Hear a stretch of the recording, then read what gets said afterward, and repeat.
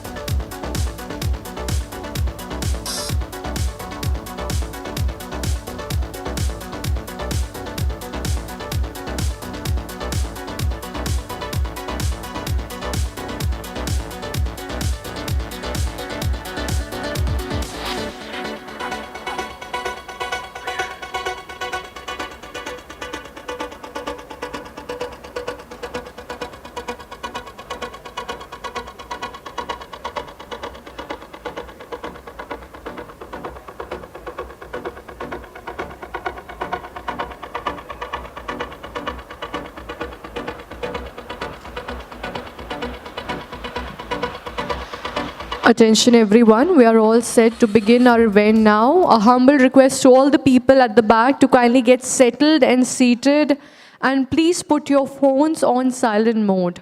Thank you so much.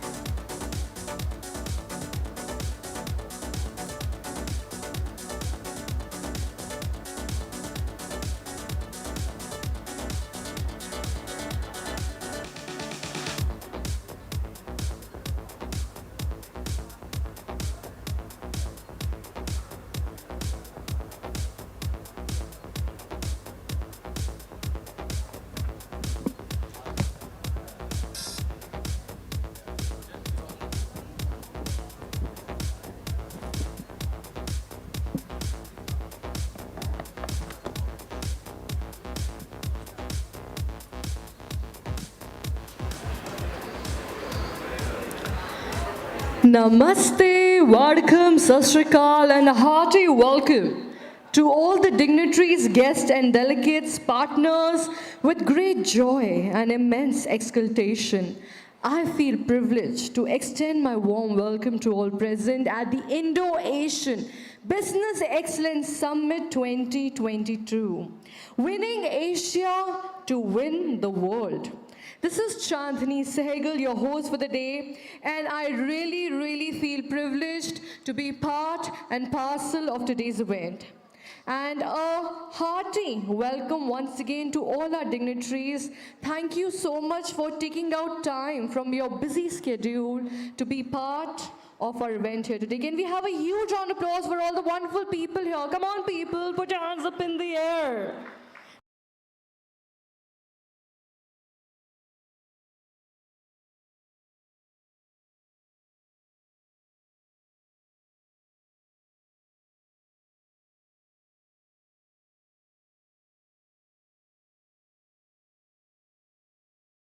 Capitalists from a variety of sectors. We connect with our readers through our monthly edition, carving our way steadily towards the highest readership figures of top-level investors and executives in India.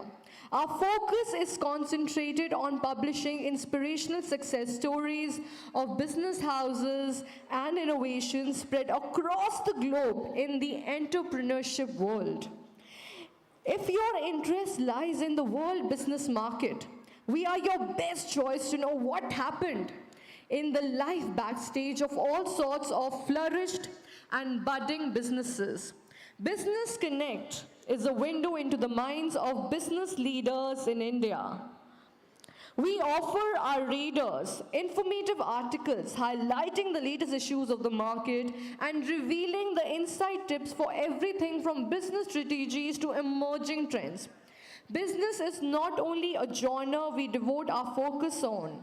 We surely understand the stress that comes with being in the top positions. Hence, we have ensured various sections on leisure, entertainment, health, and well-being of our toiling business minds. The event is a perfect platform that brings entrepreneurs, executive officers, venture capitalists across a pool of sectors. This event here, we are a brand that brings in making a growth trajectory of business success.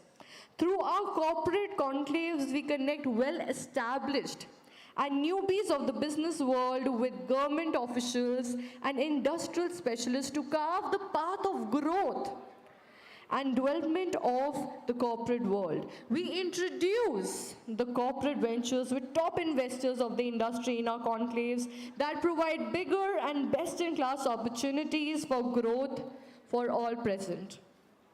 Now, without further ado, I would like to invite Mr. Ankeshwar Pandey, Chairman Organizing Committee, to kindly come and seize the opportunity to invite our honorable guest here today. Let's welcome sir with a huge round of applause, please. Thank you so much. Everybody, please put your hands up in the air. Let's have Mr. Pandey here on the dais, please. Thank you so much, sir.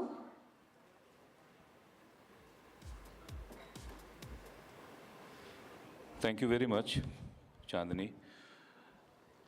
First of all, I would like to request all our esteemed guests to kindly come on the dais. I would like to invite, first of all, Ambassador Anup K. Mudgal, former High Commissioner, Mauritius, to kindly come on the dais. And I would request Mr. Abhishek Dubey to kindly escort him. I would request our chief guest today, Mr. Sajjan Yadavji, Additional Secretary, Ministry of Finance, Government of India, to kindly come on the dais. I also request Shri Sudhendu J. Sinha ji, Advisor, Niti Ayog, to kindly come on the dais. I request Mrs. Harpreet A.D. Singh, Executive Director, Air India, to kindly come on the dais. I also request Dr. Puran Chand Pandey ji, a global thought leader and member of the board, WFP Trust for India, to kindly come on the dais, please. I am requesting a very senior BJP leader and who has been well connected with the entire Indian diaspora all across the world, and he is also a former MLA, Mr. Vijay Jolly ji, to kindly come on the dais, please. I request Mr. Anurag Sharma, founder, United Art Logistics India Private Limited. If you are here, kindly come on the dais and kindly be seated.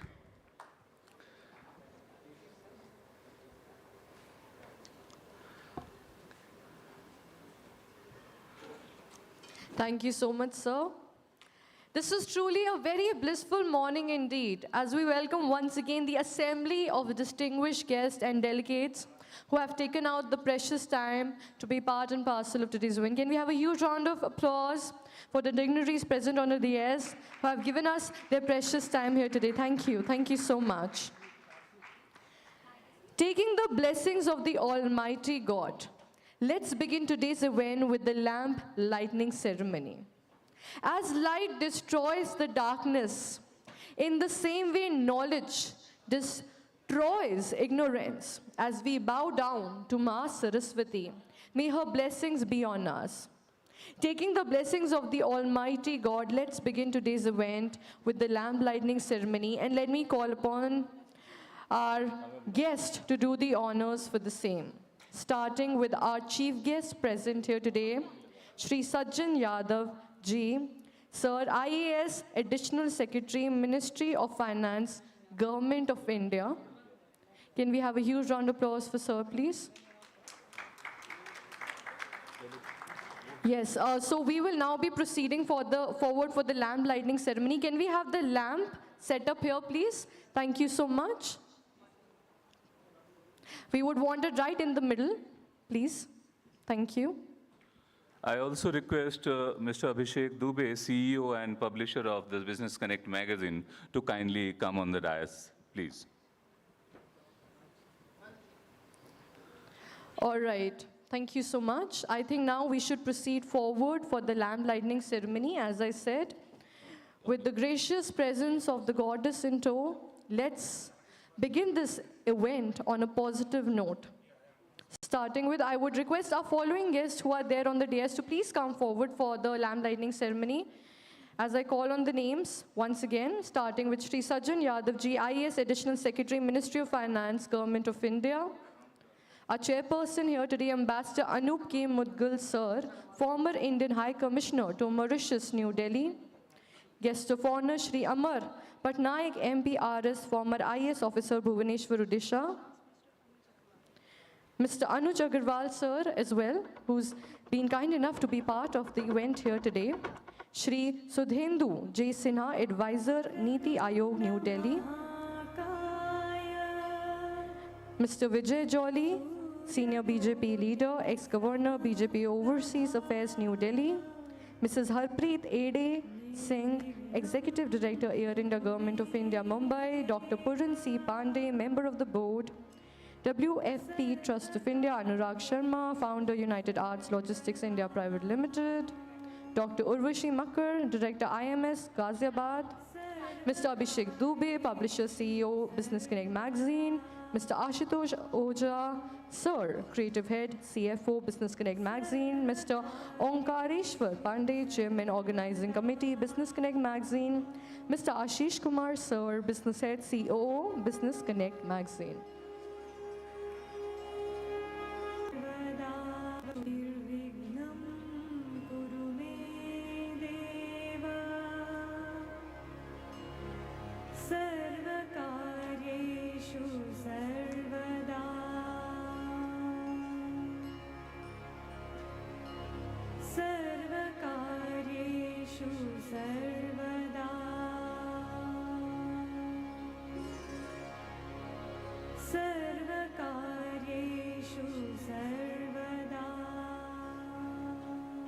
I would request the guests to kindly come forward for the group photo op here for the lamp lighting. Thank you.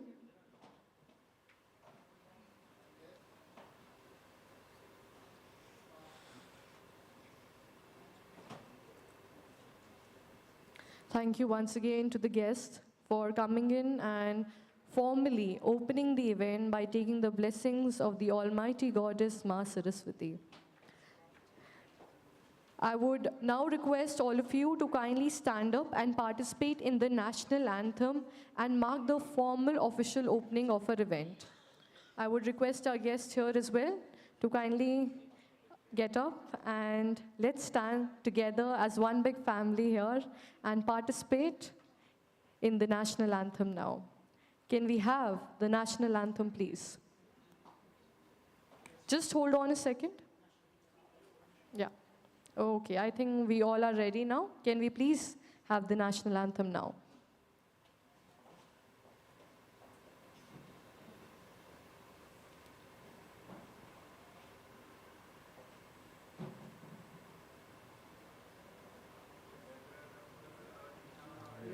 जय हे भारत भाग्य विधाता पंजाब सिंध गुजरात मराठा रावण उत्कल बंगा विंध्य हिमाचल यमुना गंगा उच्चल जलधि तरंगा तब शुभ नामे जागे तब शुभ आशीष मांगे गाए तब जय गाता जन गण मंगल दायक जय हे भारत भाग्य विधाता जय हे जय हे जय हे जय जय जय जय हे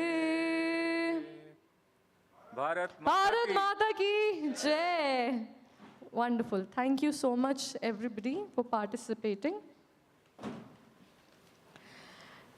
Now we would moving on to one of the most important segments of our event here today, where we would be seizing the opportunity to welcome Mr. Abhishek Dubey, Sir, Publisher, CEO, Business Connect Magazine, for the welcome address.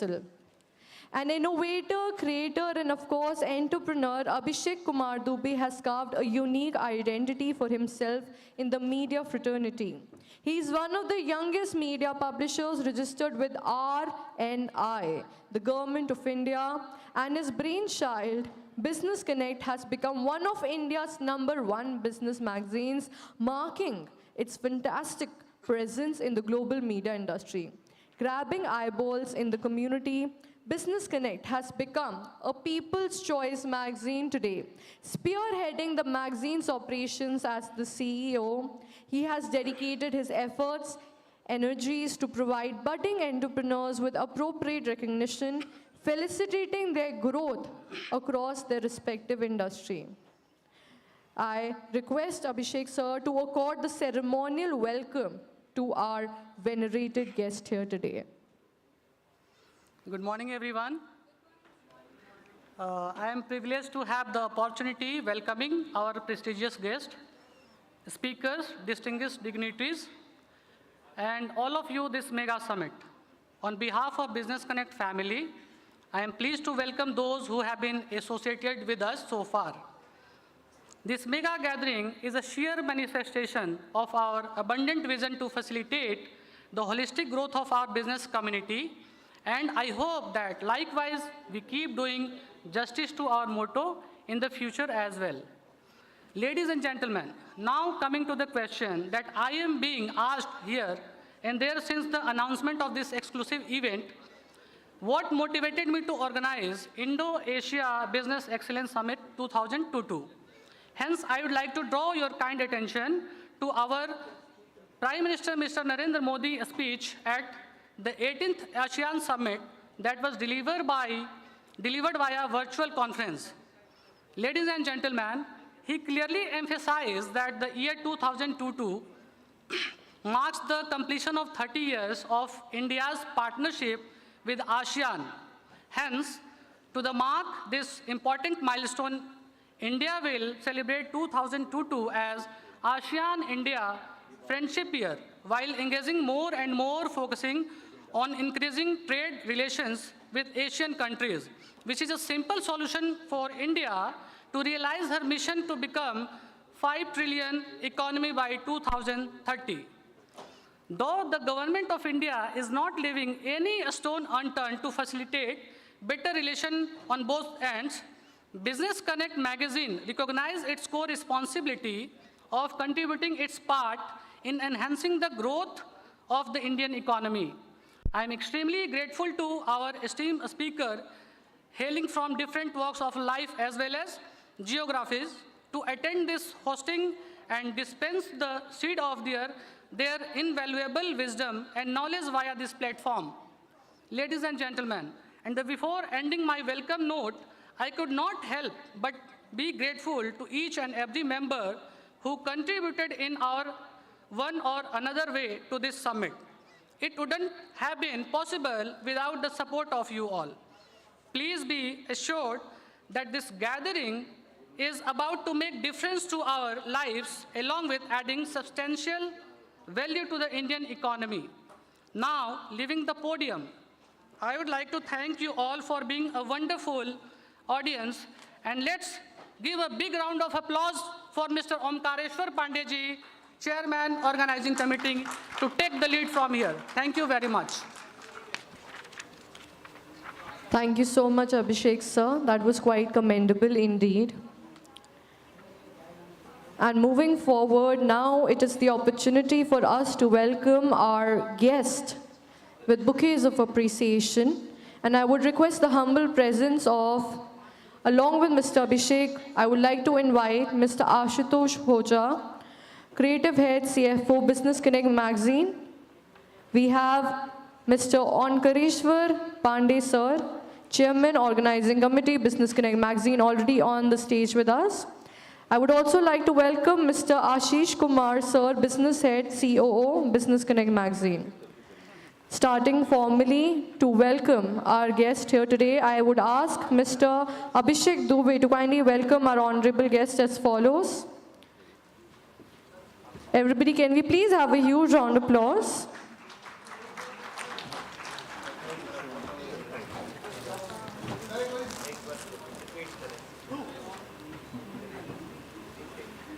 Thank you so much.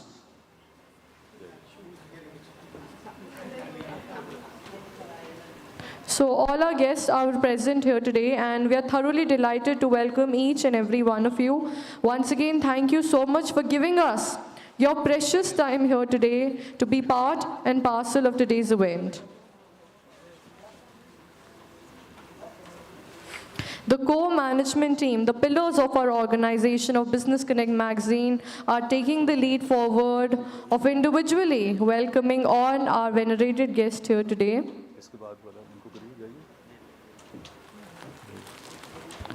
So please accept this token of appreciation on behalf of Business Connect magazine. Thank you so much for coming in here today. Everybody, can we have a huge round of applause, please? Thank you.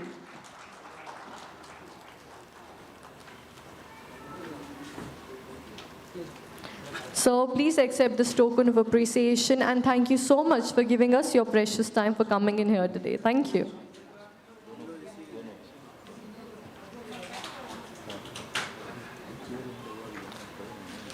Now that we have formally welcomed the humble presence of all our guests here today who are part of our plenary session here on, I would ask the moderator of our session here, Mr. Onkareshwar Pandey sir, to kindly take the lead and proceed forward for the first session on the topic, which is India-Asia Business Opportunities and India's Prospect in Asian Century, to be put forward. Thank you so much. Thank you, Chandni. Respected Chairperson, Ambassador Anup K. Mudgal ji, esteemed dignitaries on the dais, we have our special guest today joining from Mumbai. She is Consular General of Afghanistan, Her Excellency Madam Jakia Wardak. Today our chief guest is Shri Sajjan Singh Yadav, Additional Secretary, Ministry of Finance, Government of India. Our keynote speaker, Shri Sudhendu J. Sinha, Advisor Niti Ayog, New Delhi. Mrs. Dr. Harpreet A.D. Singh, Executive Director, Air India. Dr. Puran C. Pandey, Member of the Board, WFP Trust for India. Mr. Vijay Jolly, Senior BJP Leader, Ex-Convener, BJP Overseas Affairs, Delhi. Dr. Urvashi Makkad, she will be joining very soon. She is Director of IMS Ghaziabad. Mr. Anurag Sharma, Founder, United Art Logistics India Private Limited. I think he is also joining very soon. A very warm welcome, hearty welcome to you all. Also, we shall be joined by our experts and panelists from 10 countries across the globe. I heartily welcome all of them.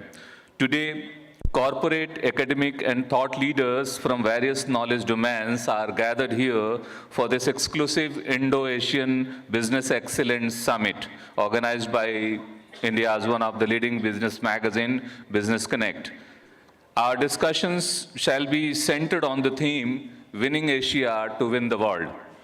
Ladies and gentlemen, Asia is yet again in the spotlight.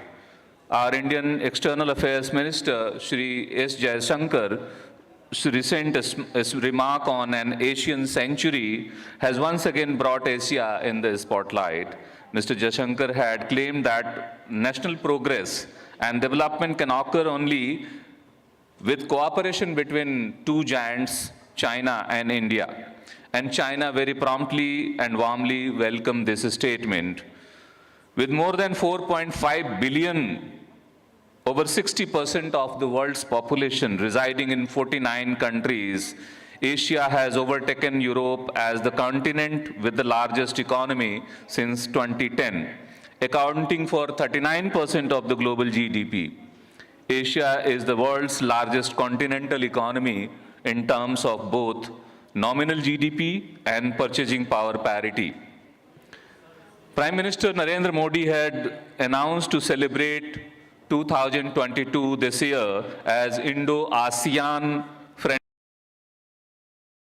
30 years of ASEAN-India partnership on October 28, 2021 last year. He had emphasized the importance for building partnerships and making a roadmap for the next 30 years to focus on connectivity and cooperation with Asian countries. So therefore, in order to commemorate the India-ASEAN Friendship Year, Business Connect has organized this summit.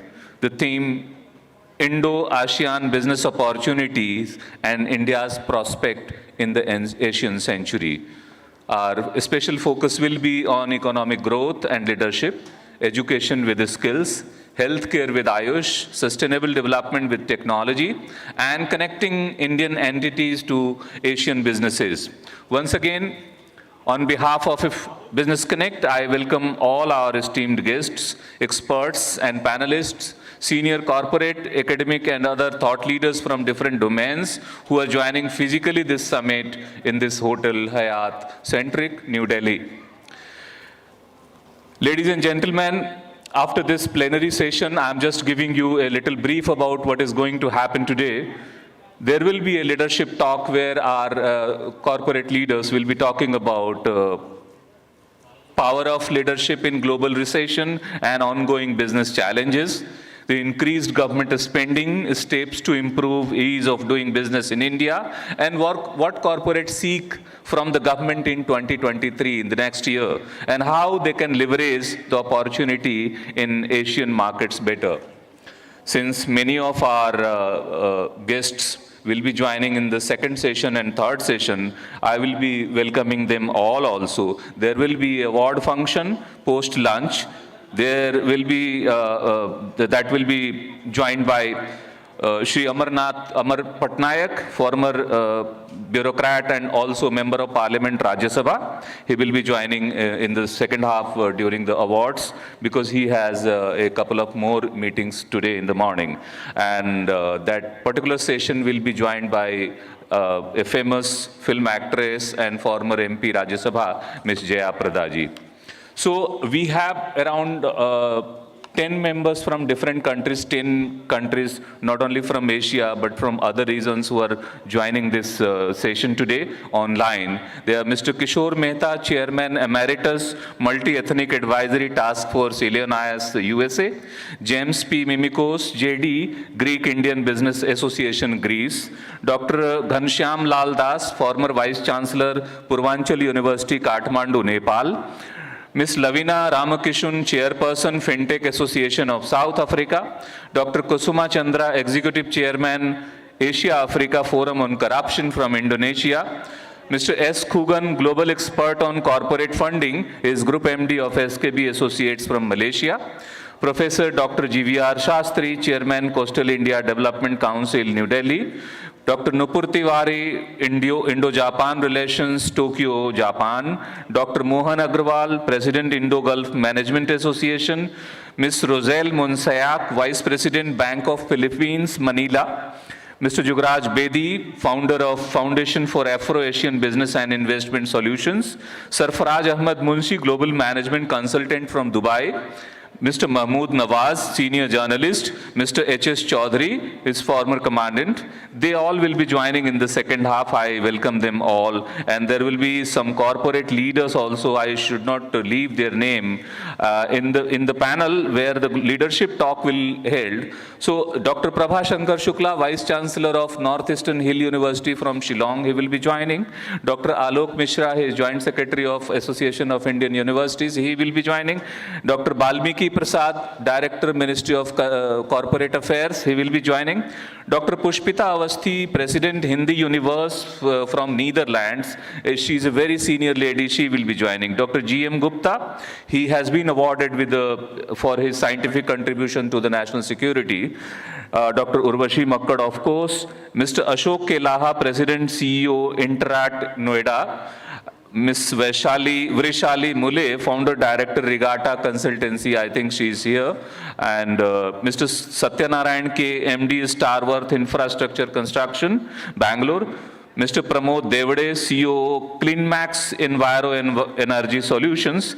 Mrs. Rajeshwari Hariharan, MD Rajeshwari and Associates. Dr. Pushpendra Pal Singh, Associate Professor and Project Director, iHub Awadh. IIT Ropar, and Mr. Snehanand Sinha, Strategic Advisor and Trustee, Akhand Jyoti Eye Hospital, Bihar. Now, after welcoming all of you, I would request my kind of mentor, elder brother, who has been teaching me, guiding me, mentoring me how to do these knowledge activities since last 25 years, and he has been a global thought leader.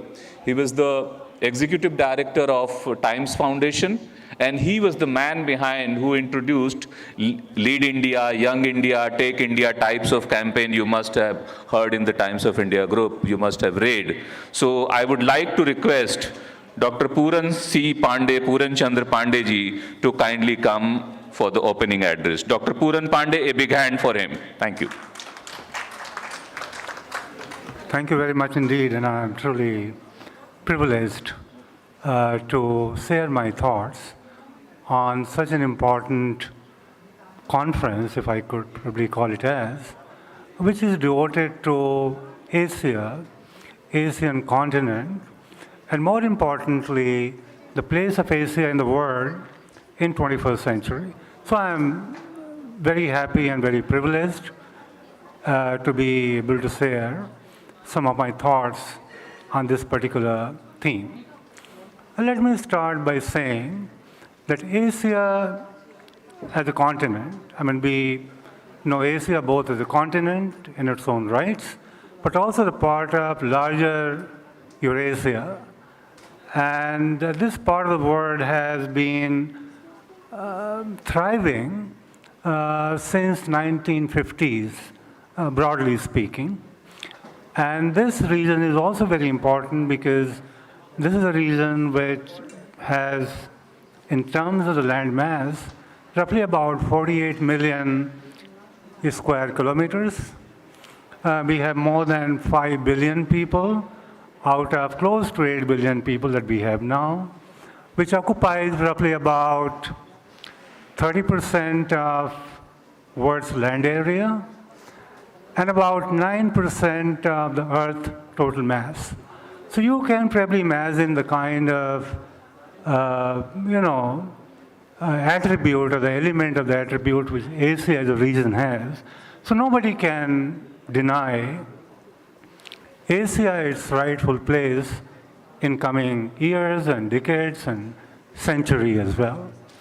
And you might have also read that it is not only the government tom-tomming, that Asia is doing pretty well, the governments of Asia, several governments in Asia, but companies like McKinsey's and the CEO of McKinsey of late went on record to say that it is not only Asia which is going to thrive, but within Asia there are a couple of countries which are really going to lead the charge from the front.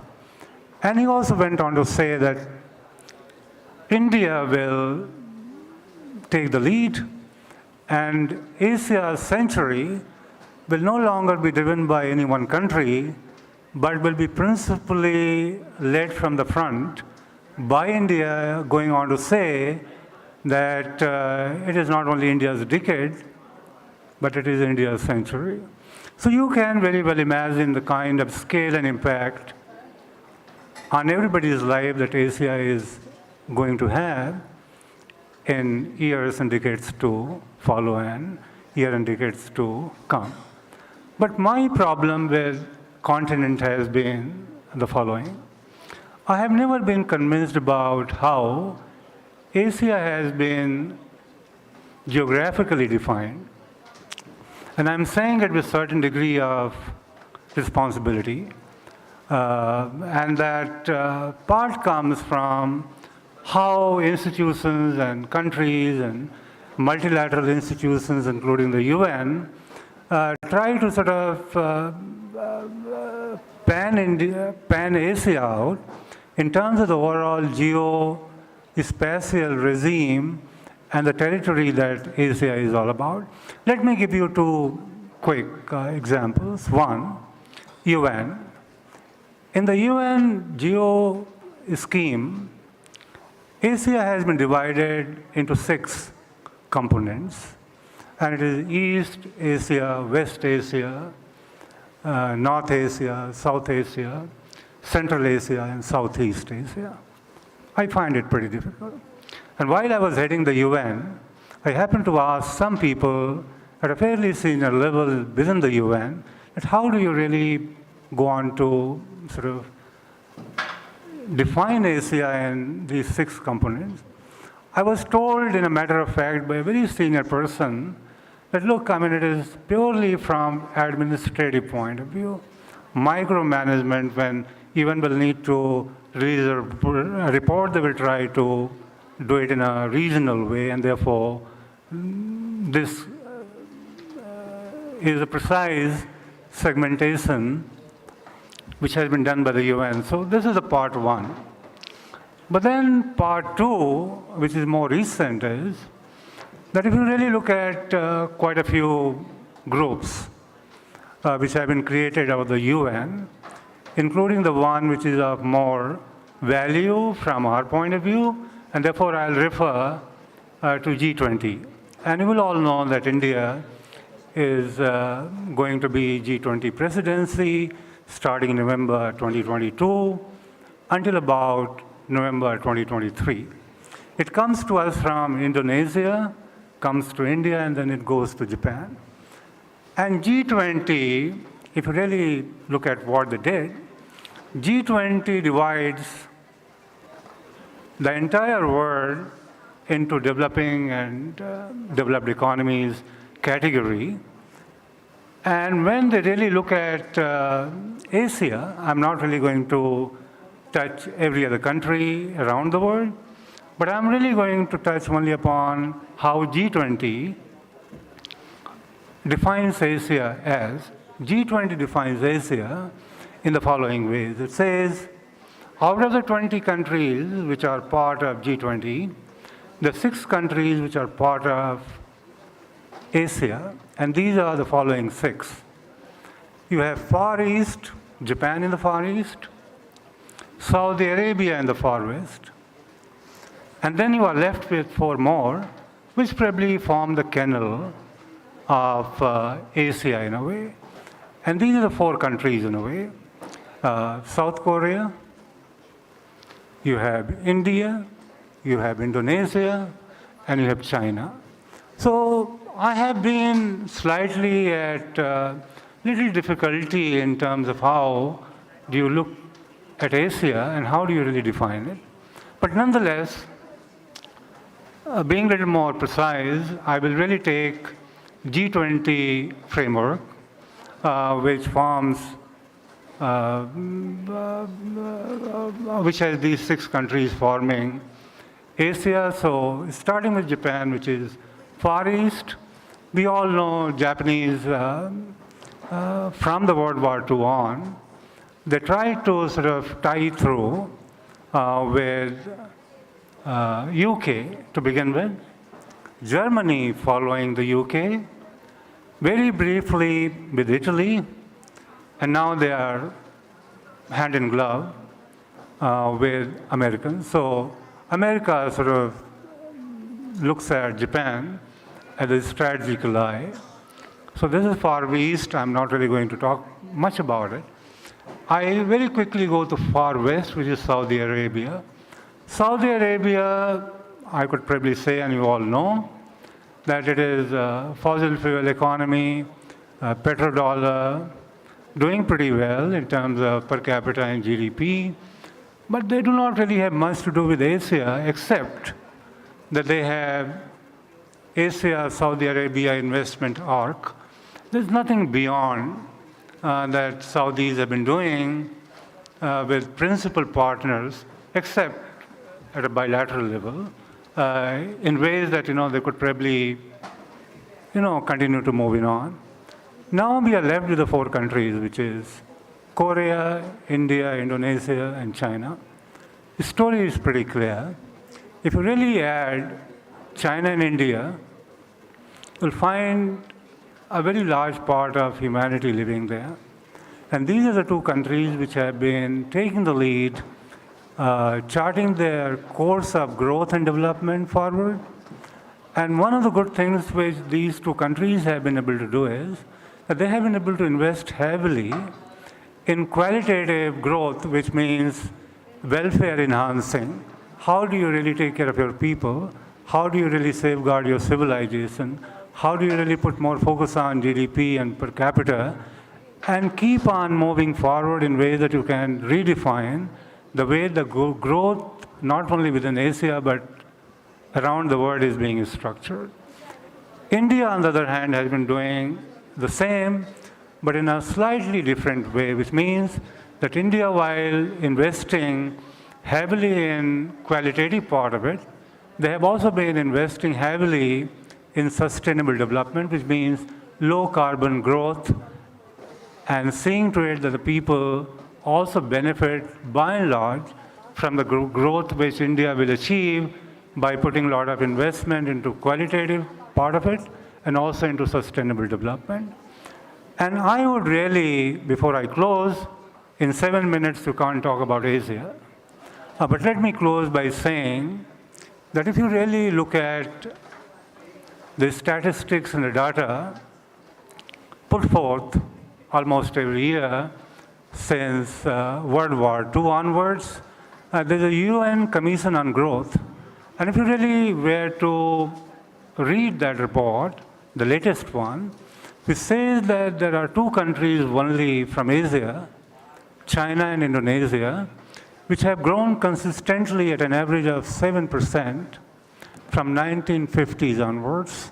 So if you were to really look through the lens of aggregation, Korea, highly technologically developed economy, China and India, large markets, very large humanity, a lot of application of technology, and their role in geopolitics in the region. Indonesia, also included, will probably give you the kind of landscape of the kennel of the countries in Asia, which are not only going to shape the way their own economy is going to fare, not only by the way what they do and how they really thrive in terms of GDP growth and number and so on and so on forth, but Asia as a continent is really going to lead the way the world is going to grow and the way the world is going to thrive from here on. So I would really stop here. 7 minutes are really, no time to sort of talk about a continent which is so big, but I am happy to have shared my larger view about the continent, and I would really encourage all of you to sort of contribute in ways that you can, so that we, not only as a country, grow and thrive, as I said in the beginning, but how do we really move forward together to see that Asia becomes the engine of the growth for the world for many more centuries to come, at least for 21st century, if not beyond that. Thank you very much indeed.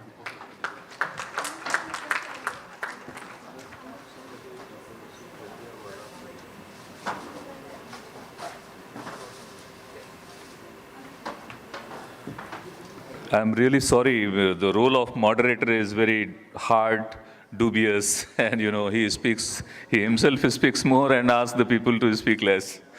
So we have Her Excellency Madam Jaya Prada. She is the Consular General of Afghanistan. She is on the line from Mumbai.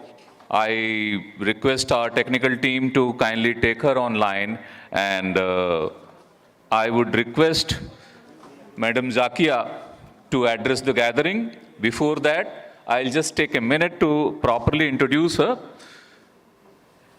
By profession, she is an engineer. So Engineer Jaya Prada serves as Consular General of the Islamic Republic of Afghanistan in Mumbai, India since August 2020.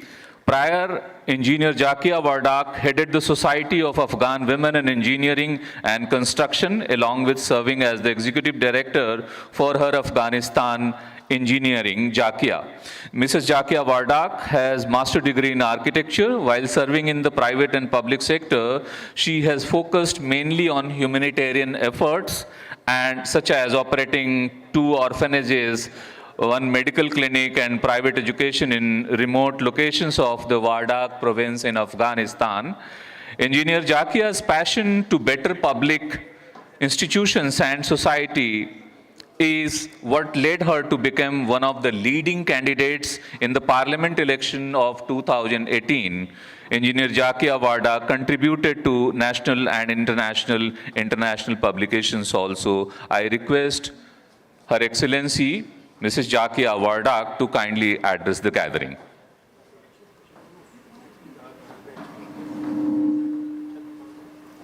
Thank you so much, and appreciate your kind introductions. Distinguished guests, ladies and gentlemen, assalamu alaikum, namaste, and very good morning. It is an honor to be here today to celebrate the Indo-Asian friendship as we all remember the 30 years of this journey with numerous trade, talks, and friendship between Asian countries. So we deserve a huge applause, and definitely we also mark a road for the future through this path by adding the best that we can offer. As we celebrate this year, the Indo-Asian Friendship Year, I would like to extend my heartiest gratitude for all the help and support Afghanistan has received through our friendly country, India, in all these tough times. And I would like to thank the Business Connect for the invite and for organizing this event. We all know how important enhancing intra-regional trade is, and enhancing it is the need for the power as a global trade is seeing a huge jump. We also need to increase better connectivity, the flow of goods, better equipped services, knowledge, and human capitals are some initiatives that would help us provide access to the new markets. While each member pursues its own national reforms agenda, collectively we can offer all the aspects that benefits us all. The trade in India, the trends in India's trade with its neighbors are soaring high, and we must aim to achieve more than what we have right now. ASEAN deliberately gives us great strength, so we must develop our strength further to across the barriers and burn the bridges. Owning the geography and other power that we possess, I believe that ASEAN Connect will help us generate new opportunities for increased businesses in Asian countries, and especially countries that need help and support of the region, like Afghanistan. India and Afghanistan have a very friendly and successful trade relation and huge trade potential with each other and other countries as well. As you all know, the regime in Afghanistan has collapsed, but the trade has not stopped, and the potential is always there. I would like to conclude by saying that Afghanistan has lots to offer to one and all, whether it is the dry fruits or mining or agriculture and also our water sources. We can help each other with the trade in commerce and also invest in each other's countries for growth and development. Afghanistan welcomes investors to invest and very keen to have a trade relationship with all the countries in the region. Despite all these progresses South Asia we have to work together, unified to create the new and better opportunities to overcome any trade barriers that hinders trade, along with the removing roadblocks and clearing our path. I look forward to new ideas and suggestions how we can empower each other. Thank you so much. Thank you. Thank you so much, Excellency Engineer Jaya Prada, for your word of wisdom. And you rightly said that more and more cooperation is needed among the Asian countries. And we have a lot more things to share with each other. Now, with the permission of the Honorable Chairperson today, I have to little change the schedule. And since our chief guest has to leave little earlier, I would like to invite Dr. Sajjan Singh Yadavji, IAS Additional Secretary, Ministry of Finance, Government of India. He is a PhD from London School of Hygiene and Tropical Medicine, DRPH, an officer of Indian Administrative Service with 28 years of experience in managing senior positions in the federal government and 6 different state governments and union territory administration. He has keen interest in health systems, health policy, and injuries epidemiology. DRPH from the Department of Global Health and Development, Faculty of Public Health and Policy, London School of Hygiene and Tropical Medicine, worked on injury epidemiology and injury surveillance, especially for construction site injuries. His thesis was entitled Public Health Surveillance of Construction Site Injuries in Delhi, India, using the first information reports registered by Delhi Police. His research interests include health system, health policy, health inequalities, social and structural determinants of health and international health, malnutrition and anemia in women and children, and unintentional injuries. His recent book, India's Vaccine Growth Story, published by Sage Publishing India, I think the stall is there outside. If you like, you may buy also, is in the spotlight, is in the market. It's a super hit.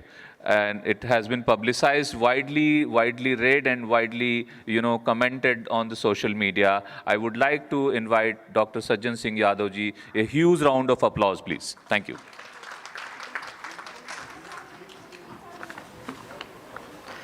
Thank you so much, Omkareshwar ji. So, a very good morning to all of you and dignitaries on the dais.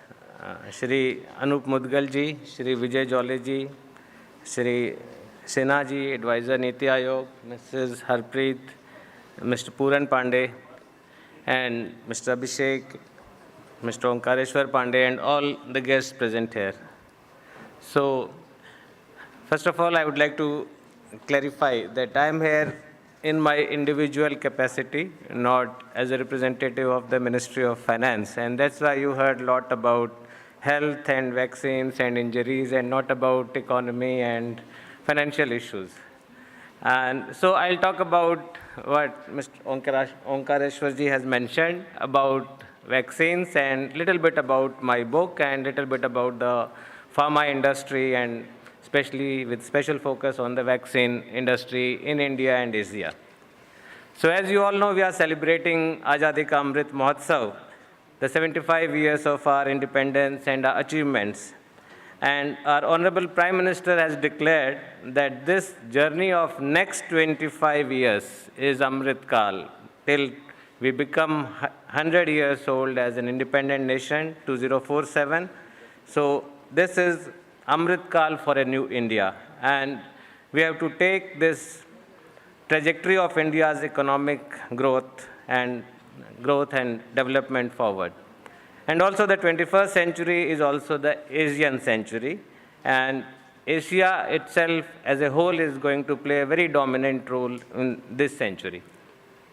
So coming to the pharma industry, so we have done a lot.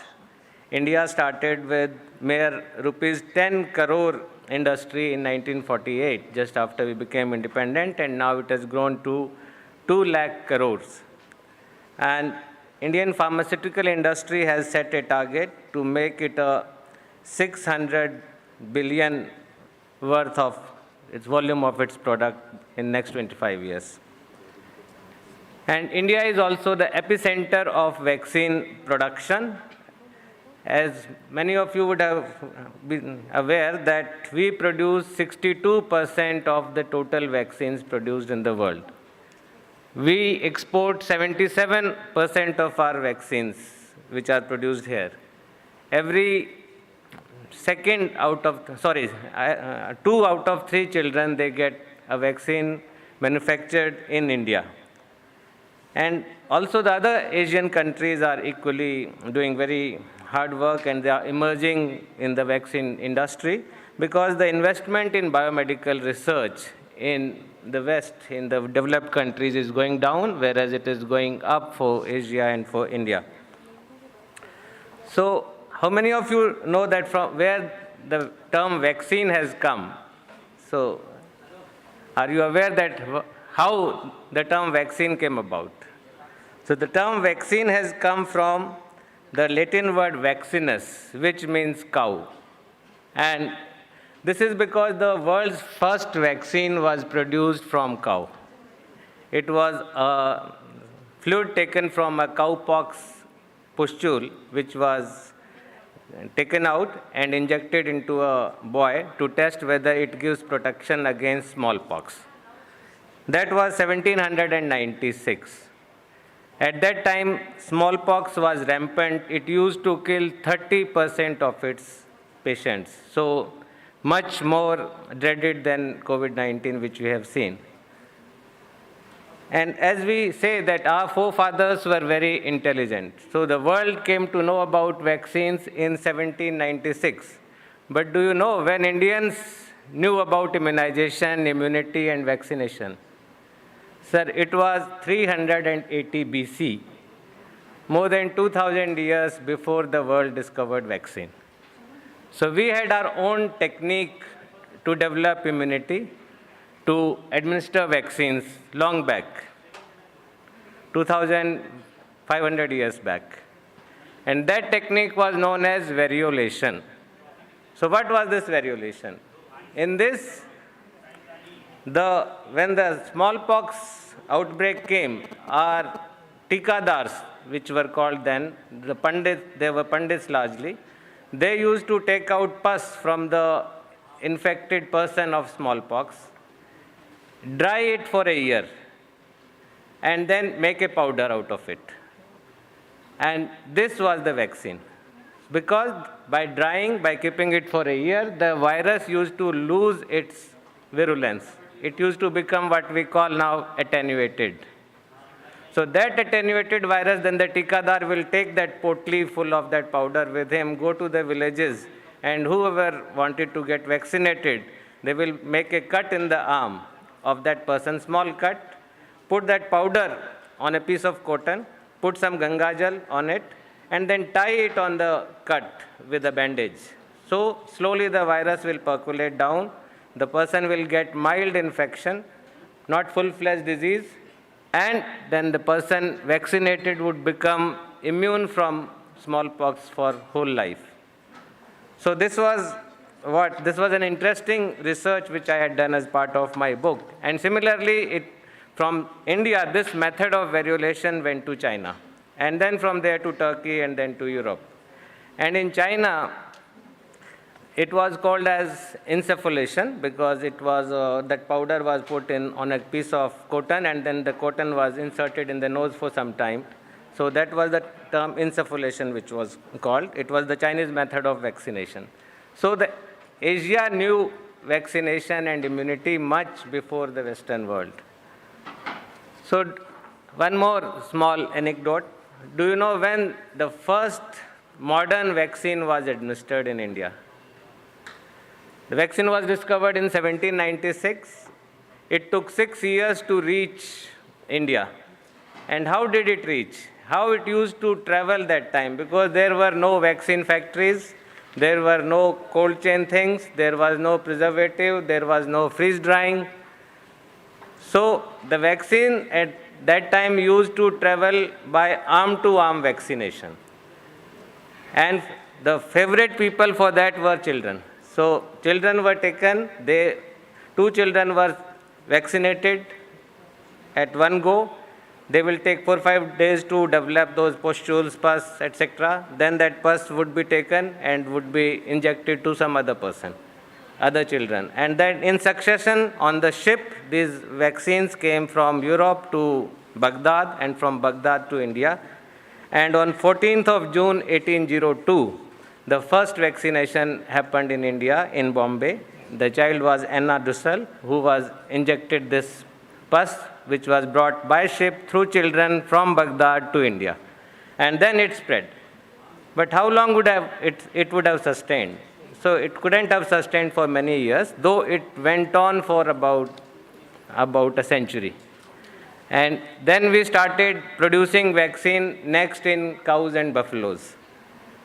So this is how we have traveled a very long journey. So from 1796, when the first vaccine was developed by Edward Jenner, the second vaccine took almost 90 years to come. It was developed by Louis Pasteur against anthrax, and the next one against rabies. So one more historical small fact. The first vaccine to be developed in India was against plague. It was 1896. The plague was rampant in Mumbai. It had come via ship.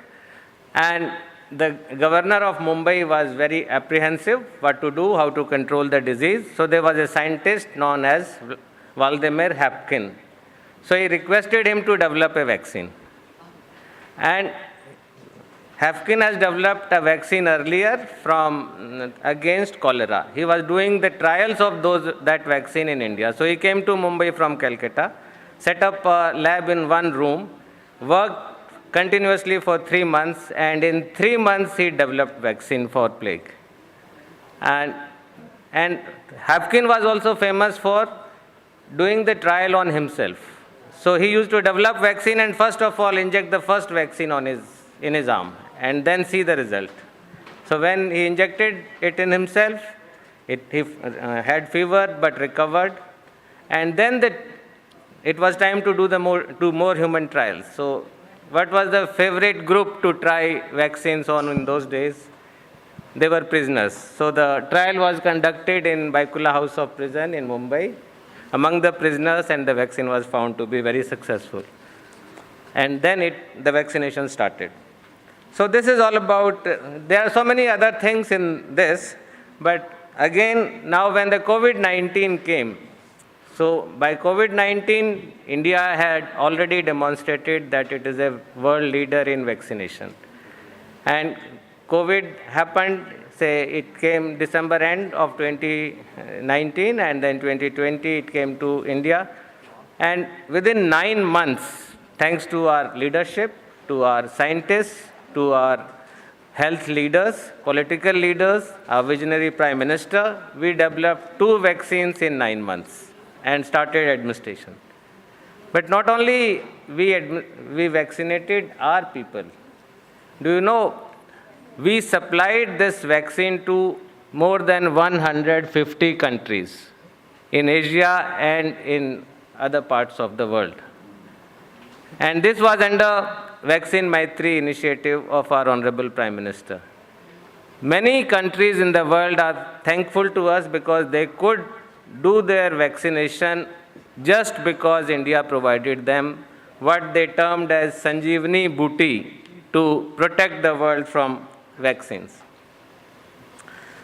So there are a lot of things which I want to talk about, but since the time is less, I would just confine to certain things which are more industry relevant, and because this is an Indo-Asian Chamber of Industry Commerce.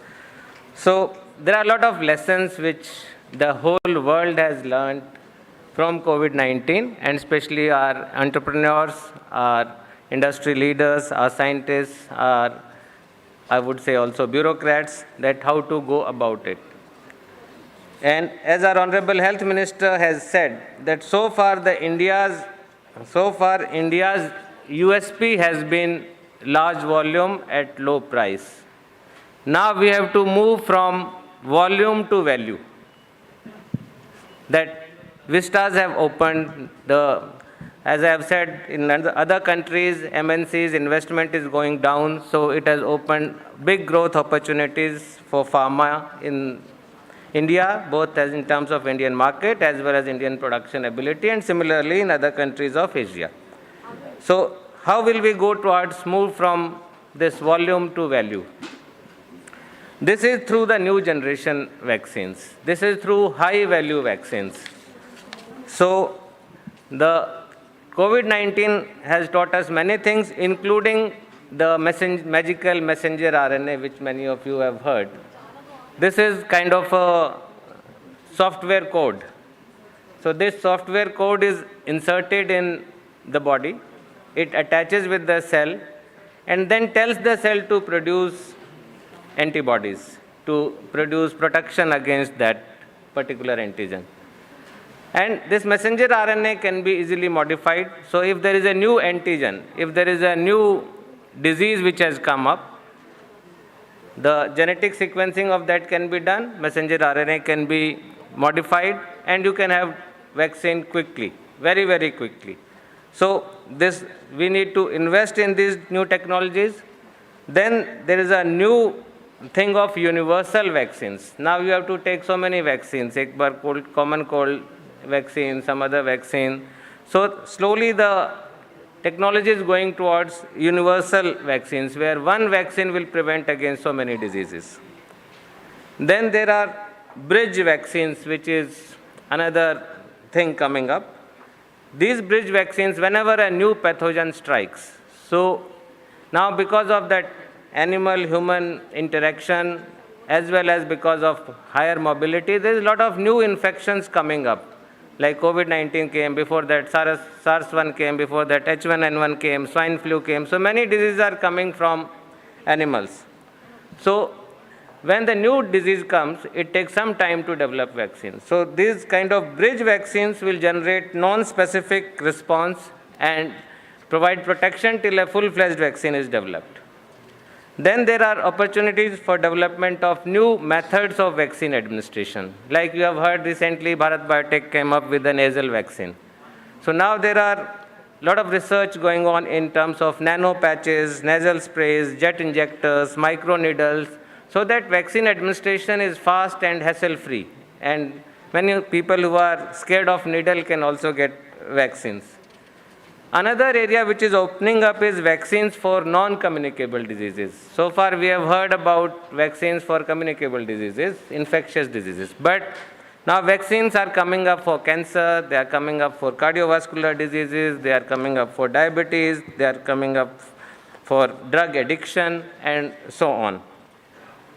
So that's why I'm saying that there is a lot of opportunity in the time to come, in the Amrit Kal, for our industry, for entire Asian industry, as well as for the vaccine industry in particular. So we all have to harness those opportunities, we have to take advantage of those opportunities, and now grow from volume to value in the times to come. So I would stop here because the time is very less. Thank you so much. Thanks to the organizers for giving me this opportunity, and thanks to the audience for hearing me out. Thank you. Thank you very much, sir. Thank you so much, sir, for your remarkable words indeed. And it was really wonderful to understand the knowledgeable insights of your expertise and knowledge that you shared here on the stage with us. Thank you so much. I would like to now seize the opportunity to once again ask Mr. Abhishek Dubey, sir, to kindly come forward, along with Shri Anup K. Mandal, former Indian High Commissioner to Mauritius, New Delhi, to Honorable present. Anup K. Mudgal, sir. Yes. Honorable Anup K. Mudgal, sir. Honorable Anup K. Mudgal, sir, Ambassador, sir, His Excellency, to please come forward along with Abhishek, sir, to present the memento to our chief guest here today, Shri Sajjan Yadav ji, IAS Additional Secretary, Ministry of Finance, Government of India. Sir, please. It's a humble request from our side to please accept the memento from our end. Can I have a bit volume on the mic, please? Thank you.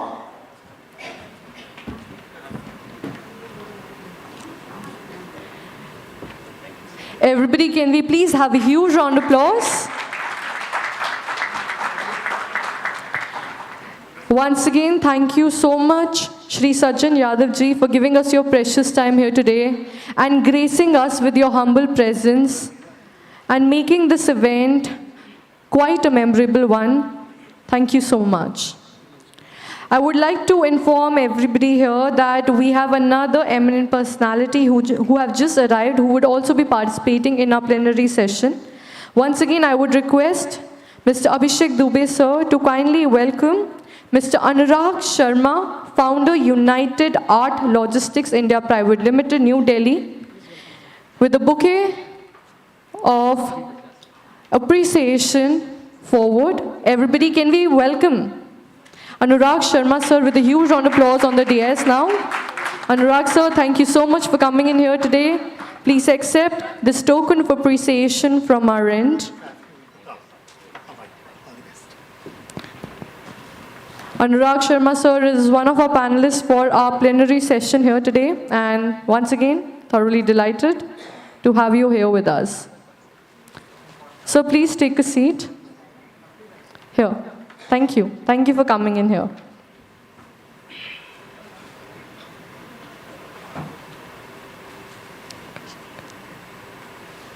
I would also request the moderator of this session to once again take the lead and continue with our plenary session here today.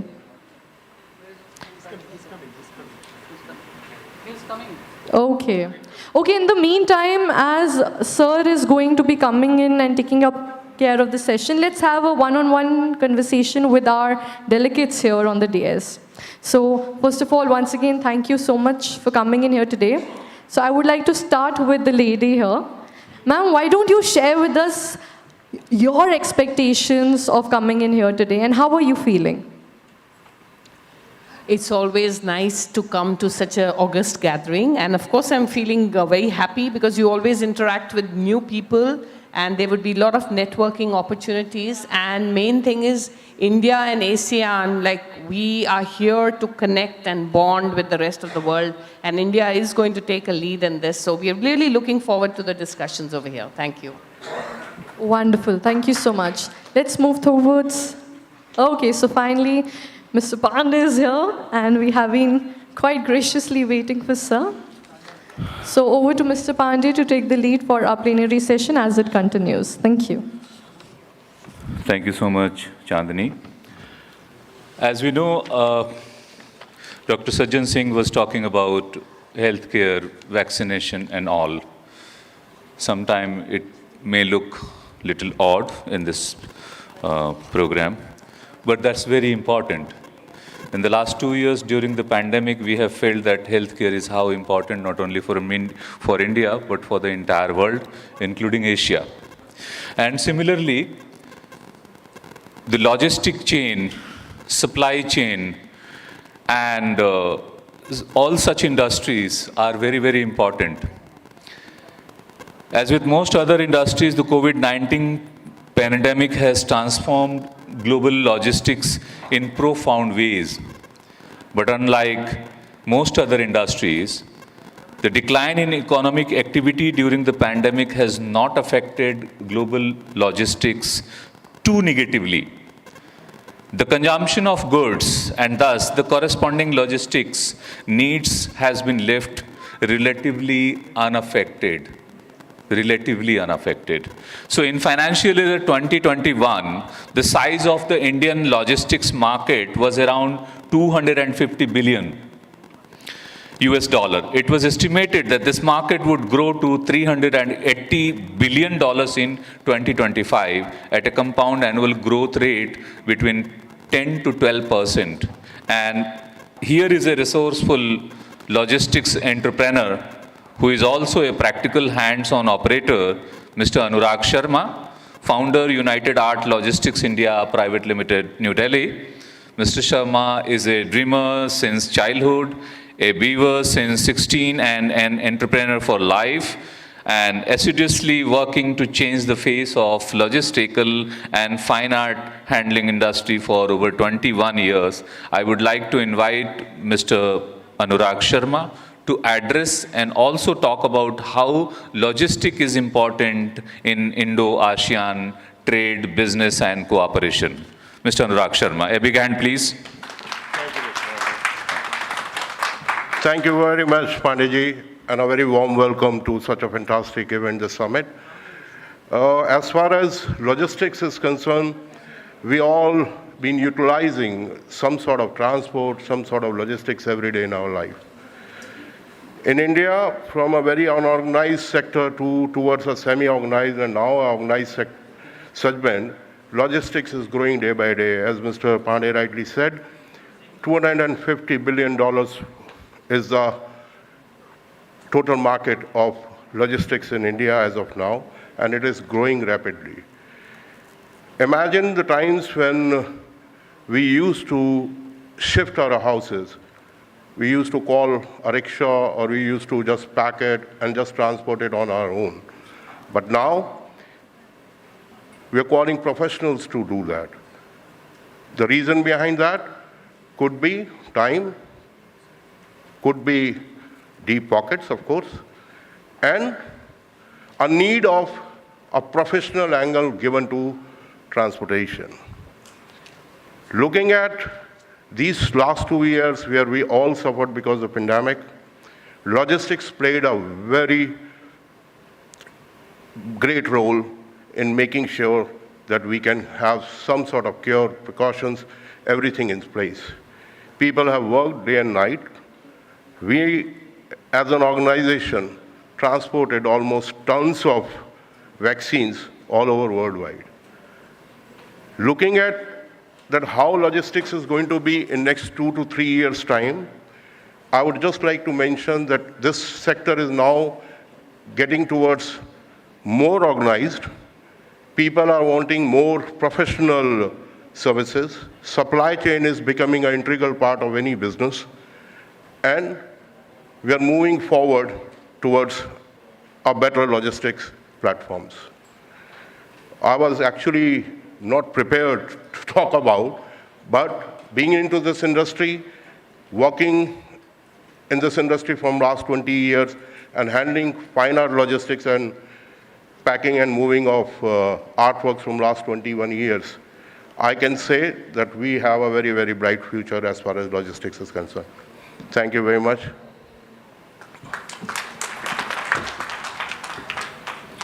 Thank you very much for your very brief and to the point deliberation. अब मैं बुलाना चाहता हूं doctor Vijay Jolly जी को। Bharatiya Janata party के वरिष्ठ नेता हैं, केंद्रीय कार्यकारिणी समिति में भी रहे हैं, एक राज्य के प्रभारी भी रहे हैं, विधानसभा सदस्य भी रहे हैं और बीजेपी के ओवरसीज इंडियन अफेयर्स के कन्वीनर रहे हैं और इस नाते पूरी दुनिया में हिंदुस्तानियों से बहुत करीब से जुड़े हुए हैं। तमाम देशों में जितने वरिष्ठ हमारे भारतीय मूल के लोग हैं उसमें से कई सांसद हैं, कई जगह प्रधानमंत्री हैं, कई राष्ट्रपति हैं, उनसे आपके सीधे संबंध हैं और मैं यहाँ इस कार्यक्रम में बुलाने से पहले कई एशियाई देशों के लोगों से भी हमने उनसे बात की और कराई और उन्होंने कुछ वो भी हमें कॉन्टैक्ट्स भी दिए और जोड़े भी। तो आज जब हम भारत और एशिया के बीच संबंधों को प्रगाढ़ करने की बात करते हैं, डेवलपमेंट की और उसकी बात करते हैं कोऑपरेशन की, तो मुझे सुनना अच्छा लगेगा डॉक्टर विजय जॉली जी को। मैं रिक्वेस्ट करता हूं कि वो आएं और हम सब उनका तालियों से स्वागत करें और हम सभी अपने स्पीकर्स से अनुरोध करते हैं, पहले भी अनुरोध किया है हमने कि समय का थोड़ा ध्यान रखें क्योंकि हम लोग ऑल काफ़ी डिले चल रहे हैं। Doctor Vijay Jolly ji, a big hand please. Thank you.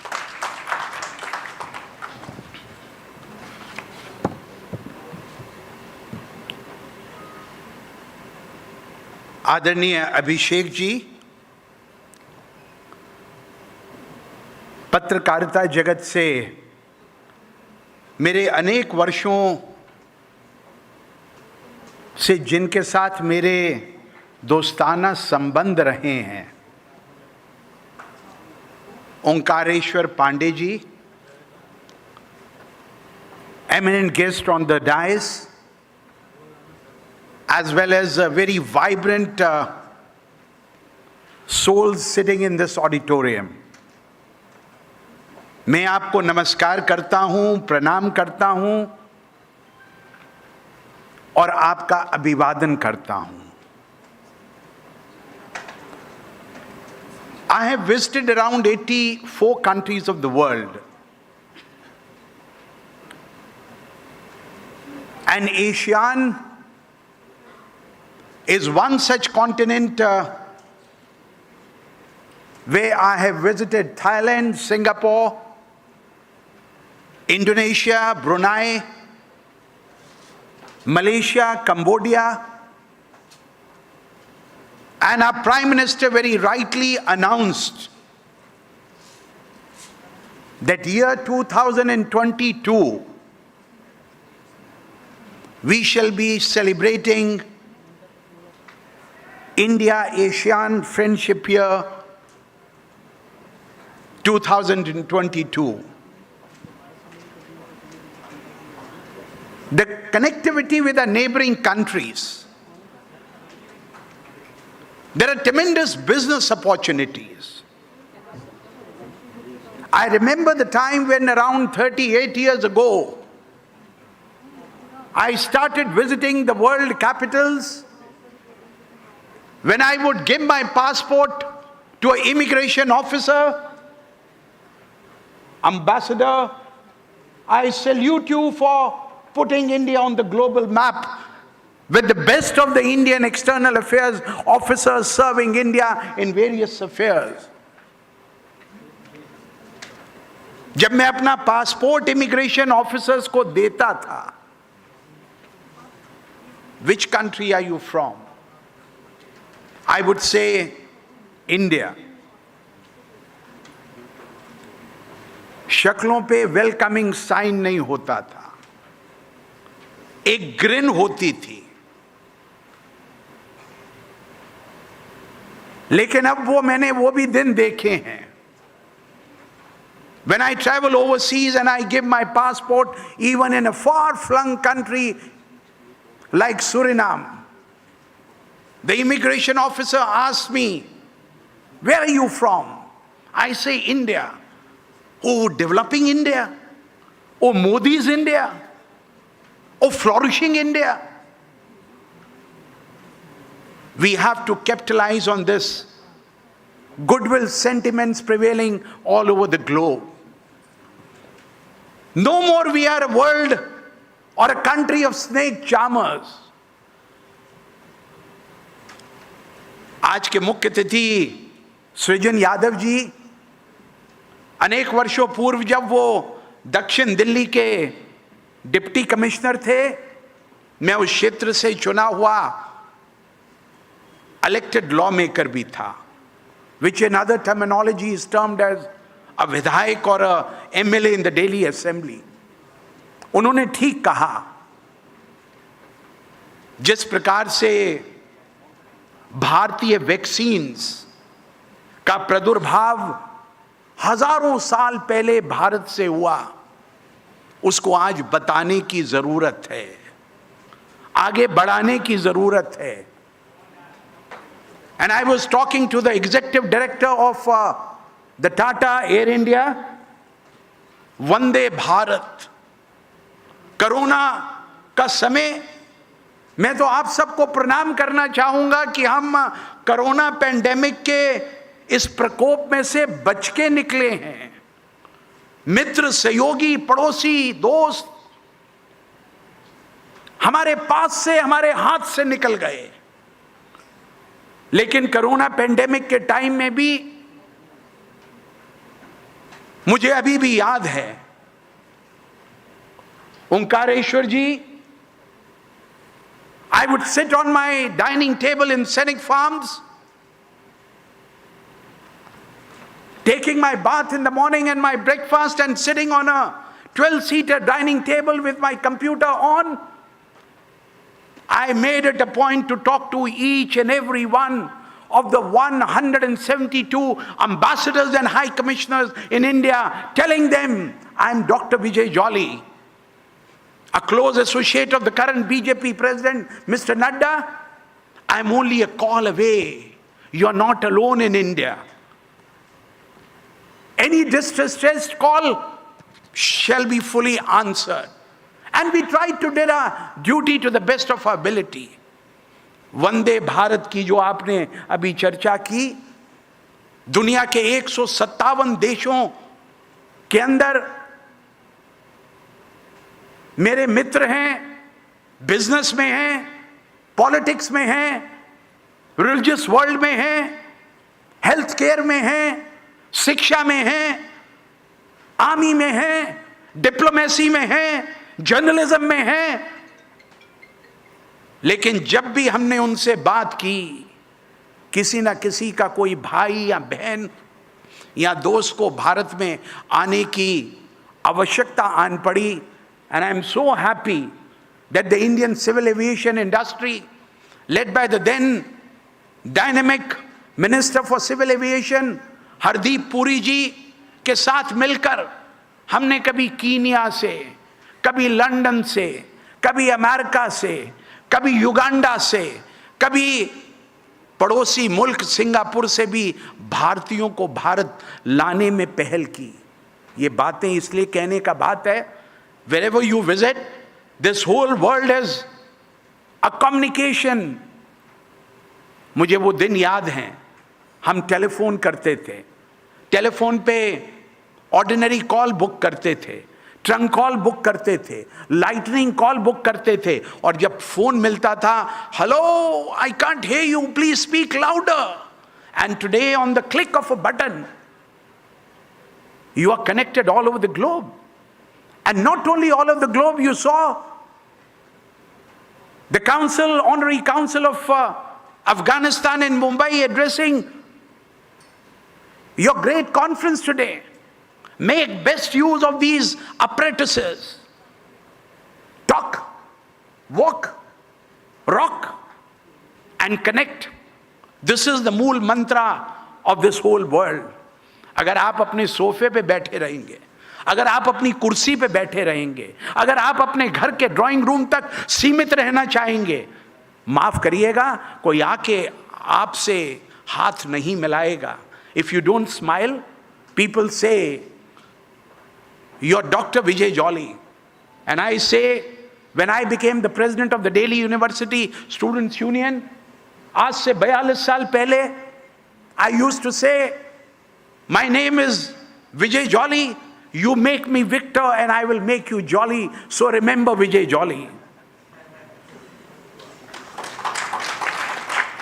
हंसते रहें, ताली बजाएंगे तो आपके ही सेहत में इजाफा होगा. हम तो ताली बजाना भी भूल गए हैं.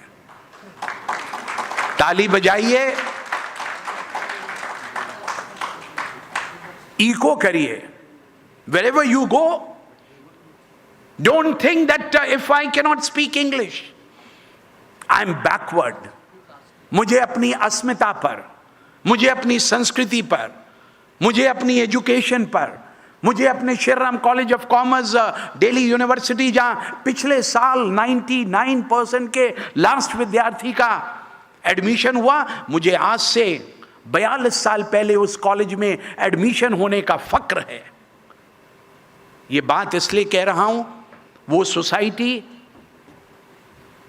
वो जमात जो अपनी भाषा के ऊपर, अपने काम करने की शैली के ऊपर, अपनी शिक्षा पद्धति के ऊपर, अपनी हिस्टोरिकल हेरिटेज के ऊपर गर्व नहीं करती है, उसको कोई पूछता नहीं है. इसलिए I would salute my prime minister mister Narendra Modi.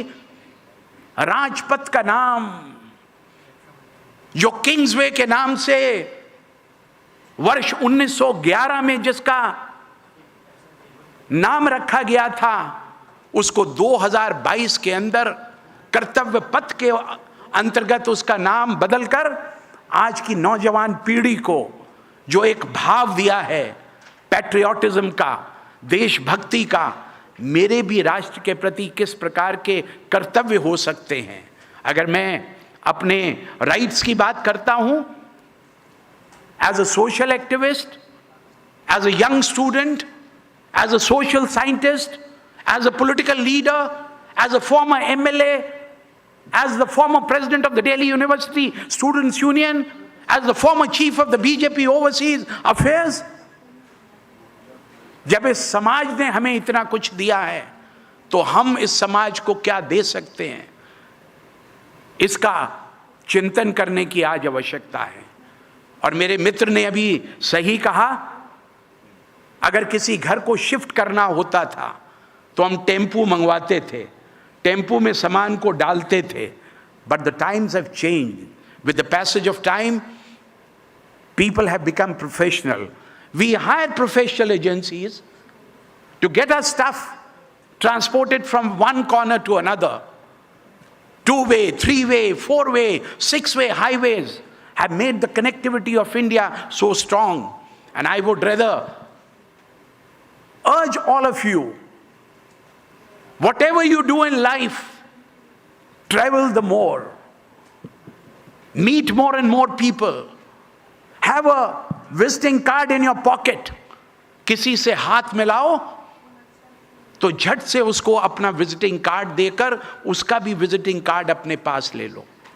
This is the first lesson to promote business enterprise, diplomatic, political, whatever you do in life, you have to be communicative. और मैं तो अक्सर कहता हूं, अगर मैं किसी से हाथ मिलाता हूं, I don't wish to waste that 5 seconds of mine while shaking hands with someone. I immediately exchange my card, और अगर उसके पास कार्ड नहीं भी होता है तो मैं अगले दिन की इंतजार नहीं करता, अपने पॉकेट में से एक छोटी सी डायरी को निकाल के उसका नंबर और नाम अपनी डायरी में फिक्स कराने की कोशिश करता हूं. If I am a serious player in this world, I've always earned from business, I've spent on politics, I have a very lucrative export business which has got no correlation to my political activities, but I live every day with enthusiasm. I joke, I dance, I eat, I make merry, and I try to live up to my name, Dr. Vijay Jolly, जिसको आप तो भूल जाओ लेकिन मैं नहीं भूलने दूंगा. इसलिए आज के इस कार्यक्रम में जो इंडिया एशियन फ्रेंडशिप ईयर, जिन मित्रों ने इसको मनाने की पहल ली है, मैं चाहूंगा कि आप ताली बजाकर इनका स्वागत करें, इनका अभिनंदन करें. बिकॉज प्रधानमंत्री नरेंद्र मोदी जी की अनाउंसमेंट के बाद, Omkareshwar ji, you are the first livid soul who has talked about this whole concept. Business के लिए ये देश आंखें बिछाए आपकी तरफ देख रहे हैं, चाहे वो हेल्थ केयर में हो, चाहे एजुकेशन में हो, चाहे साइंटिफिक वर्ल्ड में हो, चाहे डिप्लोमेटिक वर्ल्ड में हो, चाहे एविएशन सेक्टर में हो, चाहे टूरिज्म में हो. हर एक क्षेत्र में लोग आपसे हाथ मिलाना चाहते हैं, आपके साथ जॉइंट वेंचर्स करना चाहते हैं, लेकिन बशर्ते आप भी उतने फ्रेंडली बने जितना फ्रेंडली सदियों पुराना भारत रहा है. हम अपने आइडियल्स पे, अपने आइडियाज़ पे, अपने हिस्टोरिकल हेरिटेज पे, अपनी लैंग्वेज पे, अपनी शिक्षा पद्धति पे, और उन सब से ज़्यादा अपने घर में रहने वाले अपने वरिष्ठ सीनियर सिटीजन, अपने पेरेंट्स का अगर आदर करेंगे, समाज भी, आप भी, देश भी आगे बढ़ेगा. दुनिया आपकी तरफ टकटकी लगाए खड़ी है, आपको तो बस हाथ पकड़ना है, आगे बढ़ जाना है. I wish all the best to this Indo Asian business excellence summit 2022. मेरा एक ज़रूर निवेदन है आज के आयोजकों से, जब जब ऐसे आयोजन सेंट्रल विस्टा में होते हैं, डिप्लोमेटिक सिस्टम या डिप्लोमेटिक एनक्लेव के पास होते हैं, लोगों को आने में सुविधा हो जाती है. जनकपुरी मेरे दिल के करीब है, आपके दिल के करीब है, लेकिन अभी भी हम बहुत से ऐसे मित्रों को जिनको यहाँ पर आकृष्ट कर सकते थे, कर पाने में सफल नहीं हुए. मैं असफल वर्ड नहीं यूज़ करता हूँ, because there is no word as such in my dictionary which is called no. Positive, see positive, speak positive, hear positive, breathe positive, और अगर आपका दिल भी धड़के तो वो भी पॉजिटिव धड़कना चाहिए. आपकी समिट को बहुत बहुत बधाई, बहुत बहुत धन्यवाद. आपने मुझे बुलाया, बोलने का मौका दिया. I feel so grateful, I feel so blessed. जय हिंद, जय भारत. बहुत बहुत धन्यवाद डॉक्टर विजय जॉली जी. आपके सकारात्मक विचारों से हमें लगता है सबको ऊर्जा मिलेगी और सब लोग इस बारे में सोच सकेंगे. ख़ास तौर से जो आपने मित्रता बढ़ाने की बात कही, उसी मित्रता की आवश्यकता है इंडो आशियान के और इंडो एशिया के देशों में. कई लोग कंफ्यूज हो सकते हैं कि इंडो आशियान है या इंडो एशिया है. मैं कहता हूँ ये इंडो एशिया भी, इंडो एशियन भी है, आसियान भी है. क्यों? क्योंकि फ्रेंडशिप ईयर इंडो आशियान के बीच में मनाने की बात हुई थी, लेकिन जब हम इंडो आशियान की चर्चा करते हैं तो एशिया के 49 कंट्रीज़ को छोड़ के चर्चा नहीं कर सकते हैं। जब हम एशियन सेंचुरी की बात करते हैं, उसके ड्रीम की बात करते हैं, तो हमें सारे एशियाई देशों को मिला के बात करनी पड़ेगी। और हम ज़रा सा इसको टच करना चाहते हैं, एशियाई देशों के साथ व्यापार सहयोग बढ़ाना हमारे लिए फ़ायदेमंद है, ज़रूरत है एशिया को मजबूत करने के लिए, भारत को मजबूत करने के लिए, क्योंकि प्रधानमंत्री नरेंद्र मोदी कह चुके हैं कि आगे के 25 साल हमारे लिए अमृत काल होंगे और उस अमृत काल में भारत को नंबर 1 बनाने का प्रयास हमें करना है। तो भारत को अगर विश्व में नंबर 1 बनाना है तो सबसे पहले एशिया में नंबर 1 बनाना पड़ेगा। और एशिया में नंबर 1 बनाने के लिए हमें ट्रेड हो, लॉजिस्टिक्स हो, व्यापार के और तमाम वो हैं, चाहे टेक्नोलॉजी हो, और इस ट्रांसपोर्टेशन को, संचार को भी और बढ़ाना पड़ेगा। और ट्रांसपोर्टेशन के साथ साथ एयर कनेक्टिविटी बढ़ानी पड़ेगी। ये जब तक नहीं बढ़ेगा तब तक हम इस ड्रीम को रियलाइज नहीं कर सकते हैं, और उसको ज़रूरी है। तो हमारे बीच डॉक्टर हरप्रीत एडी सिंह है। She is executive director air India, a doctorate in business administration, and presently working, as I said, at the headquarters, Air India.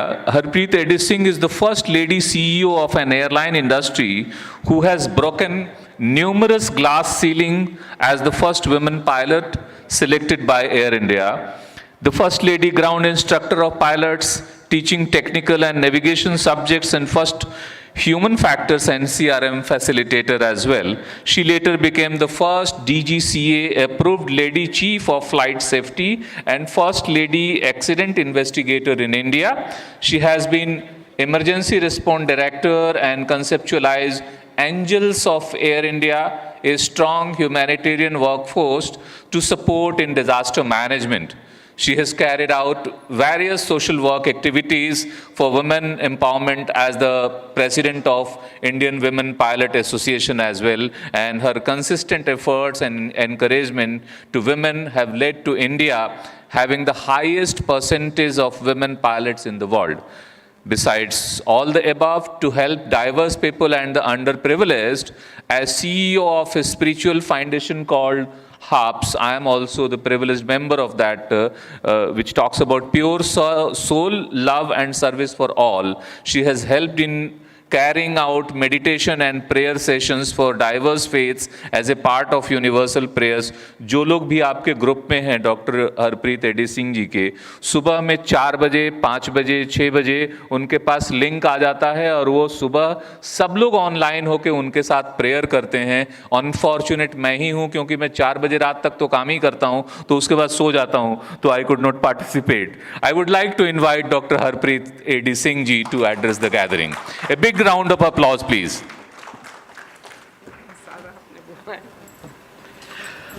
नमस्कार, गुड आफ्टरनून, अस्सलाम वालेकुम, सत श्री अकाल, जो भी इधर बैठे हैं हमारे भारत के देशवासी, and also all those who are there from foreign countries and specially online, and thank you doctor Omkareshwar Pande ji. I may not have pronounced your name correctly, and all the brilliant people on the dais. Actually, I don't know what I'm supposed to speak today. तो मैंने ओमकारेश्वर जी को पूछा था कि this summit is for what? तो he said ये तो business summit है. तो business summit I thought is now for business discussion. So first, I wanted to just understand कि जब हम business की बात करते हैं, what comes to your mind? जब हम business का सोचते हैं तो हम क्या सोचते हैं? Profit? क्या सोचते हैं? प्रॉफिट.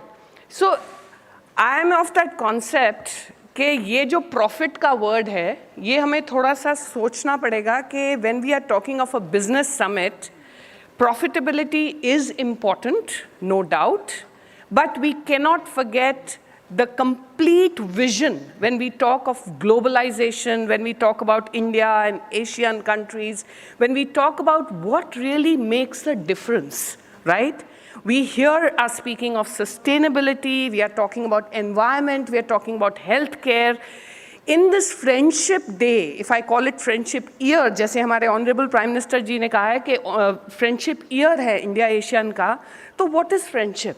क्या है फ्रेंडशिप? फ्रेंडशिप इज दिलों को जोड़ने वाला कोई ऐसा कनेक्शन जो हमें जोड़ सकता है.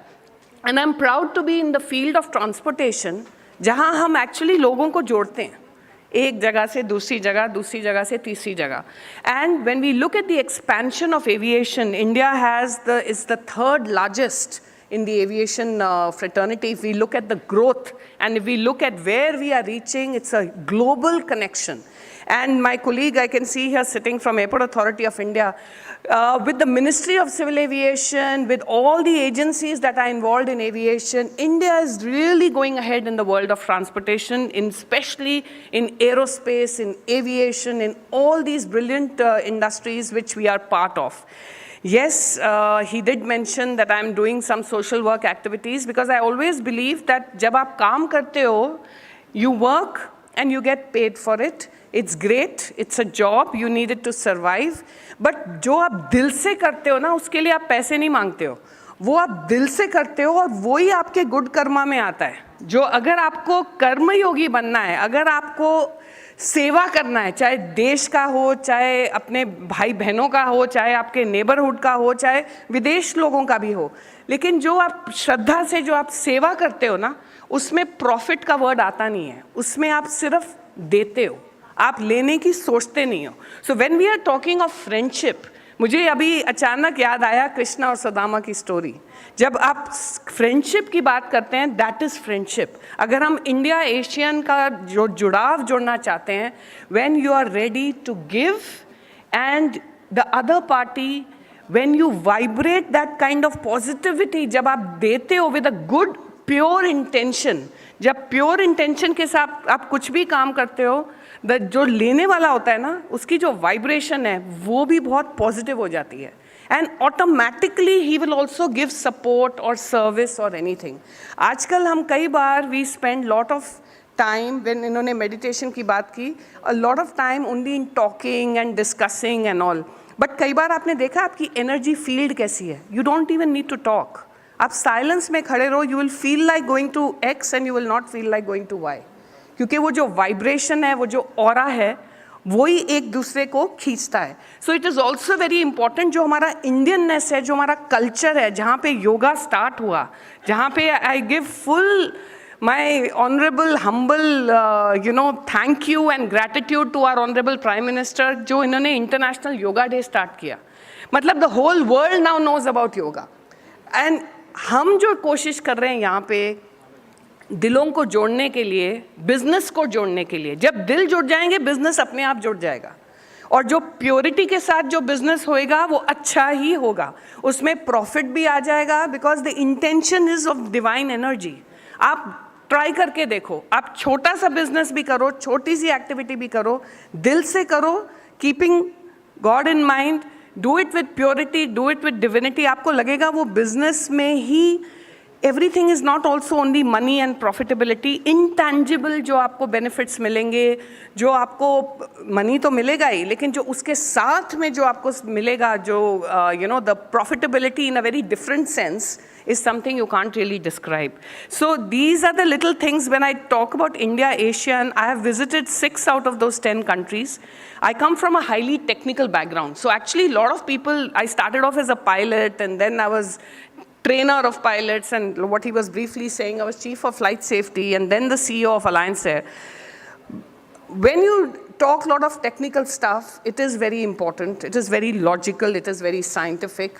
And when you marry the spirituality with the technicality, magic happens. This is my own personal experience. I don't want to take too much time of everybody, but I can tell you so many examples where you can marry science, technology, digitization, modernism. It is not कि spirituality means कि आप पहाड़ों में बैठ के गुम हो जाओ.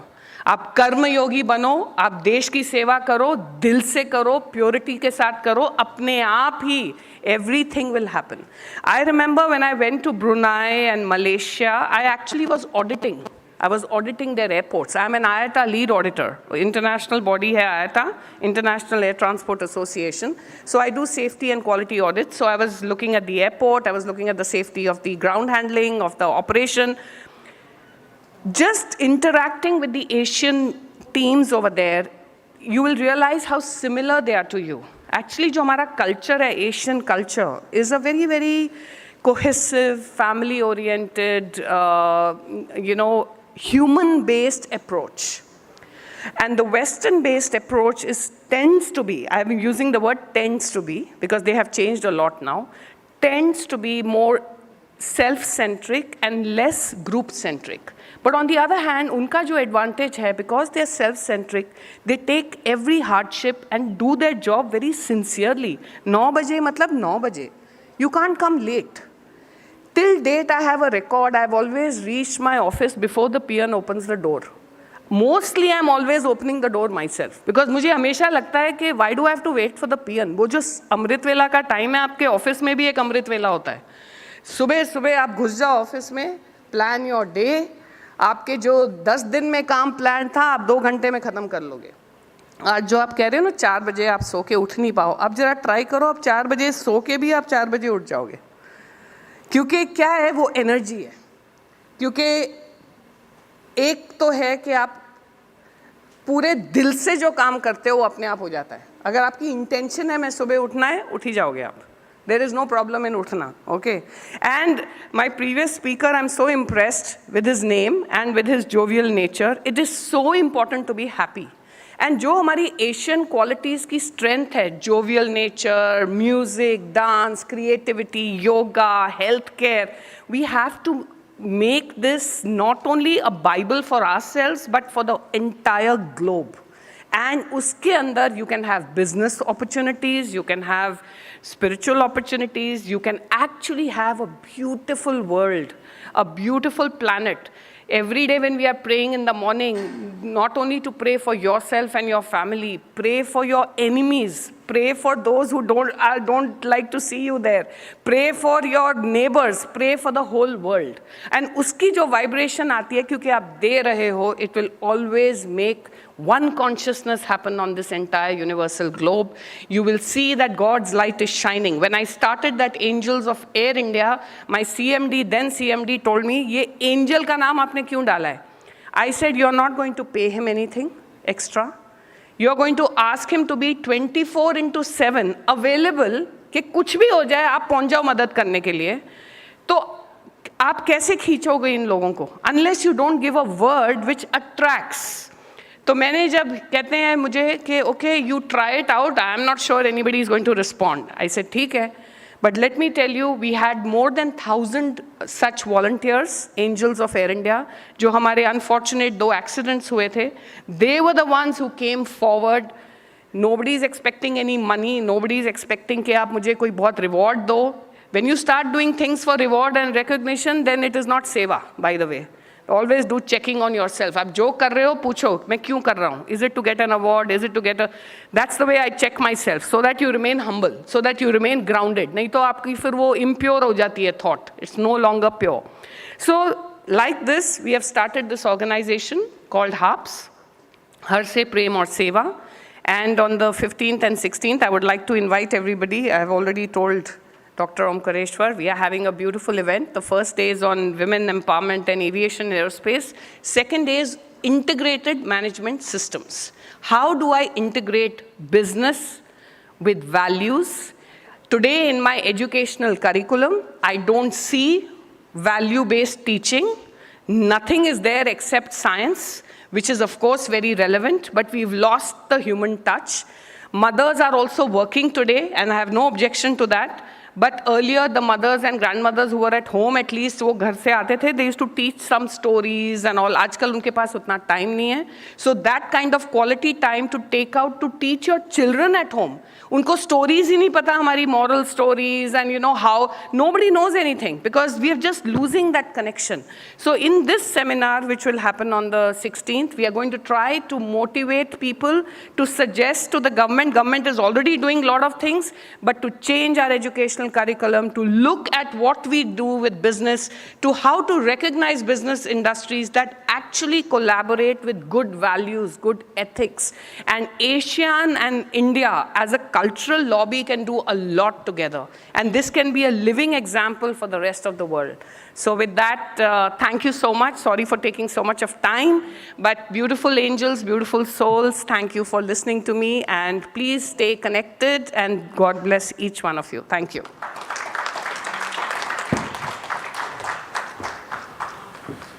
Thank you very much, Dr. Harpreet Edi Singh ji. And now, without wasting any further time, I would like to invite Shri Sudhendu J. Sinha ji, Advisor, Niti Aayog, New Delhi.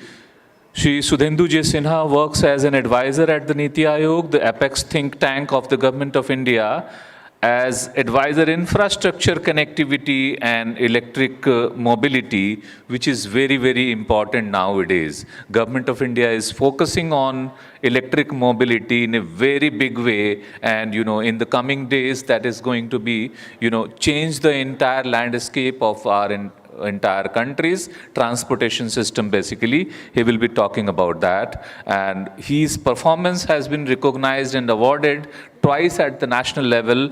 National Award for E-Governance 2019-20 for excellence in providing citizen-centric delivery by Department of Administrative Reforms and Public Grievances, and National Award for Outstanding Service, Ministry of Railways, Government of India in 2006, and thrice at the Ministry of Railways level. So I would like to invite Mr. Sudhendu J. Sinha ji to address the gathering. I would request Vijay sir थोड़ा सा रुक जाइए, 5 minute 5 minute एक तो अच्छा sir को अच्छा ठीक मेमेंटो प्लीज मेमेंटो लिए. When the chairperson has given the permission, then we should really disrupt his program.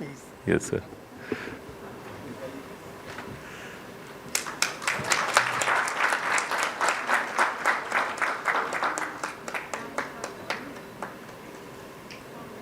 Thanks so much. No, we can understand. Thank you.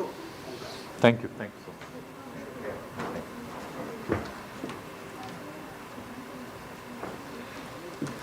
So a big hand for Mr. Sudhendu J. Sinha ji, Advisor Niti Aayog, New Delhi. Dr. Sudhendu J. Sinha ji. Thank you, Mr. Pandey. At the onset, let me congratulate Business Connect for organizing such a wonderful discourse. And of course, the motto that inspiring business community, this is a very important, business community need to be inspired. Business, that is industry, government, सरकार और उसकी policy, academy और हमारे scientific community, जब तक ये सब नहीं कंबाइन करेंगे देश को आगे बढ़ने में बड़ी मुश्किल होगी. कई बातें आपने सुना इस स्टेज से, absolutely inspiring kind of thoughts, all positive thoughts. Mr. Anurag mentioned about logistics policy. Government of India has created a new logistic policy which is likely to be announced very soon. It has already been cleared.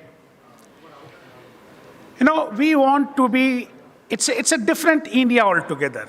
ये एक अलग तरह का देश है. Mister jolly ने कितना सही बताया कि समय के साथ हमारे पासपोर्ट की अहमियत, इसका वैल्यू बढ़ गया है. कहीं भी जाते हैं तो पूछता है कि किस देश से हैं, इंडिया से, कहते हो इंडिया, मोदी जी इंडिया. तो वो रेपुटेशन अब धीरे धीरे बिल्डअप मारा हुआ है. सरकार ने एक तरीके से एक सिस्टमेटिक अप्रोच के साथ आगे बढ़ने का निर्णय लिया. इंफ्रास्ट्रक्चर पर फोकस किया, क्योंकि दुनिया के सब अच्छे देश पहले इंफ्रास्ट्रक्चर पर फोकस करते हैं. तो भारतमाला रोड्स के लिए, सागरमाला पोर्ट शिपिंग के लिए, पर्वतमाला हिली एरियाज़ के लिए, उसी तरह से जो है नेशनल इंफ्रास्ट्रक्चर पाइपलाइन, सारे तरह के इंफ्रास्ट्रक्चर को एक साथ एक जगह लाकर करीब 22 इंफ्रास्ट्रक्चर को, जिसमें से 17 जो हैं वो इकोनॉमिक और 5 जो हैं वो सोशल इंफ्रास्ट्रक्चर, सबों को एक साथ एक फोकस के साथ तय किया गया. इनको लेके बढ़ने के लिए 111 लाख करोड़ रुपया का इन्वेस्टमेंट प्लान किया गया. 14 PLI स्कीम्स लॉन्च किए गए. उड़ान स्कीम, चूँकि एयर इंडिया के हैं, उड़ान जो है वो लॉन्च किया गया सिविल एविएशन को स्ट्रेंथन करने के लिए. कुल मिला के इंफ्रास्ट्रक्चर को मेजर फोकस दिया गया.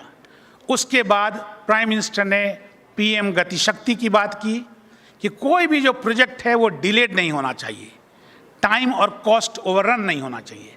ऐसा कैसे है कि दुनिया के जो सबसे अच्छे इंफ्रास्ट्रक्चर प्रोजेक्ट्स होते हैं, जो सबसे अच्छा बिजनेस होता है, उसके मैनेजमेंट में या उसके इम्प्लीमेंटेशन में या उसके मिडिल लेवल पर आप देखते हैं कि भारतीय होते हैं। लेकिन जब वह प्रोजेक्ट भारत में इम्प्लीमेंटेशन में आता है, जब हम यहाँ उसको करना चाहते हैं, तो टाइम और कॉस्ट दोनों उसका बढ़ता रहता है। यदि 27,000 करोड़ रुपया का प्रोजेक्ट है तो 1,31,000 करोड़ रुपया हो जाता है। यदि प्रोजेक्ट को 3 साल में होना है तो प्रोजेक्ट 28 साल में चला जाता है। ऐसा कैसे होता है? उसके लिए पीएम गति शक्ति उन्होंने इनिशिएट किया। और अब लॉजिस्टिक पॉलिसी, क्योंकि हमारा जो सामान है, देखिए इंडिया का एक स्पेशल केस है, हमने कमियां देखी हैं, स्कार्सिटी देखा है, इसलिए हम चाहते हैं कि चीज़ों को सस्ता होना चाहिए। सही मायने में कहा जाए तो हम चाहते हैं कि हमारे सामान इंटरनेशनल मुकाबले में 10वां हिस्सा, यदि 100 रुपये की चीज़ दुनिया में बिक रही है तो वो चीज़ अपने देश में 10 रुपये में बननी चाहिए। और चूंकि इंडिया एस्पिरेशनल है, इसलिए हम चाहते हैं कि जो हमारा क्वालिटी है वर्ल्ड का बेस्ट होना चाहिए। यानी जो सामान यदि दूसरे देश में जिस क्वालिटी का है उसे 10 गुना 10x क्वालिटी हमारी होनी चाहिए। जो सरकार का जो एम है, जो एम्बिशन है, इसको बड़ा क्लैरिटी के साथ समझिए। हम दुनिया का मैन्युफैक्चरिंग हब बनना चाहते हैं। हम चाहते हैं कि कोई भी चीज़ जो हम उत्पादन करते हैं वो पूरा दुनिया में एक्सपोर्ट के लिए उसका क्वालिटी इतना बढ़िया हो कि वो पूरे दुनिया में एक्सपोर्ट के लायक है। यह तभी संभव है जब 3 चीज़ों पर आपका गिरफ्त रहे। नंबर 1, क्वालिटी पर आप कॉम्प्रोमाइज़ ना करें। नंबर 2, जब उसके supply chain end to end पर उसका आपका कंट्रोल रहे। कोविड के दौरान केवल वही देश वापस लौट सके जिनको सप्लाई चेन पर कंट्रोल था। और तीसरा, जैसा मैडम ने बताया, दिल से वाली बात है, आपका बिजनेस एथिकल होना चाहिए। क्वालिटी के पैरामीटर सस्टेनेबल होना चाहिए, ग्रीन होना चाहिए, आपका बिजनेस रिसाइक्लेबल चीज़ों पर बेस्ड होना चाहिए, आपका बिजनेस सेफ होना चाहिए। उन चीज़ों को आप नज़रअंदाज न करें, तब जा कर के ये पूरा हो सकता है। अब जहाँ तक एशिया के देशों की का पर्सपेक्टिव है, देखिए एशिया बहुत ही पावरफुल है अपने आप में। आपके पास टेक्नोलॉजी के जायंट्स हैं, कोरिया, जापान। गवर्नेंस का सबसे बढ़िया मॉडल सिंगापुर।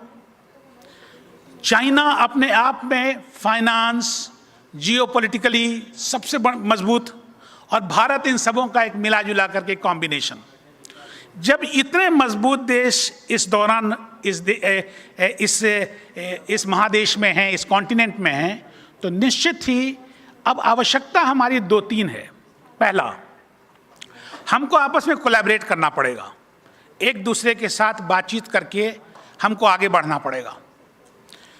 हम किसी एक कंट्री का जो बेस्ट प्रैक्टिस है, यदि किसी एक देश ने किसी एक क्षेत्र में सबसे अच्छा काम कर रखा है, तो आप वो देश बाकी को हैंड होल्डिंग कर ले, उनको सपोर्ट कर दे, उनको आगे बढ़ने में मदद कर दे, तो बाकी देश आगे बढ़ जाएंगे।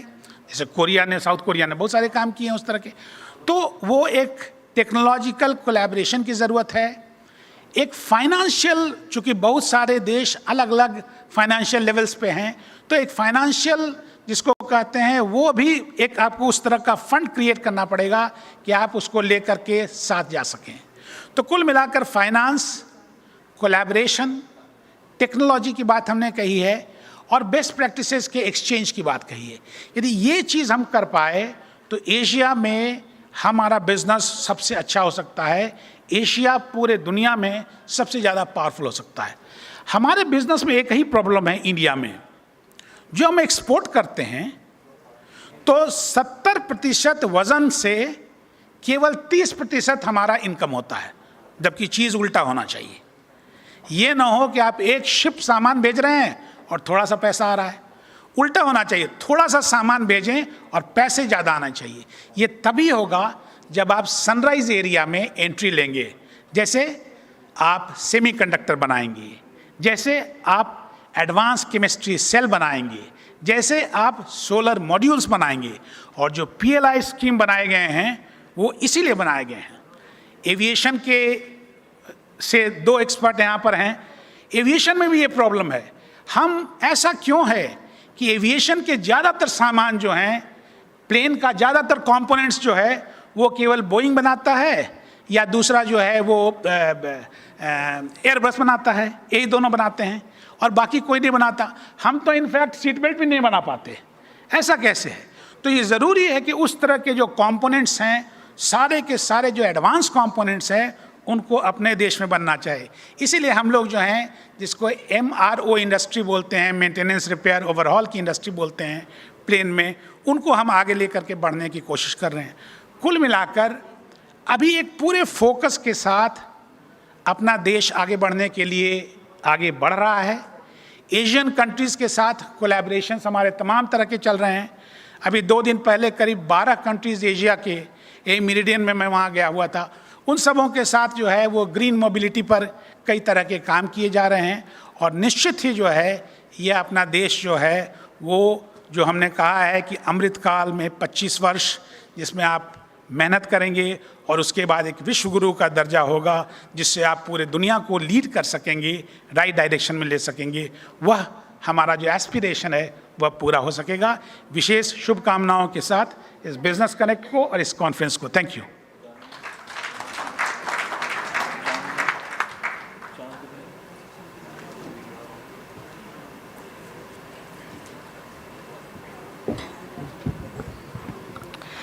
Thank you so much, sir. That was really quite remarkable indeed. Can we have a huge round of applause for all our eminent dignitaries who are present here today?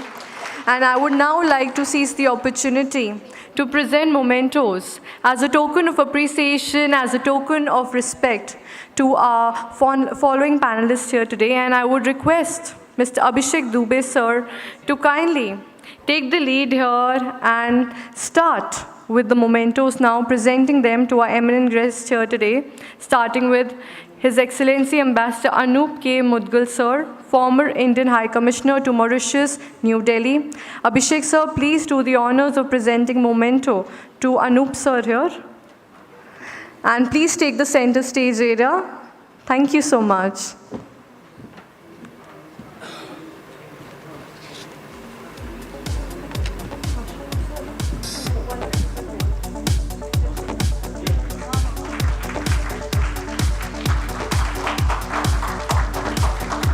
Everybody, can we please have a huge round of applause?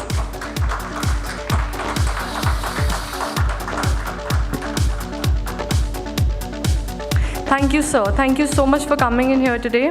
Next, I would request Abhishek, sir, to honor our next guest, Shri Amar Patnaik, sir, MP RS. Okay. Moving forward, I would now request Abhishek, sir, to please present the memento to our next eminent guest, Shri Sudhendu J. Sinha, sir, Advisor, Niti Ayog, New Delhi. Sir, thank you so much for coming in here today. Please accept this token of appreciation from our end.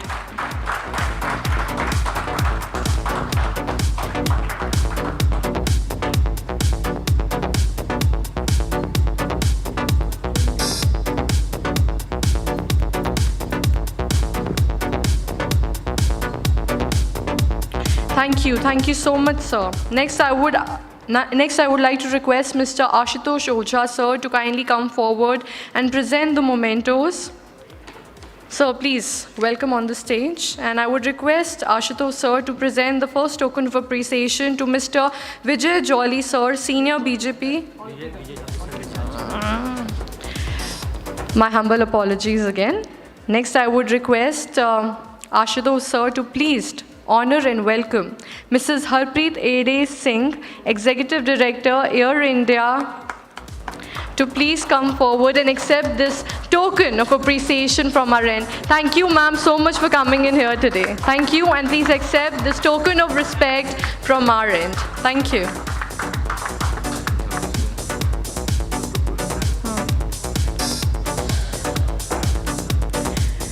Thank you so much. I would request Mr. Ashish Kumar, sir, to join us in here to present the next token of appreciations to our dignitaries on the dais.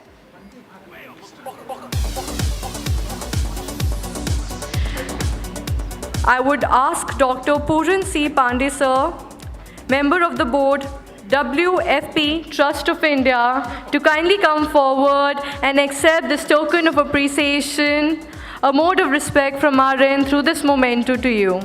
Everybody, can we please have a huge round of applause?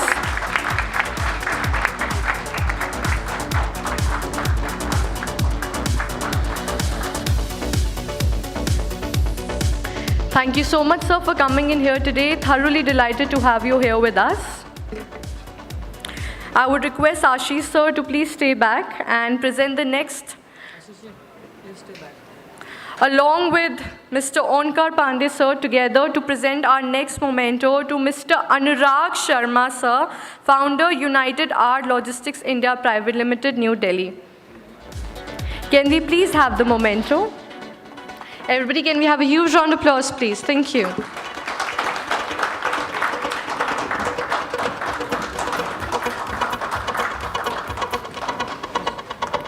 Anurag, sir, please accept this token of appreciation from our end. And once again, we are thoroughly delighted to welcome you here as our eminent guest present here today. Thank you.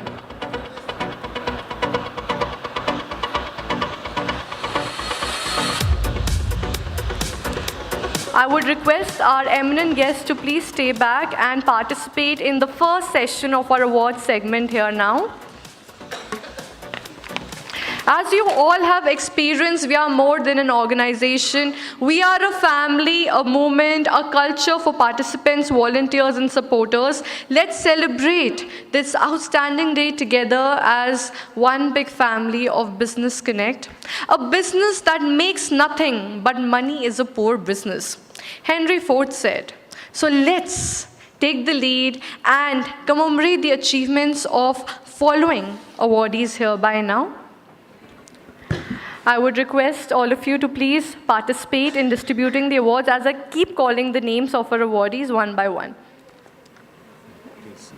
All right, so before I begin, I would request you all to please cheer along as much as you can. तालियों की गड़गड़ाहट रुकनी नहीं चाहिए, थमनी नहीं चाहिए, because all of these people who are going to be called on the stage are all achievers here today. All right? Can I hear a yes? Come on, people. This is the most important segment of our event here today, the awards. Thank you so much. So our first award here goes to Baruni Verma, founder CEO, the most trending fine jewelry brand 2022. Starkle. For the next category, we extend a warm welcome to Ms. Baruni Verma, founder, CEO. Her venture has won the title of the most trending fine jewelry brand 2022 for its exquisite yet simple jewelry creations. Please, ma'am, come forward and accept this token of appreciation.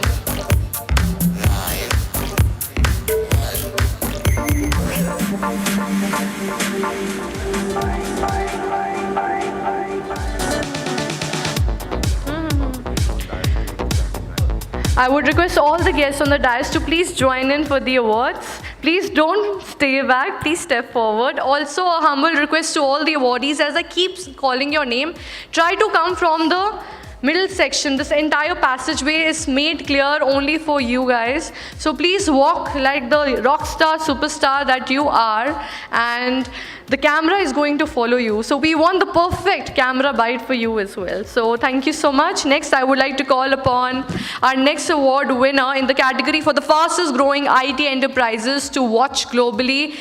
Vishvesh Suresh Madhav, founder and director from Humanoid Systems Private Limited. Can we have a huge round of applause, please? The award for the fastest growing IT enterprise to watch globally, honoring the Humanoid Systems, a young startup making waves in developing cutting-edge solutions based on AI, IoT, etc. We would like to welcome Mr. Vishvesh Suresh Madhav. Let's welcome sir and all the three founders with a huge round of applause. Everybody please put your hands up in the air.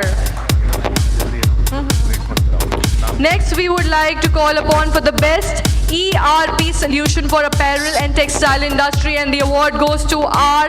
Sangmunga Sundaram, founder and managing director from Jeevan Infotech India Private Limited. His company has won the title of Best ERP Solution for Apparel and Textile Industry. Once again, I call upon our Shangmunga Sundaram, founder and managing director of Jeevan Infotech India Private Limited.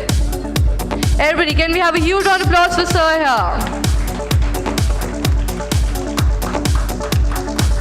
Our next award is in the category for Rural India Healthcare Excellence Award, and it goes to Mr. Snehanand Sinha, Strategic Advisor and Trustee from Akhand Jyoti Eye Hospital. Their efforts need to be recognized as this category of Rural India Healthcare. We are awarding the Akhand Jyoti Eye Hospital for its cutting-edge, high-volume, comprehensive eye care service. Our next award goes to India's fastest growing IT Service Company 2022, and the award goes to Anil Charan, Managing Director of Conclave. Let's welcome Sir as well with a huge round of applause, please. Next, we have our next award for the most competent commodity managing solutions provider 2022, and the award goes to Mr. Santosh Kumar Sahu, Director, Go Green Warehouses Private Limited.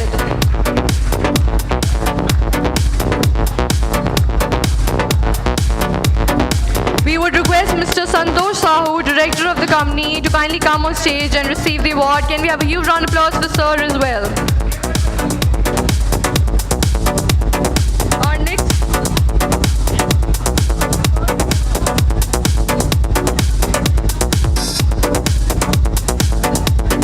Our next award is for the Best Herbal Healthcare Products Company in 2022. And the award in this category goes to Dr. Arun Gupta, Director of Ayu Swasth Private Limited. Can we have a huge round of applause for Dr. Arun Gupta? We all want a place where we could get everything from the lap of nature, untouched by harmful chemicals. The need has been fulfilled by this wonderful organization here, Ayu Swasth Private Limited.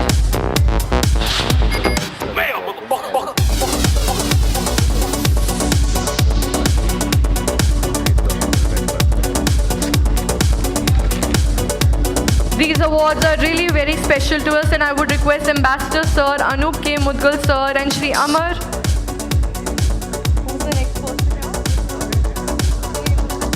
And Shri Sunendu J. Sinha Sir to please come forward and present the next segment of our awards here. So please don't stay back. These awards are very, very important to all the people here, and we would want you to grace us by presenting these awards. Thank you so much. Our next award category is for the topmost digital marketing service providers 2022, and the award goes to Alek Verma, founder and CEO from eSearch Logics Technologies Private Limited. This category being the topmost digital marketing service provider, we would like to appreciate all the excellent ventures in this arena that are setting new standards in the digital space. Welcome, sir. Please accept this token of appreciation from our end. Next, I would like to call upon for our next category, that is the most innovative environmental sustainable company to watch in 2022, and the award goes to Amar Singh Yadav, founder and CEO from A Series Envirotech India Private Limited. As the world is heading forward with a better sustainability plan, our major focus on the environment and its overall conservation. With that being said, this award goes for the most innovative, environmentally sustainable company to watch in 2022 to Mr. Amar Singh Yadav. Can we have a huge round of applause, please? Everybody, please put your hands up in the air.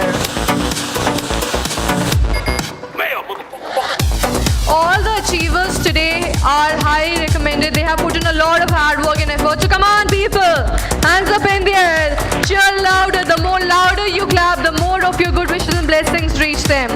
Our next award category is for the most renowned corporate legal consultant of 2022, and the award goes to Shino J. Pillai, founder and CEO of Saini Goris Partners. Can we have a huge round of applause for Sir as well? The most deserving candidate among all, we would request Mr. Sinu to come forward and receive this token of appreciation from our end. Can we have a huge round of applause for Sinu Sir here?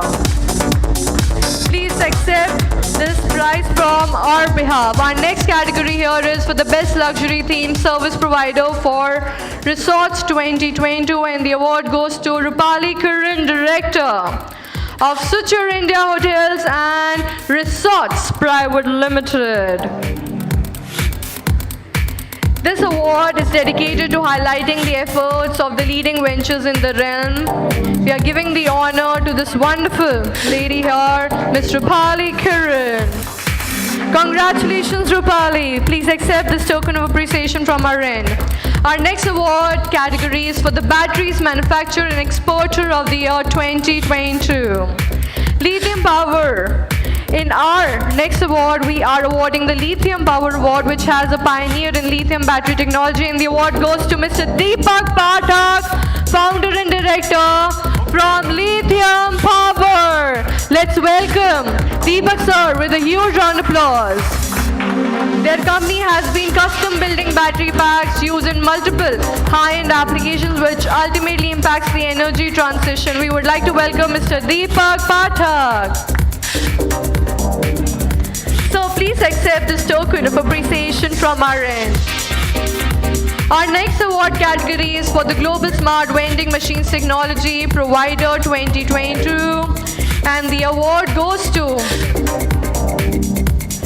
Dr. N. Padmanabhan, CEO of Ryota Private Limited. Ryota Private Limited moving on to the next level of creation. His company is one-stop technology powerhouse, promising suppliers of innovative vending machines all across the globe. Let's welcome Dr. N with a huge round of applause. Sir, please accept this token of appreciation from our end. Our next award category is for the most valuable digital branding agency to watch in 2022, and the award goes to Shreya Shetty, founder CEO, Shloka Concepts. Shloka Concepts is our winner here today. There is a saying that a brand is a voice and a product is a souvenir. Every business wants clients not only to use their products once and then depart, but also return. A proper branding allows a business to have a human side, and that's what this company believes in. Congratulations to Shreya. Rise and shine. Thank you so much.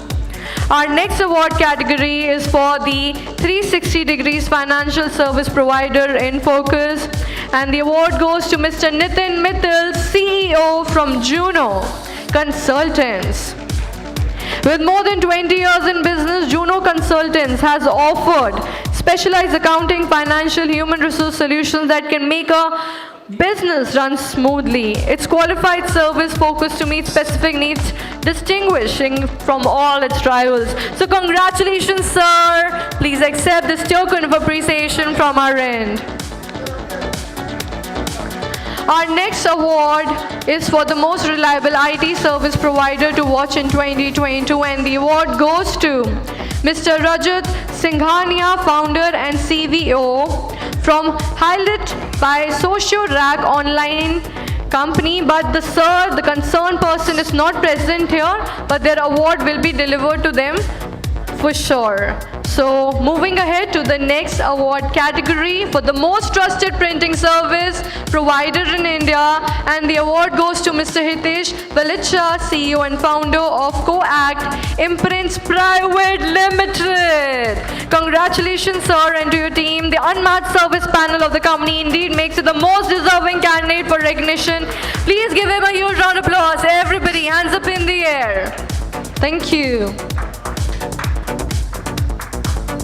Our next award is for the Renewable Energy Company with Best Digital Marketing Campaign in 2022, and the award goes to Mr. Pramod Diore, Chief Operating Officer, CleanMax Enviro Energy Solutions Private Limited, which is one of the leading ventures of the industry, which is setting new standards in the business realm.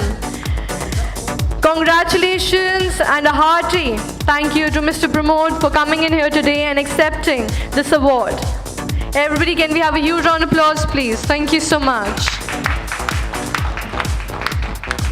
As all good things come to an end, today's session is also coming to its closure for sure. And once again, I would like to thank our dignitaries here today for participating in the award distribution ceremony as well.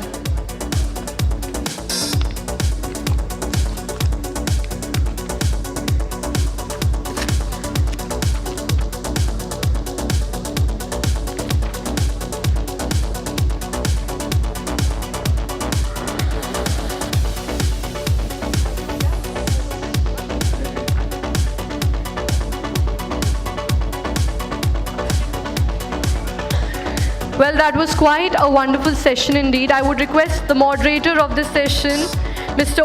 Kareshwar Pandey sir, to kindly take the lead and do a formal closing on all the remarks of all our panelists here today and what we derived as a learning experience out of the lot. Everybody, let's welcome Mr. Pandey with a huge round of applause, please. Thank you, Chandni.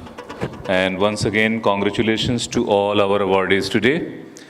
We are fortunate that many senior dignitaries are here to confer the awards to you all. And now this is the time to hear the views of our chairperson, none other than former High Commissioner of India to Mauritius, Ambassador Anup K. Mudgal ji, who is also expert on the blue economy and other issues, and he has worked in various countries. He knows, understands, and has practically worked on the Indo-Asian relationship. So I would like to request him to kindly come and give his deliberations. I know that he is a person who can speak for hours and hours, but since we have very limited time, I would request our Honorable Chairperson to kindly deliver his address. A big hand to Ambassador Anup K. Mudgal ji. Thank you so much, Kareshwar. When you are close to lunch, it becomes really challenging. And standing between you and lunch would be a sin, which I would like to avoid. As a result, let me see, could I be brief and still make some sense, right? So you have heard our experts. They have already spoken about the entire pathway and theme of today's conference. India and Asia. It's a very, very wide subject. In fact, I was telling Kareshwar, I said, you are dealing with an ocean in terms of information that is required to handle that theme. And I'm sure 10 minutes, which you have allotted to me, would not be enough to do justice with the theme. But still, let me see. Can I draw the essence of the conversation today and build a story around that? India and Asia. Now, my colleagues mentioned about the concept of 21st century being the century of Asia. I'm sure nobody sitting here would have any doubt. There are natural reasons to believe this. One of them, I'm sure you're all aware. Before the colonial period disrupted the global economy, the economic epicenter of the world used to be Asia, in fact. I'm sure you're aware and don't need to repeat. Almost 40% of the global trade in manufactured goods was accounted for by China and India. The problem started and it continued for years and decades and centuries. Problems started with the colonial period, when our region was deindustrialized. It was prevented from becoming further industrialized in view of the Industrial Revolution. So we really lost out. Asia was the biggest victim of the colonial period in terms of its economic strength. But now, of course, we have gone through that process. We are again independent. We are masters of our own destiny. Now, what really drives the economy? What really drives trade, investments, manufacturing, supply chains, whatever you may talk about? There are some natural factors. People. At the end of the day, people are the biggest drivers of economy. And where are people today? 4.5 billion, about 4.7 billion people today live in Asia, right? Now, where are the major economic centers? If you start counting major economic centers, if you just for a moment forget North America and Europe, most of the major economic centers today are in Asia. Now, where are the resources? Close your eyes and think, where are the resources? Energy, material, manpower. Where are those resources? Again in Asia, right? Now, I was surprised to see the figures. Where is the technology today? There was a time when Asia was completely deprived of technology and innovation. Why? As I said, we were forced to de-industrialize, and our industrialization was, in a way, artificially suppressed. Where is the technology today? Where are the patents coming from?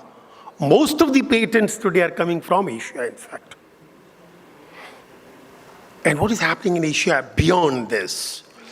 Asia is also working on what is called regional integration.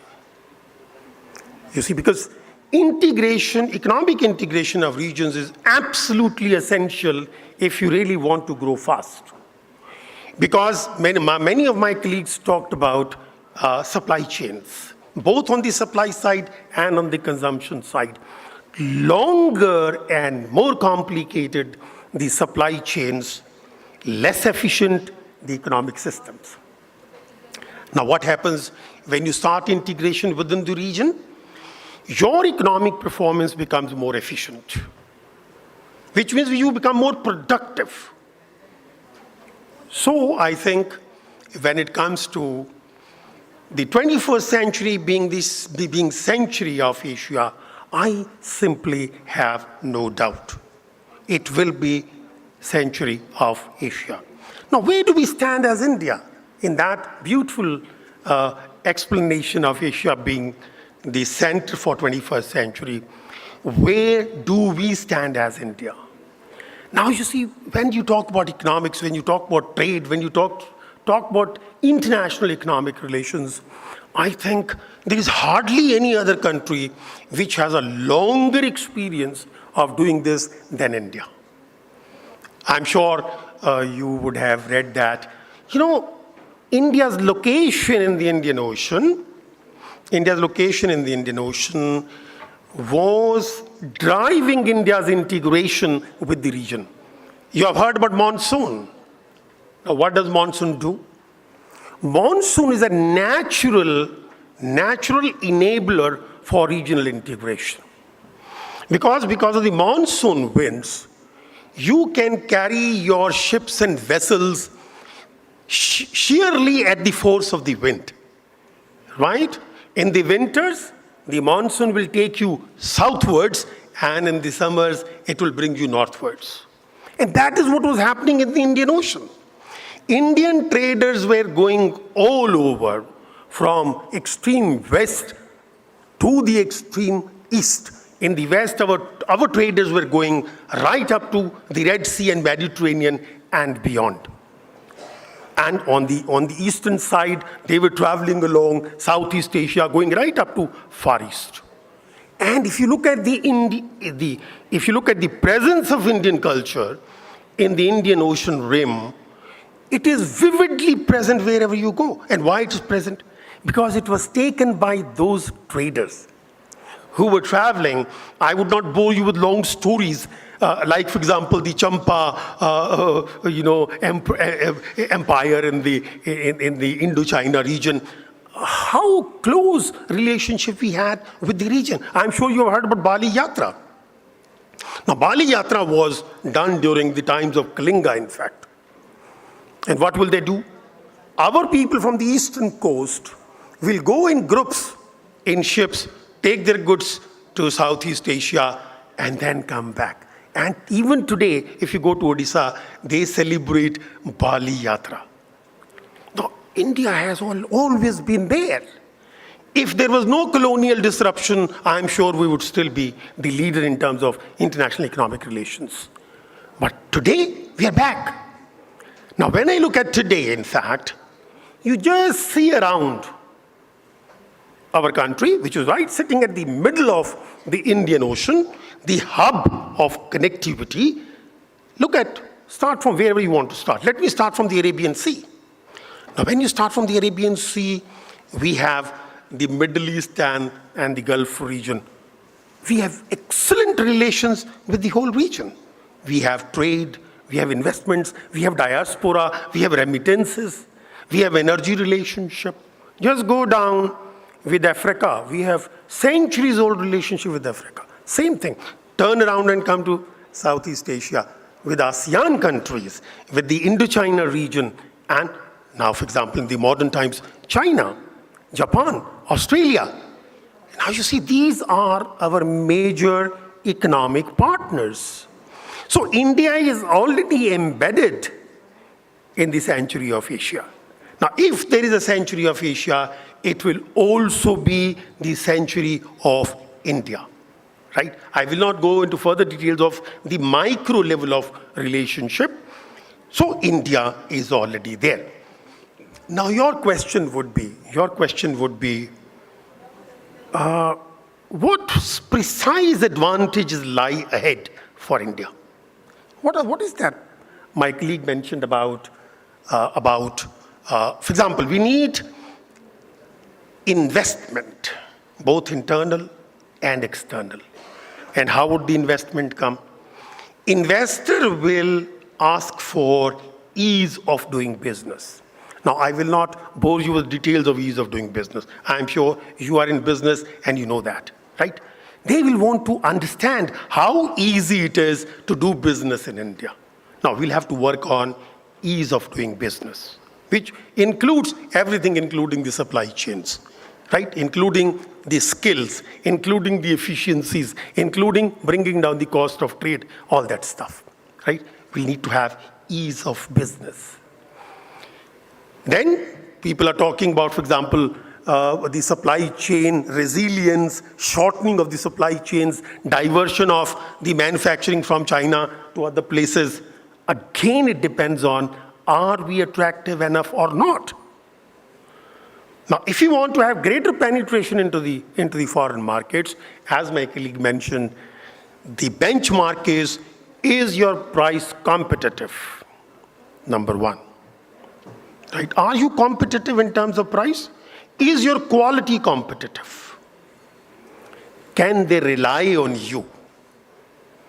Now, unless we have these basics handled, nobody does trade only for love because they like you. No, they all like us. But they will trade with us when we meet these basic requirements, right? So we have to create those enabling provisions for making it easy, making it reliable, making it trustworthy. Final point, you will ask me, what kind of challenges I see in terms of the Asian century or Indian century being disrupted? The most serious challenge which I see to that is if peace and stability in the region is disrupted. Now, we have a lot of regional organizations which provide certain degree of stability to the region in terms of peace and stability. I'm sure you have heard about from SARC to BIMSTEC to Quad to Indo-Pacific to all kinds of BRICS and IBSA and whatnot. My submission is, you are stakeholders in that process. My submission is, India has to be very careful that all these regional networking and institutions work as sources of dispute avoidance. We have to make sure that no difference of opinion in the region turns into a physical conflict. That, in my view, will be the biggest challenge to our vision for Century of Asia and Century of India. But I'm sure with our wisdom, people talked about our ancient wisdom, I'm sure with our wisdom, we will play our positive role in making sure that the earlier story where some outside forces disrupted, we were called the golden bird, right? Why we were golden bird? Precisely because of international economic relations. And it was disrupted by colonial forces. I only hope that we do not allow any force to disrupt our move forward on the vision of 21st century being the Century of Asia and Century of India. Thank you very much.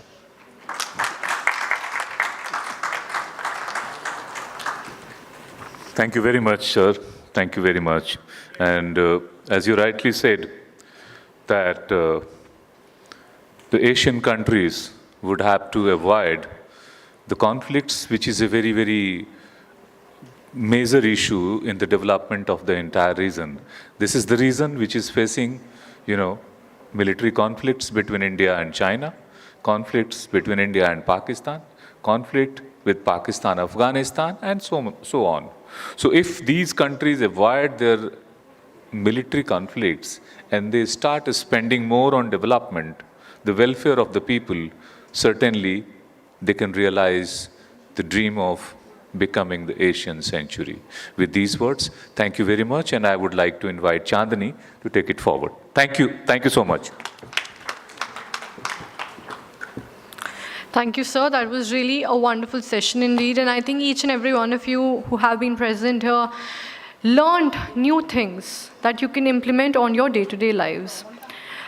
This comes to the closure of our first session here today. Just come.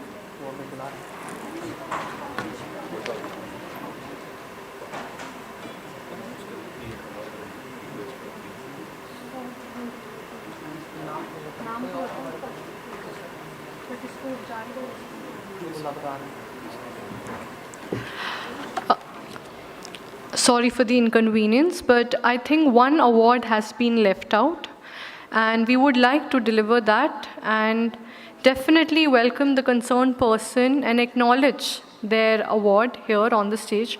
So please stay back with us for another 2 minutes, and my humble apologies for the inconvenience. Thank you.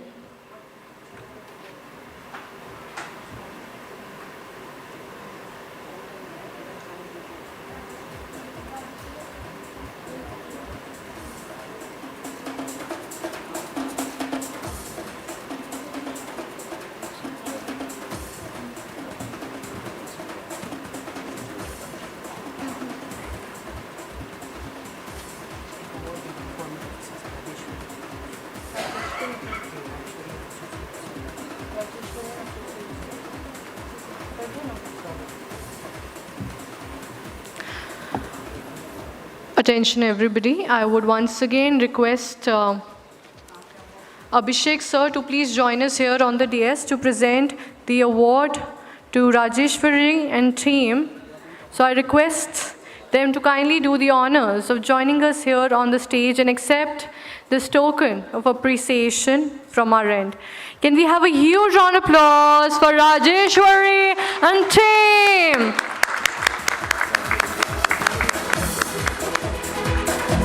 I would request Ambassador Sir to please do the honors of presenting, and Honorable Sudhendu Sir to please come forward and accept. Yes, please present. Yeah, Dr. Harpreet also, please join in.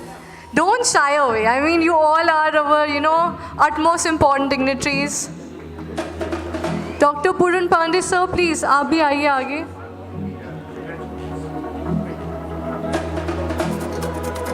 All right.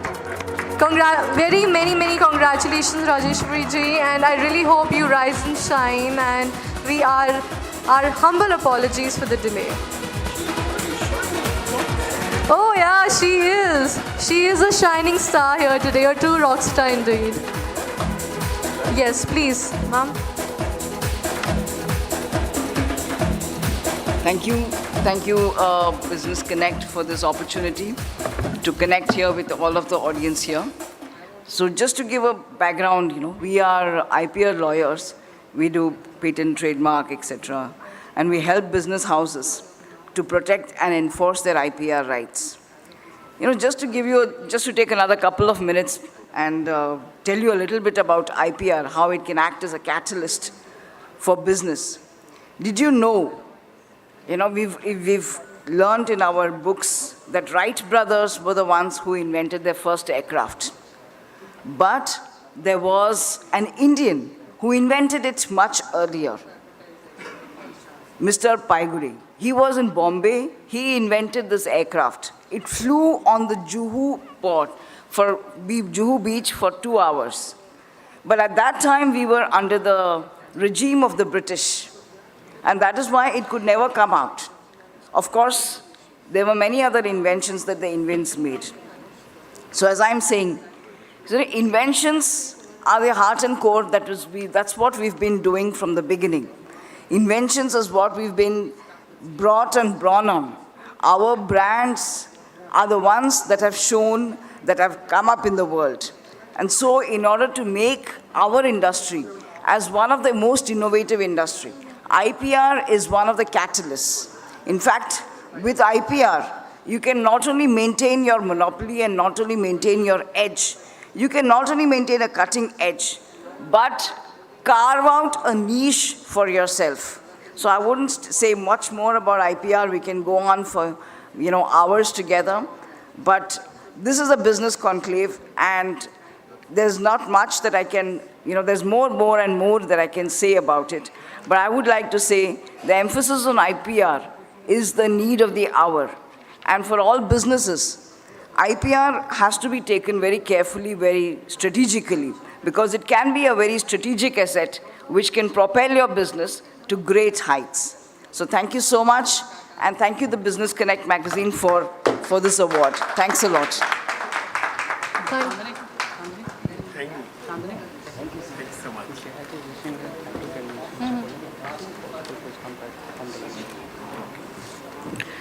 Thank you, ma'am, and that was really wonderful indeed, and thank you for enlightening us about IPR as a catalyst of growth.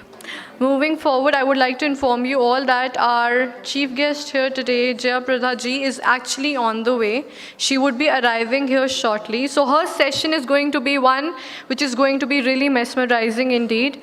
But don't forget, there are too many entrepreneurs, young dynamic people, speakers who still have their sessions, and they would also be sharing their knowledge with all of you. So a humble request to kindly stay back till the very end and do support your fellow members of this organization, all right?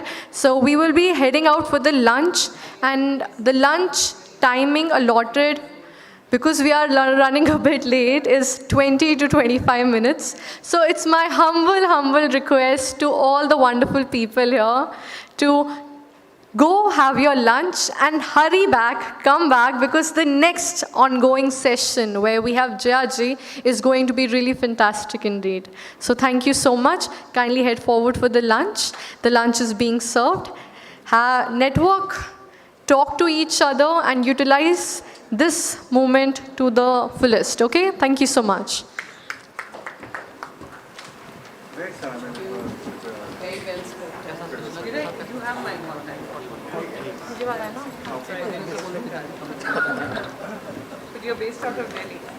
A gentle reminder once again, the lunch hour is 20 to 25 minutes. Please do hurry back because the next session is going to be really fantastic indeed. Thank you so much.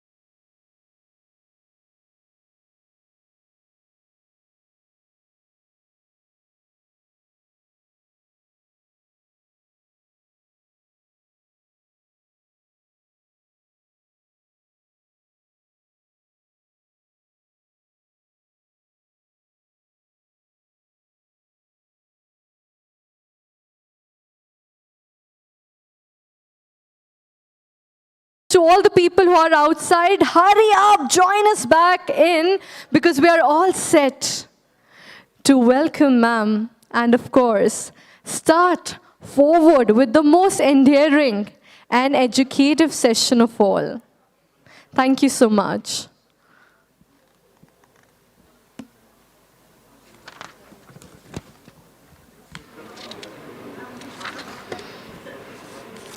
I would request all the people to kindly settle down, get settled, get seated. This truly is a remarkable occasion for all of us, as we have here with us Jaya ji, of course, in person, and really delighted to welcome ma'am here finally. So without further ado, let me take the lead forward here and welcome our Mr. Ashutosh Ojha, Sir, Creative Head, CFO, Business Connect, to please do the honors of joining us here. He is the owner of an impressive personality and a cheerful person. He started his career as a creative head of numerous well-established organizations out there. His impeccable trajectory and outstanding entrepreneurial approach made the team of Business Connect on board with him as a leading executive of the company. As present, he is the CFO and creative head of Business Connect magazine and also the board member of Business Connect Event Management. So let's welcome Ashutosh sir with a huge round of applause to do the honors of formally being present in front of you, and of course welcoming our guest of honor, our chief guest here today, Jaya Prada ji. So let's take the lead with Ashutosh sir here on the podium. Thank you, and thank you everyone for coming here and make this day a precious day of our life. It's an honor of a lifetime for us to have the most graceful presence of Ms. Jaya ma'am. Here all this conclave, most welcome ma'am to in the Indo-Asia Conclave Business Excellence Award 2022. I simply cannot let this moment pass on without a word of praise for this wonderful lady, the world known Ms.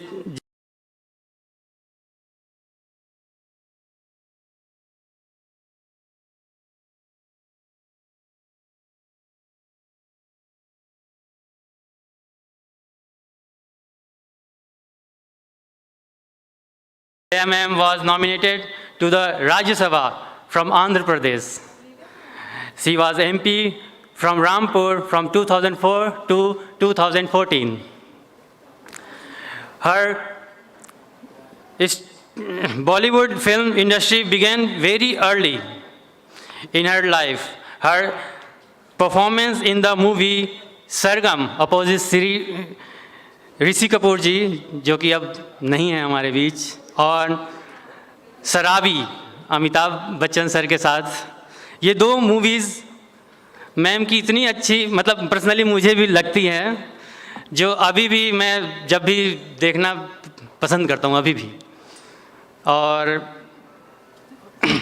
Jaya ma'am work in Telugu, Hindi, Malayalam, Marathi, Bengali, Kannada and Tamil movies and some television shows too. She is an iconic actress who was praised for her ethereal and angelic beauty by the famous Bengali director Satyajit Ray. और उन्होंने कहा था, the most beautiful Indian actress Bollywood ever had. Her beautiful talent and leadership qualities are so perfectly balanced in her larger-than-life personality that one is inspired to look up to her in sheer awe and admiration. Ladies and gentlemen, give a huge round of applause to Jaya ma'am. Thank you. Up to Chandini.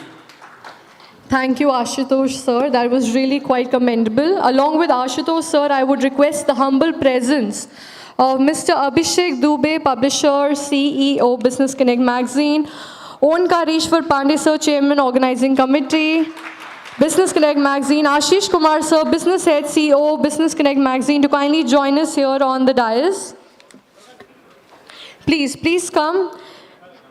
This is a really, really special moment for us.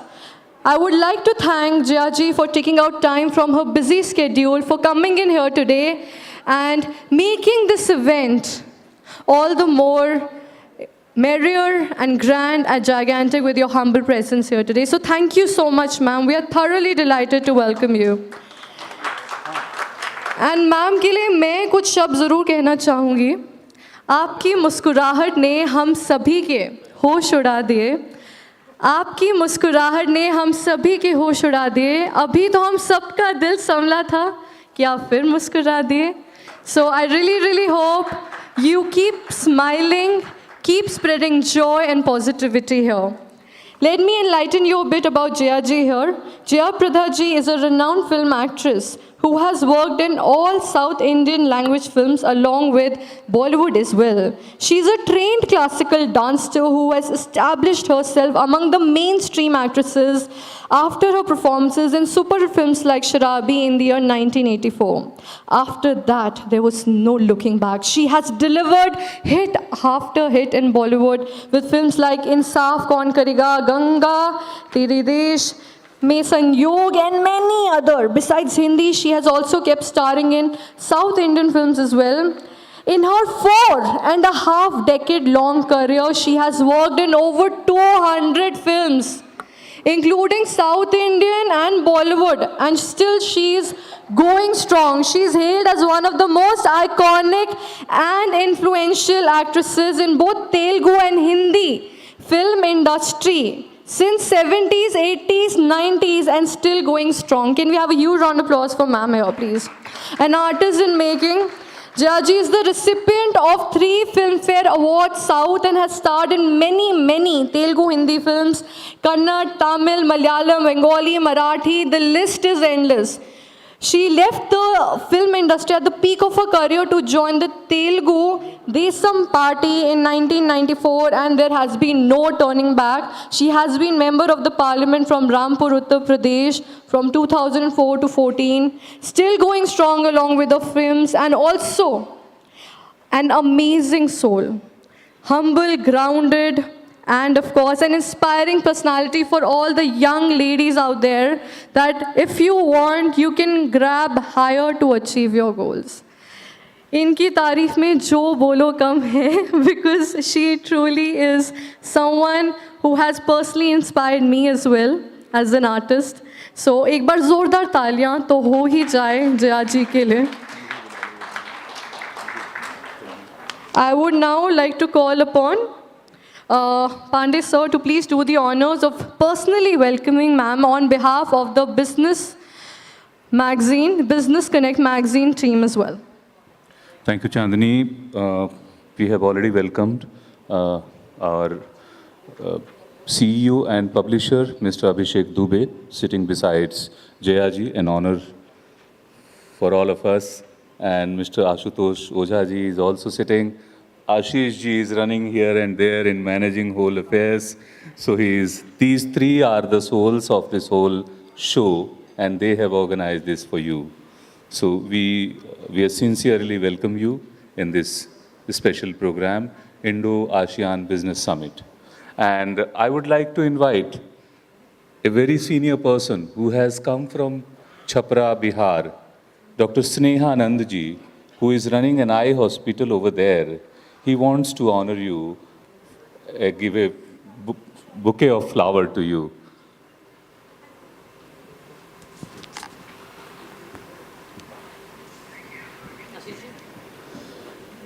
Mr. Snehanand Sinha ji, Strategic Advisor and Trustee, Akhand Jyoti Eye Hospital, Chhapra.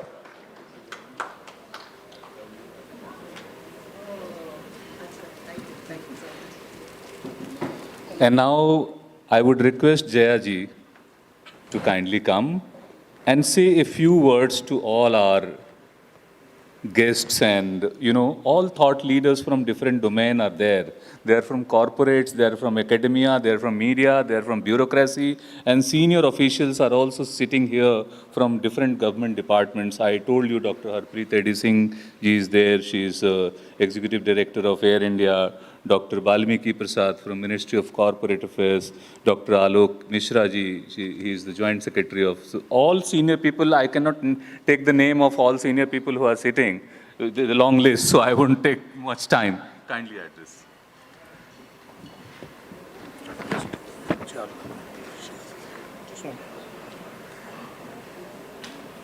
And whatever language Hindi, English, both are comfortable. Hello everybody, Namaskar. Today, I'm very happy to be with you all, and I'm thankful to Business Excellence Summit, Abhishek and Ashutosh, and all dignitaries on the dais, and welcome to all the respectable guests. I'm really happy to meet you all. And today, it is one of the most important Asia Excellence Awards. Today we are in this occasion, and I really happy to be part of this occasion. And people, different part of the cities, they have come together here to plan further the future of the nation, how to move around about the business and different causes. Today we have faced a lot of losses because due to the COVID situation, but now we're just slowly picking up and slowly we are coming back to the situation and moving to the healthy, the atmosphere. On the occasion of this summit, today I'm very happy.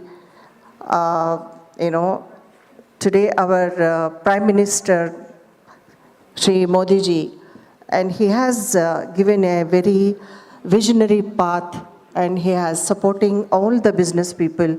You're the one people who is leading this nation in a very right way to progress in the financial deficiency what we have. Today the growth rate is very, very immensely growing up. So I feel really you are all one who are the main people, who are the stream of the society, who has led the nation in a very brighter way. And I feel that today we are competing with the Western countries also. And you know that, we have a lot of collaboration with different countries. Our Honorable President, our Honorable Prime Minister Shri Modi ji. So I respect and I have a lot of opportunity who has given for the dignitaries who are all sitting here, and I am the one of the part of this, so I'm really happy. आज मैं बहुत इसलिए खुश नसीब मानती हूँ कि you have dedicated yourself, you have focused into the businesses and you are excelled of these businesses. So I feel very proud to be one of this part of this summit. Thanks a lot once again. Thank you very much, Jaya ji. And before I request Chandani to start the award function for which everybody is waiting since morning, I would request Dr. Harpreet Edi Singh ji to kindly come on the dais, and Dr. Balmiki Prasad ji and Dr. Alok Mishra ji to kindly come on the dais.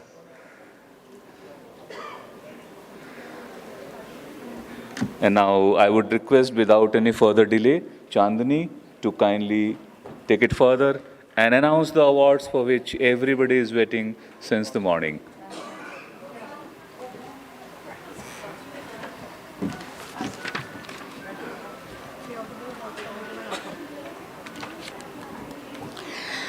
All right, moving to the most important segment here today, which is the awards.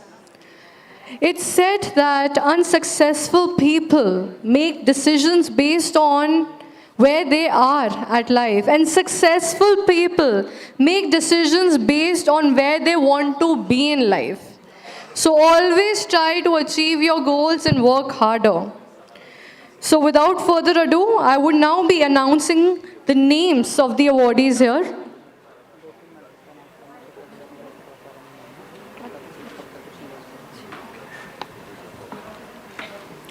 Well, before the awards segment begins, I do have one or two questions that I would take the opportunity of asking Jaya ji here, which I'm sure you all would like to know.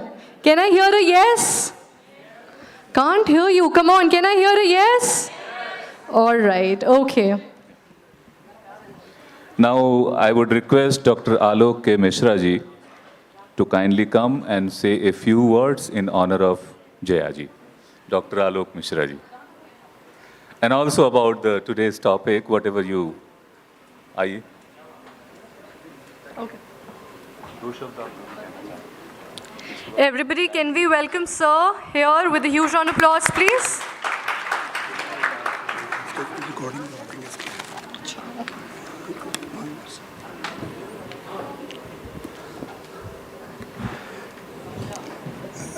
Is two words only we can say. Jaya ji is the way she really addressed now here, and she reached and very humbly accept the invitation of this conference. So, दो word कह सकते हैं जैसे कि हम कह सकते हैं जय Hind. So 2 words only I can say, जय हिंद and आपको सलाम. तो ये बात तो सिर्फ 2 शब्दों से इतनी ही हो सकती है. और बट किसी भी कार्यक्रम के पीछे एक कहीं न कहीं भावना होती है, और वो ये भावना होती है कि वो कि हम उस पूरे कार्यक्रम के बीच में उस महत्वपूर्ण व्यक्ति के द्वारा लोग कहीं सम्मानित होना चाहते हैं. तो आज आप इस कार्यक्रम के वो महत्वपूर्ण व्यक्ति हैं जिसके द्वारा लोग सम्मान की प्राप्ति की अपेक्षा कर रहे हैं, प्रतीक्षा कर रहे हैं इसकी. तो मैं चाहूँगा इस कार्यक्रम को समय को जाया न करते हुए आगे बढ़ाया जाए. और एक बार पुनः आपको जय हिंद और आपको बहुत बहुत नमस्कार, बहुत बहुत धन्यवाद कि आप यहाँ आए हैं. और सभी को एक कहीं न कहीं उनके अंदर भी कुछ एक आप प्रेरणा देके जाएंगे. और मैं चाहूँगा इस पुरस्कार के बाद जो है आपका एक लास्ट उद्बोधन जरूर हो. है ना? धन्यवाद. Thank you very much. Jaya ji, हम लोग कॉलेज डेज से आपको सिनेमा में देखते रहे. आपकी फ़ोटो हमारे में से बहुत से साथी पर्स में छुपा के रखते रहे, और जब तक वो आपके दीवाने होते आप राजनीति में चली गई तो बड़ा नुकसान हो गया. वो आज रौनके महफिल दिखाई देता है, वो आज रौनके महफिल दिखाई देता है, नए लिबास में ये कातिल दिखाई देता है. आपके जिस्म से आती है प्यार की खुशबू जया जी, आपके जिस्म से आती है प्यार की खुशबू, और आपके पास हम सब का दिल दिखाई देता है. A big hand to Jaya ji. मैं डॉक्टर हरप्रीत एडी सिंह जी से कहूंगा कि वो 2 शब्दों में, चूंकि वो she is the president of Indian women pilot association also, 2 शब्द जया जी के लिए. Doctor Harpreet AD Singh ji.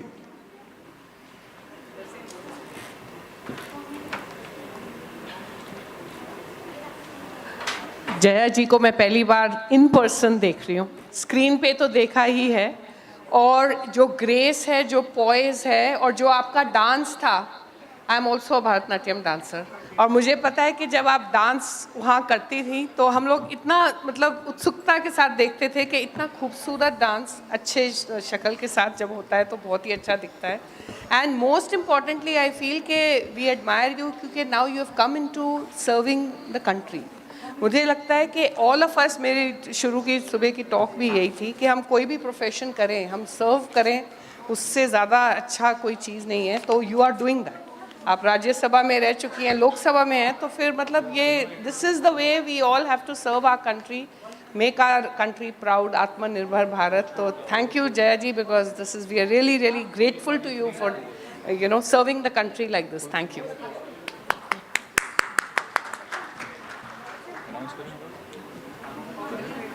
Thank you, ma'am. I hope you all are ready for one of the most important segments of our event here today, the awards distribution. No one will disagree that excellence is not an accident. It is the result of high intention, sincere effort, intelligent direction, skillful execution, and vision to see obstacles as opportunity. The award ceremonies are a celebration of talent, success, and achievement. It also celebrates the hard work, in turn, making people feel appreciated and well respected. So humble request to all the people here. जैसे जैसे हम awardees के नाम बोलेंगे, तालियों की गड़गड़ाहट रुकनी नहीं चाहिए, थमनी नहीं चाहिए. क्या आप सभी लोग तैयार हैं? Can I hear a yes? Come on, louder. I need more energy from my audience here. Can I hear a yes? Thank you.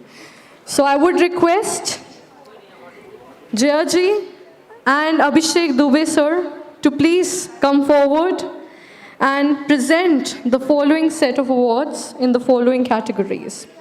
The first category is Top Most Promising Institution Agri Tech Domain 2022. And the award goes to Dr. Pushpendra Pal Singh, Associate Dean, R&D and Project Director. Everybody, can we have a huge round of applause for our winner here today? Congratulations, sir. Please accept this token of appreciation from our end. Thank you so much. Moving forward to our next category, which is Company of the Year 2022 for Banking Technologies, and the award goes to Surajit Roy, Managing Director and CEO, IDBI Tech Limited. Let's welcome Surajit Roy, sir, with a huge round of applause. He's the MD, CEO of the organization and the brains behind the significance of banking technologies as a tech domain that has been revamped in our country here today. Congratulations, sir. Our next award is for the Best Salesforce Consulting Company 2022, and the winning companies, of course, 360-degree Cloud Technologies. We would request Mr. Siddharth Sehgal, the CEO, to be present on stage and receive the award. Let's welcome Mr. Siddharth, along with his associate, with a huge round of applause, please.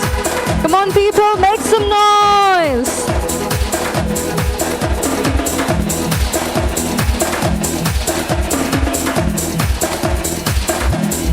Our next award category here is the Inspirational Leader Uplifting Professional Education 2022, and the award goes to Dr. Urvashi Makkar, Director from IMS Ghaziabad. Our country has educators from all walks of life backing the mission, education for all. Her able leadership and strong education acumen has won her this very title. So we have Professor Abhishek visiting on her behalf, collecting this award. Loads of congratulations to IMS Ghaziabad. Our next award category is Result-Oriented Dermatologist Recommended Skincare Brand 2022. Now, I would request Dr. Amar Patnaik ji, Member of Parliament, Rajya Sabha, a very famous person who had been CAG officials, and if you know about the fodder scam of Bihar, he was the man behind exposing that fodder scam when he was in the government. So I welcome on the stage Dr. Amar Patnaik ji, please come on the dais. Member of Parliament, Biju Janata Dal.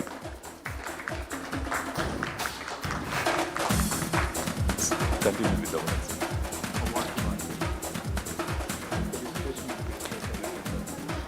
okay, I would request Abhishek Dubey, sir, to please do the honors of welcoming such an eminent personality present here with us with a bouquet of flowers. Sir, please accept this token of appreciation on our behalf. And thank you so much for giving us your precious time for coming in here today. Thank you, sir. Thank you. All right, coming back to the awards. Everybody, are you ready? Can I hear a yes? Arey yaar, energy thodi up honi chahiye. Can I hear a yes? Wonderful. So our next award category is Result-Oriented Dermatologist Recommended Skincare Brand 2022.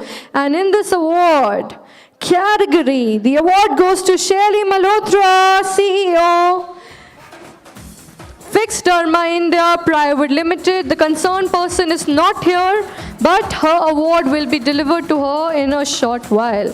Moving to our next category, which is Renowned Management College Recognized for Record-Breaking Placement 2022. And the award goes to, once again, Dr. Urvashi Makkar, Director, IMS Ghaziabad. Let's welcome Professor again to collect the award on Urvashi ma'am's behalf here, please. Please accept this token of appreciation from our end.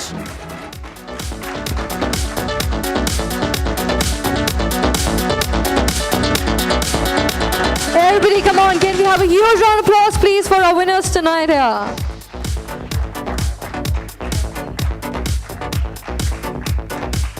Congratulations once again. Our next award category is for the leader behind an admirable company 2022. We are talking about our winner here as Mr. Manoj Papar Sania, CEO, founder, SoftServe, to please come forward. Let's welcome Manoj with a huge round of applause. He has won the title of the leader behind an admirable company 2022. So we have Manoj Sir here representing his firm SoftServe. Let's welcome Manoj with a huge round of applause, please. Sir, please accept this token of appreciation from our end. Our next award here is for the Most Trusted Spiritual Leader 2022, and it goes to Dr. Vani Kabir, founder of Vani Kabir Multiverse Private Limited. Can we have a huge round of applause for Vani ji here? Spirituality is one of the essential aspects of a person's life. It is not only keeps us attached to our inner self, but also gives us a sense of contentment. And we have initiated this discussion and acknowledge the effect it has.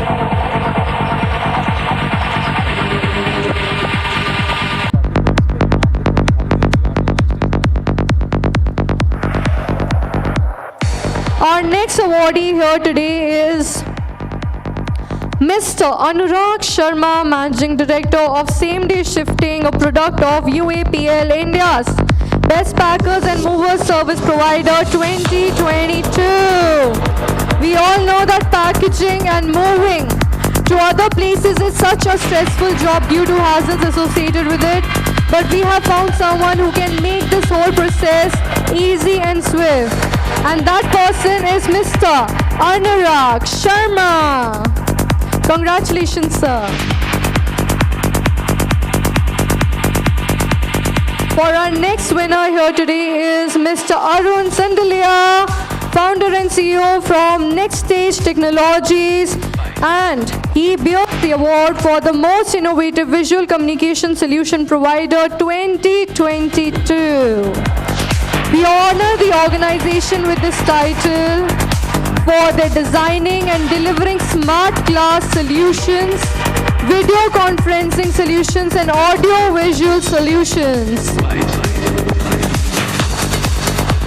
Our next awardee here today is Mr. Amit Kumar, Managing Director, More Lattice Engineering and Construction Private Limited, in the award category of the Best Engineering Startup of the Year 2022 for driving advances led by innovative firms that are leveraging information and technology to expand their possibilities.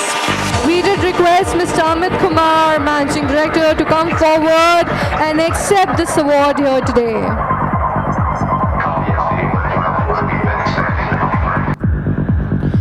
Our next award here goes to Ashutosh Vyas, CTO co-founder of SoftServe for CTO of the Year 2022. We recognize the passionate technologist for driving continuous innovation in his company, Ashutosh Vyas. Our next winner here today is Rishali Malay, Founder Director, Regatta Consultancy Services for the Woman Entrepreneur of the Year Award 2022. This is the year of women, and we are flaunting our skills and our potential to every single industry out there, but something where we have an extra edge, and the award goes to Rishali.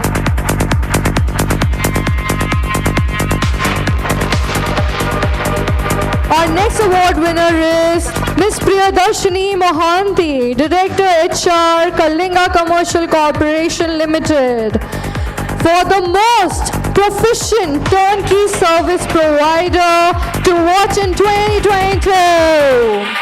It is one of country's leading mining companies to undertake contracts for raising and transporting ores and minerals.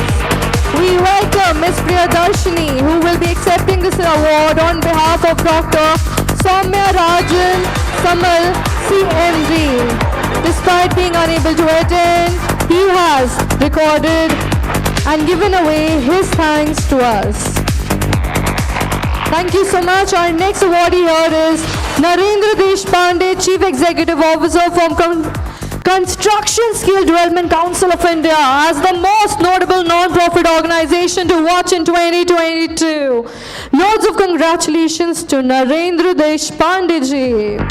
The actions taken to boost skill development across the nation have created quite a star, and NGOs are rating the charge in these initiatives. Construction Skill Development Council of India is one buzzing name that government-affiliated projects can adhere to. Congratulations to sir as well. Moving forward, our next awardee here is Mr. Ashish D. Verma, Founder and Managing Partner from Vidhi, Sastra Advocate and Solicitors. The most promising and versatile Lawyer of the Year award goes to Saurya.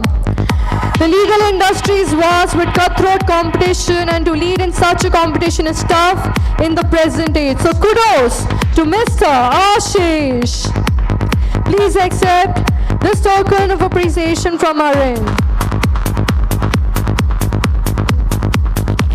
Our next awardee here is Rahul Verma, Managing Director from Avance Insights Private Limited, for the Emerging Market Research and Social Research Company of the Year. We all are aware of the fact that market research is a crucial step of the business world. So we couldn't exclude the top-notch companies dedicated for the same from our list. So over to Rahul Verma, Managing Director of the company Avance Insights Private Limited.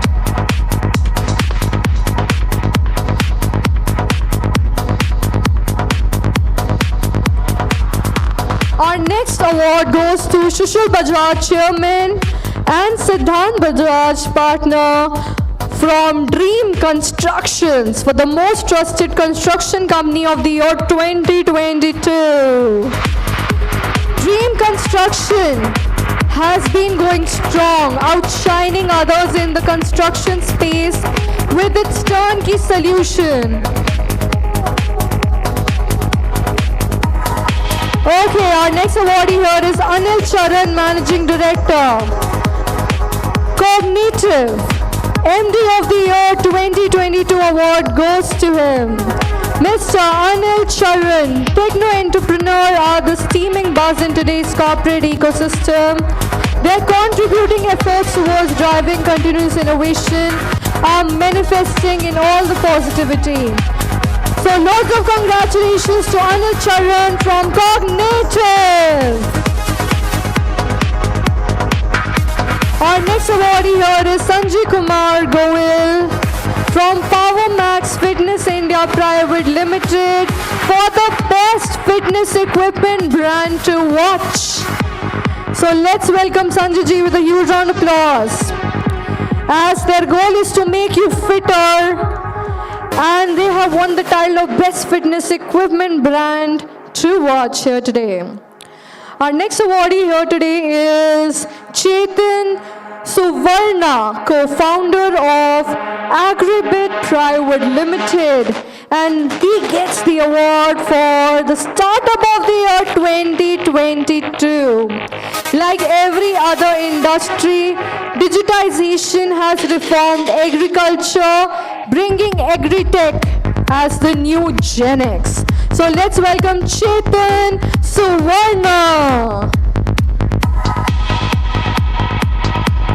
Our next awardee here today is Advocate Meera Banga from Law Assistance as the Emerging Legal Consultant of the Year 2022. Moving forward with glory, this company is an online legal service platform offering an amazing range of essential legal solutions. So congratulations to Advocate Meera Banga.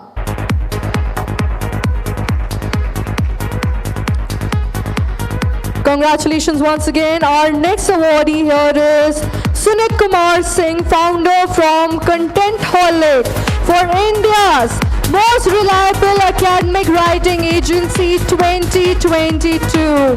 The firm leads the Indian market for academic writing, well known for its top writing services, highly significant in context of international study. Congratulations, sir. Our next awardee here is Ranjit Chandra, Director, Mediflor, India's most reliable medical education consulting brand 2022. Mediflor, having known the value of medical consultancy in today's era, truly has been acknowledging the noteworthy performances of the entrepreneur ventures up to date. Taking that into account, we are honoring this as in the category for India's most reliable medical education consultancy. Our next awardee here is Avinash. Avinash Pandey, Director from Tyronix, getting the award for North India's fastest growing company in two-wheeler logistics 2020, Tyronix. There is no need to explain the significance of Jersey to our economic growth. However, those who are innovating new territory in it are worth far more. As such, we are recognizing it as North India's fastest growing company in two-wheeler. Avnish Pandey, congratulations. Next, we have Ankit Chadha, Managing Director from TRC Corporate Consulting Private Limited as Corporate Consultant of the Year 2022. Consultants with knowledge in consulting, audit, tax, sales management, talent management, and many others, and we couldn't think of a better option.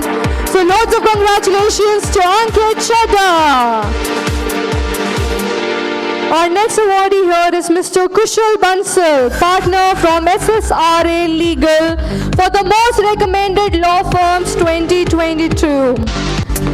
They have been providing legal guidance to stay compliant with the requirements of business and employment laws.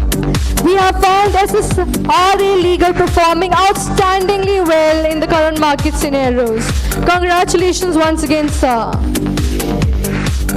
Our next awardee here is Dinesh Chauhan, Chief Executive Officer, Core Diagnostics for the most reliable diagnostic company to watch in 2022. A clinical laboratory accredited by NABL and CAP that specializes in genetics, diagnostics for disease classification and therapy selection. Lots of congratulations to Mr. Dinesh Chauhan.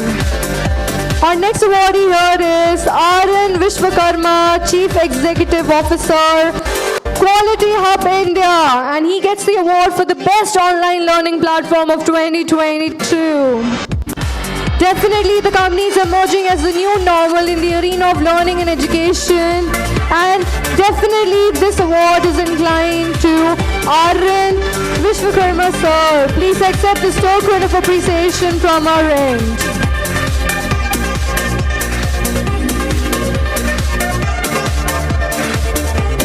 next awardee here is Sandeep Bhatia, founder, Hello Health, for the Healthcare Startup of the Year 2022. We are aware that healthcare startups have become into a significant role in India's economic growth, and we recognize such entrepreneurial ventures that have grabbed our attention for their noteworthy performances. Congratulations, Mr. Sandeep Bhatia. Our next awardee here is Amit Rathi, founder and CEO, and Shailesh Kumar, co-founder and CBO from Corporate Ladders Career Management Services for the award of Brand of the Year for Innovative Career Progression Services. Congratulations, sir. They have created a focused approach for corporates that not only cater to talent development but also talent retention and association. Congratulations once again. Our next award goes to Mr. Shishai Sai KVS, CEO, Soumitra Gaur, Business Manager from EuroKids for Best Preschool Education in Asia. Congratulations, sir, and we're thoroughly delighted to welcome you here. We have been your biggest fans for best-in-class services in arena of education and preschool segment. Our next awardee here is Manohar Tulsiani and Mala Tulsiani for iXseed Solutions, the most renowned talent and digital solution provider 2022. Owner of a charismatic persona and inspiration indeed. So, we have someone from the team on behalf to collect the prize. Still, congratulations. Keep working hard, rise and shine. Moving forward to our next awardee here, Satyanarayan K, Managing Director for Starworth Infrastructure and Construction Limited, for the fastest growing construction company in 2022. Satyanarayan K, let's welcome sir with a huge round of applause. Its superior excellence-driven end-to-end service and innovative use of technology makes them a stalwart of Indian construction space.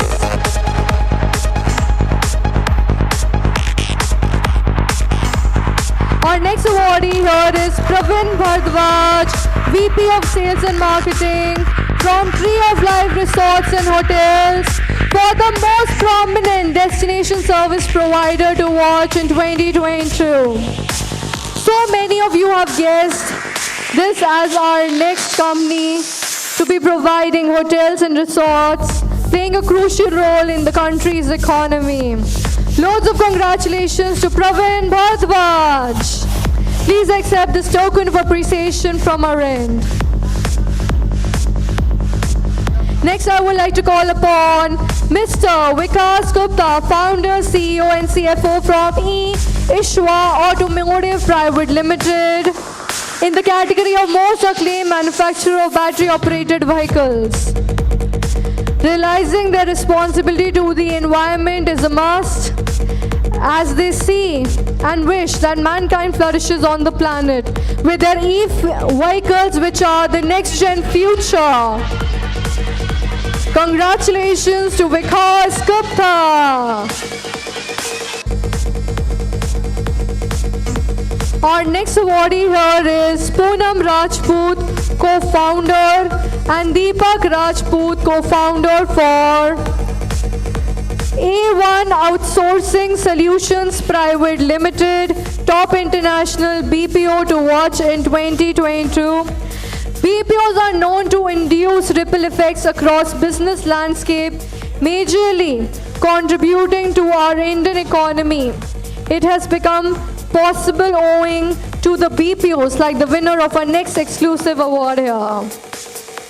Congratulations once again. Our next awardee here is Ankit Gupta, founder, CEO, Rahul Wadhwa, Chief Marketing Officer, Pallavi Bansal from Design Dixon as emerging interior design and fit out contractor. Congratulations to both of you. The industry is growing all the way, emerging as the best in the interior design and fit-out contract with their impeccable interior design solutions. Congratulations once again. Moving forward, our next awardee here is Ankur Gupta, Senior Vice President, Rohit Ranjan, Vice President, Saurabh Jain, Head Finance, Vishal Gupta, Vice President Engineering, Trapti Saxena, Program Manager from Outwork Solution Private Limited as Best IT, Staffing and Consulting of the Year 2022. Their bespoken service and global presence wins them the title, and they have been really critical to tailor-made solutions. Only few can walk the talk.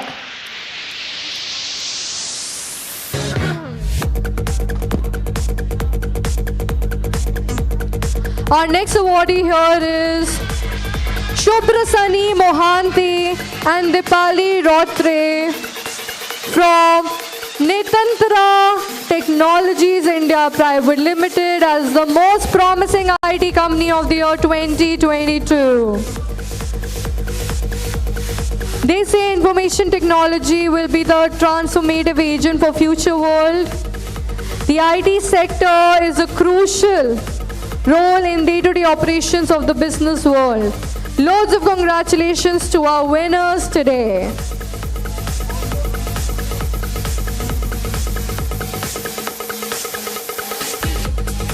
Our next award winner here is Ashok K. Laha, President and CEO.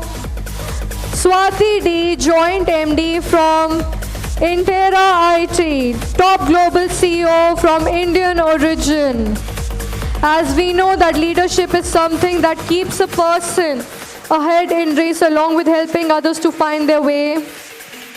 So we are commemorating this next award category to Mr. Ashok K. Laha and Swati Day for their immense hard work and efforts in the industry. Loads of congratulations to both of them.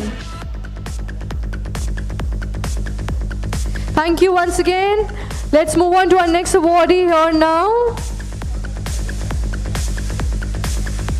Mr. Abhinav Rastogi, CEO, and Mr. Rishabh Rastogi, Director from RMX Industries Private Limited, Bluebird, for the most innovative manufacturer to watch in 2022 to 2023. It is time where we acknowledge their hard work. The company has indeed transformed the manufacturing realm and has carved new growth ways for the same. Congratulations. Our next awardee is Dharmendra Singh, founder and MD from Moblog Media, the most promising lead generation company in 2022. They are focusing on the digital marketers, helping businesses grow digitally, and thus won the title for the most promising lead generation company in 2022. Mr. Dharmendra Singh, congratulations, sir.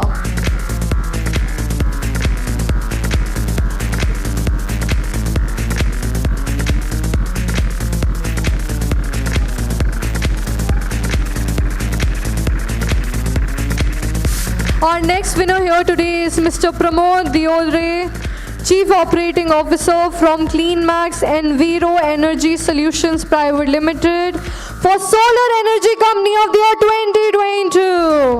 2022. Loads of congratulations to Mr. Pramod. As the world is developing, the need for renewable energy and our dependency on same is also rising. And they are offering great services in the respective area. Congratulations, sir. Our next winner here today is Adarsh Kumar from Pro Ultimus Consulting Private Limited for the most admired company for claim management consultancy 2022. They have been doing great and immense hard work in the industry, and they thoroughly deserve the title of Most Admired Company for Claim Management Consultancy 2022.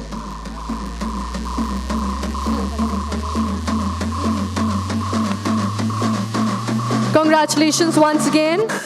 Moving forward, let me call upon our next winner here today, Dr. Tanya Nijavan, Director from Nuts for Us Private Limited, for the award of Fastest Growing Dry Fruit Brand in India 2022. In this era of active life, we are all under the need of a source of nutrition that is quick, healthy, and hassle-free. Dry fruits are the best choice for the same. So loads of congratulations to Dr. Tanya Nijavan from Nuts for Us Private Limited.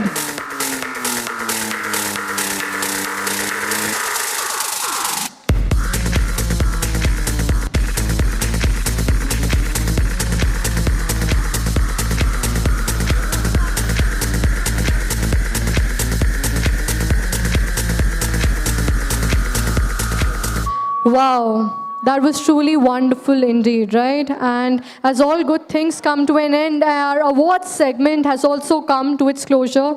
I would like to thank Jayaji for coming in here today and, of course, gracing us with a humble presence and making the day all the more special for all the awardees.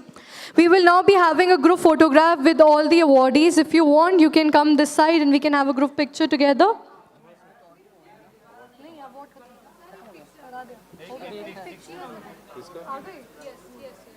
नाम fixed है ma'am India private नाम शैली Mehrotra We do have a last award left here because ma'am has just arrived. So I would welcome Fixed Derma India Private Limited to collect the award under the category of Result-Oriented Dermatologist Recommended Skincare Brand 2022. We appreciate company's participation in our summit here today.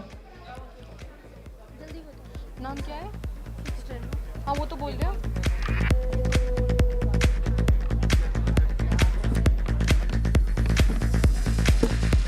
Last but not the least, we have Mediplore under the category of India's most reliable medical education consulting brand 2022. I would request the team to come forward and accept this token of appreciation from our end.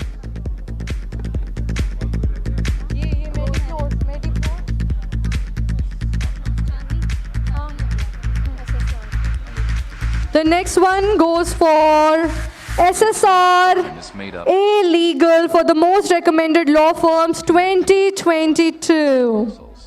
Loads of congratulations once again to SSR A Legal.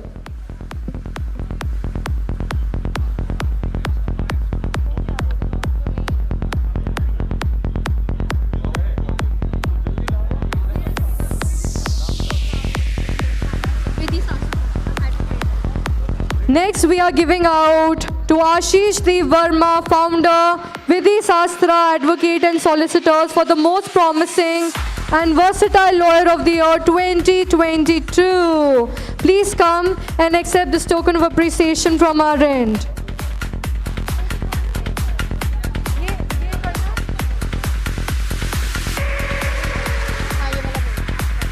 Next, we have our next winner here today, Tyronix. Loads of congratulations to Tyronix. Please come and accept this token of appreciation from our end, sir. Can we have a huge round of applause for the brand Tyronix?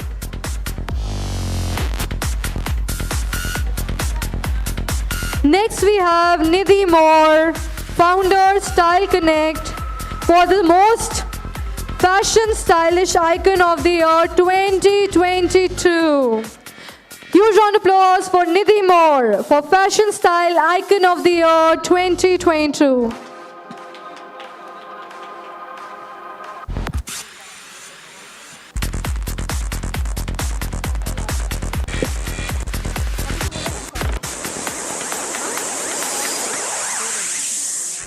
Last but not the least, we would like the humble presence from the team, Vidhi Sastras, advocates and solicitors, to please come forward and accept this token of appreciation from our end. Another one there for the team. Come on. Congratulations.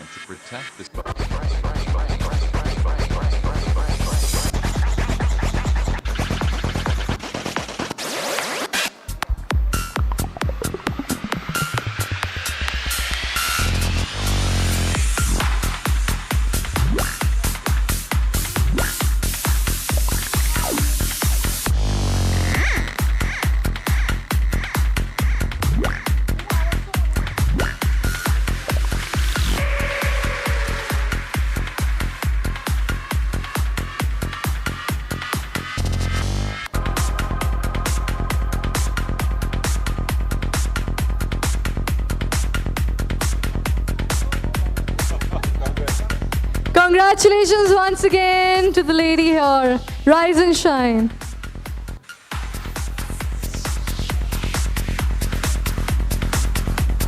Wow, what an achievement indeed. Loads of congratulations to all the awardees, to all the award winners.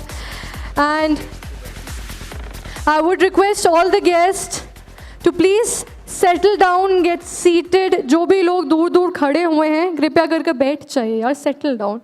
I know बहुत excitement भरा पल था. इतने सारे लोगों को award दिए जा रहे थे. आप भी उनके लिए बहुत खुश थे. And I could sense that you all would cheer along for all the achievers here today. So, thank you so much.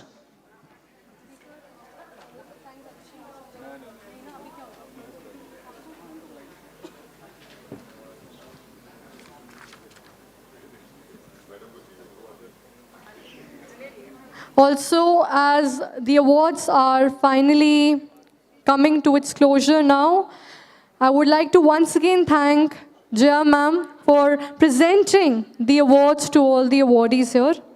And I would request the humble presence of Mr. Onkarishwar Pandey sir, Chairman, Organizing Committee, Business Connect magazine, to address the audience once again.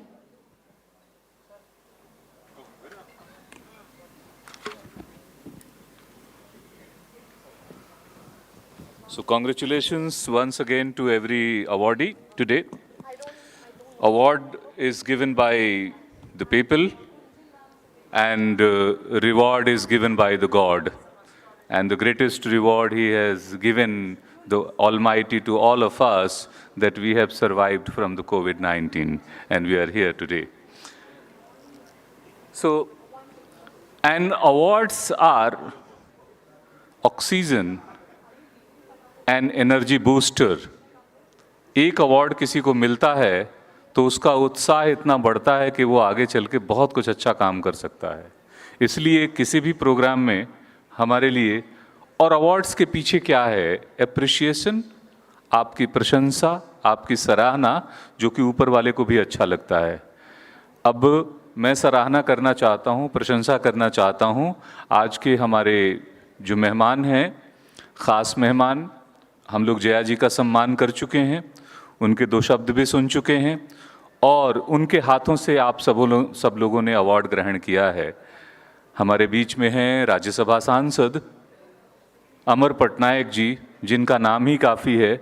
Bihar में बहुत सारे लोग उनके नाम से डरते भी हैं. अमर जी की एक खूबी है, ब्यूरोक्रेसी में रहे तो उन्होंने ईमानदारी से सिस्टम को ठीक करने के लिए बड़े बड़े घोटाले उजागर किए.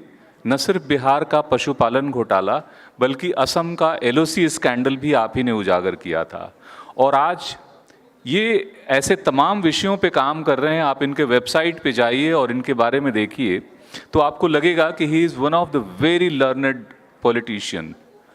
जो आर्टिफिशियल इंटेलिजेंस की बात करता है उसके ऊपर लिखता पढ़ता है, जो डाटा माइनिंग के ऊपर, डाटा सिक्योरिटी के ऊपर और जो IT से रिलेटेड कानून है उसके बारे में बात करता है, वो हमारे बीच में हैं.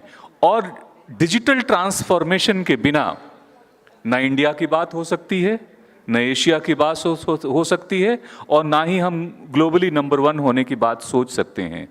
सो हमारा आज का विषय है इंडो-एशियन बिजनेस समिट. उसके मूल में है technology transformation. And technology transformation के बारे में कितना ये इम्पॉर्टेंट है, उसमें डाटा सिक्योरिटी कितनी इम्पॉर्टेंट है.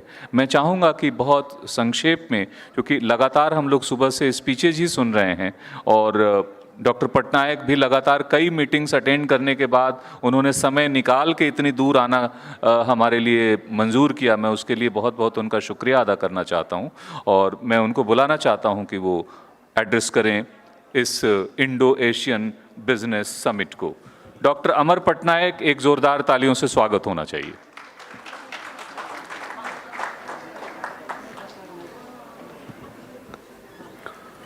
Thank you, Omkareshwar ji. Honorable Jaya Prada ji, who is on this dais, other dignitaries on the dais, ladies and gentlemen, it's a pleasure, absolute pleasure to be here in this Indo-Asian Business Excellence Summit 2022, organized by the Business Connect magazine. I am sure you people understand what the ASEAN has in store in terms of business prospects as well as in terms of security of this region for India. I would not like to speak much on this except to say that I read a very good quote somewhere in LinkedIn which said that this is not the moment for Asia, this is the century for Asia. And this is what we have to exploit to the hilt, and India would be at the hinge of this, or the fulcrum of this entire activity. The Southeast Asia comprises about 65 crores, it's about 850 million people, and we have about 135 million people, 135 crores people. So you can imagine that both as a block, in terms of market, in terms of data, in terms of trade and commerce, and in fact, what is significant, which is probably missing in any kind of a geographical region, is the fact of culture and tradition. We have so much of commonality in this entire region, and the entire prospect of this remains to be unleashed, to be unlocked. It is still to be exploited to the full potential that it can deliver to both India as well as other countries in the ASEAN.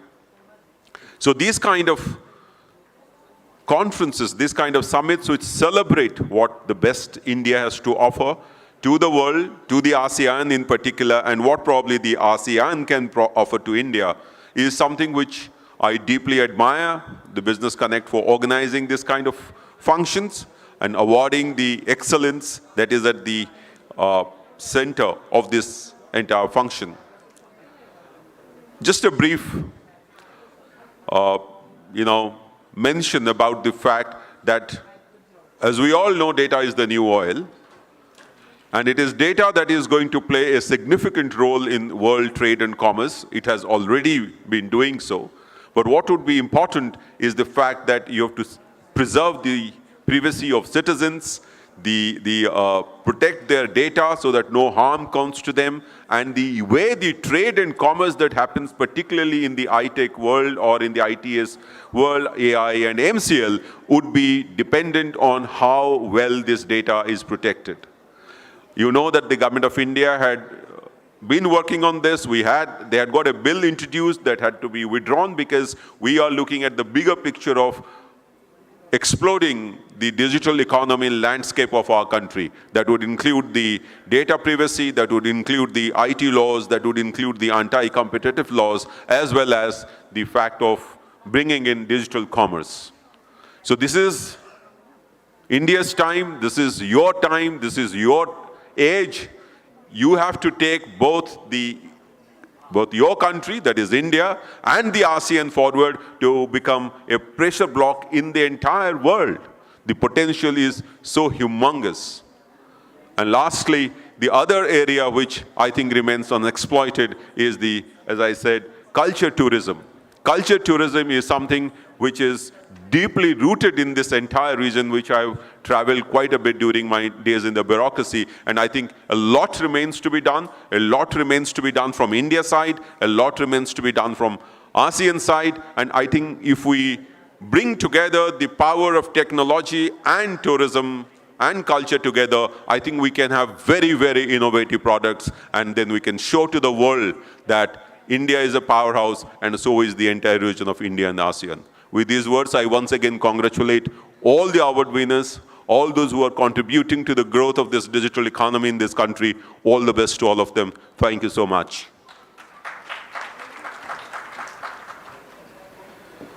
Thank you very much for your wonderful deliberation, Dr. Amar Patnaik ji.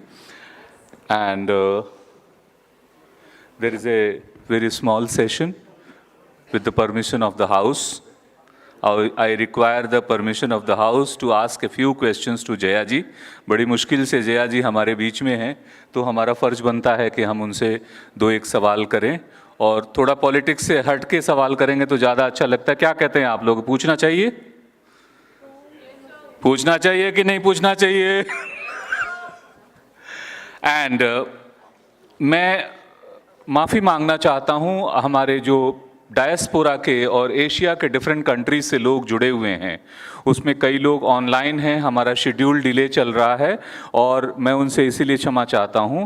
मैं जया जी से थोड़ी सी बातचीत करने के बाद जो हमारे corporate के यहाँ लोग बैठे हुए, पूरा सेशन हमारा डिले चल रहा है, तो मैं उनसे अनुरोध करना चाहता हूं कि वो थोड़ा समय बियर करें, या हम जो आसियान के लोगों के साथ, एशिया कंट्रीज़ के साथ और जो यूरोप में, अमेरिका में जो हमारे लोग बैठे हुए हैं, बहुत सीनियर लोग बैठे हुए हैं, उनसे हम लोग इस सेशन के बाद हम चर्चा शुरू कर पाएंगे। मैं डॉक्टर पुष्पिता अवस्थी जी नीदरलैंड से हमारे साथ जुड़ी हुई हैं, मैं उनको नमस्कार करता हूं और मैं कहता हूं कि क्षमा चाहता हूं, थोड़ा सा डिले चल रहा है Pushpita ji. James P Mimikos जुड़े हुए हैं, JD Greek Indian business association Greece से। Mister James, I am really sorry, it is getting delayed. Ms. Lavina Ramkishan is connected from South Africa. She is chairperson of FinTech Association of South Africa. Lavina, I'm really sorry, we are little delayed. And Mr.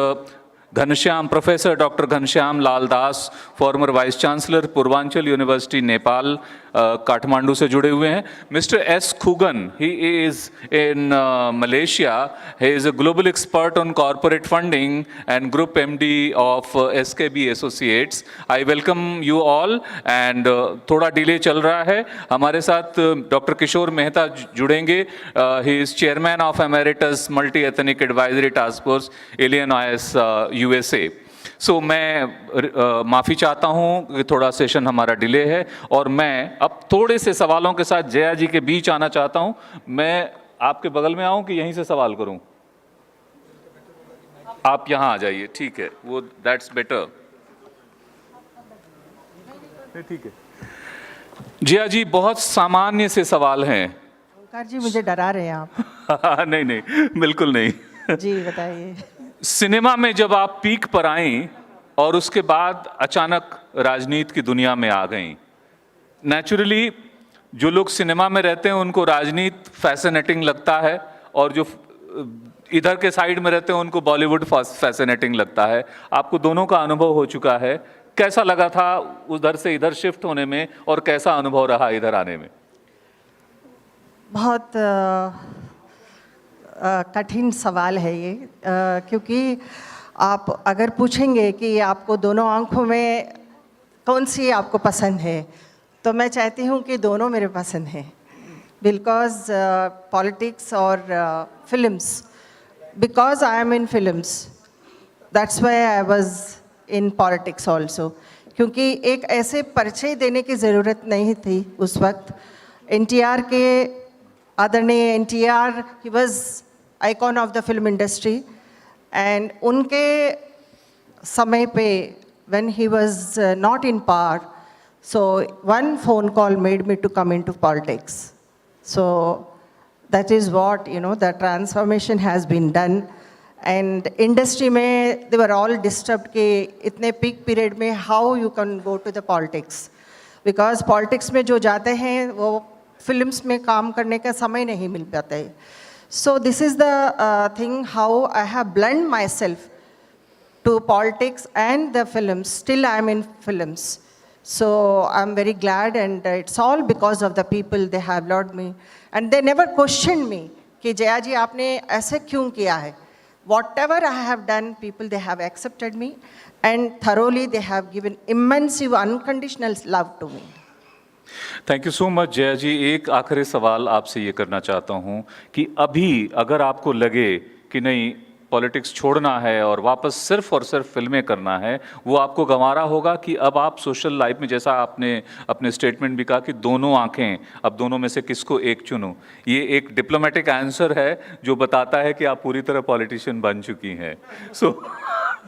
सो आप वो वापस पसंद करेंगी पूरी तरह फिल्मों में, या आपको लगता है कि नहीं अब पॉलिटिक्स है और पॉलिटिक्स के जरिए सोशल सर्विस है जो हमें देश के लिए करना है? ऐसे है ना कि मुंबई में मैं red carpet welcome, what ever I have done appreciation, जहाँ से मैं रामपुर पहुँची, I was totally, there is an opportunity see the poverty, कि गरीबी किस तरह है वो मुझे देखने को मिली। और मैं बहुत कमिटमेंट के साथ, when I was member of parliament from Rampur, people, they have elected me. So thoroughly, immensely, मैं उनको नज़दीक से देखा है, उनके प्रॉब्लम्स को सॉल्व करने के लिए मैंने कोशिश की। तो दिस इज़ व्हाट कि मैं फिल्म से लेकर, फिल्मों में 2 घंटे में हम लोग डॉक्टर बन जाते हैं, लॉयर बन जाते हैं, बिजनेसमैन बन जाते हैं। You are all the icons. आप लोगों का स्ट्रगल बहुत है, बहुत स्ट्रगल करने के बाद you have come in on this platform, but हम लोग 2 घंटे में डॉक्टर बनेंगे, क्योंकि कैरेक्टर को हम इतना गहराई से हम काम करते हैं तो ऐसा लगता है कि हम वाकई डॉक्टर बन गए और मरीज को ट्रीट कर रहे हैं। So this is the opportunity what I have, and this is the opportunity what I have into the politics. I have seen thorough tensions because of the opponents, because of the languages. There is no respect for a woman in politics, basically. आप UP से आते हैं, मैं भी UP का बाशिंदा हूँ, गाजियाबाद में रहता हूँ। सपा से आती हैं, भाजपा में चली आती हैं, भाजपा में आने के बाद आप नए सिरे से राजनीति को देख रही हैं।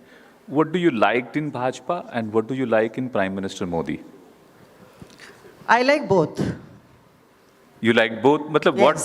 what you liked in them? Because of Modi ji has given a path to live freedom of the expression. And particularly for the women, he has protected each and every woman who is suffering. And the way he has given a vision to the nation कि आत्मनिर्भर देश, तो ये अभियान से हम लोग यहाँ से नहीं है, हम विदेश में भी हमारे सर ऊंचे रखकर हम चल सकते हैं। एंड आई विश, भाजपा में रहते हुए मुझे बहुत अच्छा लगा। I feel proud of it. Thank you very much. Thank you for giving so much of time to us. Thank you so much. Thank you. Kindly be seated.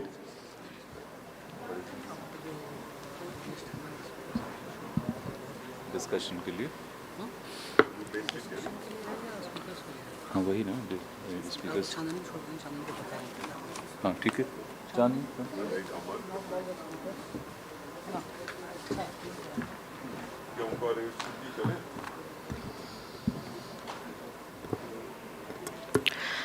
Well, that was quite an interesting session indeed, and I'm sure जो भी questions ओंकर sir ने पूछे वो आप सबके मन में भी थे, जिनके आपको आंसर्स जवाब ज़रूर मिले हैं। So yes, it was truly a remarkable day for all of us because we had Jaya ji's presence here, making this event all the more grand, and we have learned so much from Jaya ji here today. So दिल से हम सभी लोग यही कहना चाहेंगे, Jaya ji, thank you so much कि आपने अपना कीमती समय निकाला, आप यहाँ आए और आपने वाकई में इस इवेंट में 4 चांद लगा दिए अपने प्रेजेंस से। Everybody, can we have a huge round of applause for Jaya ji here? As all good things come to an end, we would like to give our farewell, our good wishes to Jaya ji as well. So everybody, can we have a huge round of applause for Jaya ji?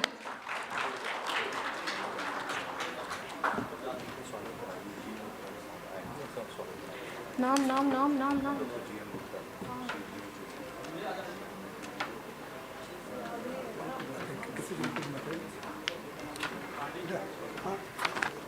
I would now like to welcome Dr. G.M. Gupta ji, awarded for scientific contribution in the National Security, Delhi, for his address, sir. Thank you. Sir, please come.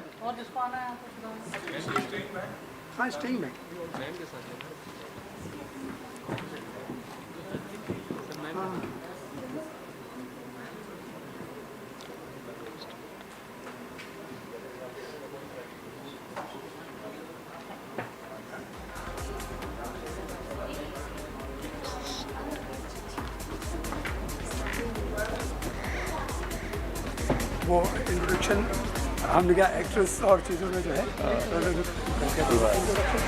वो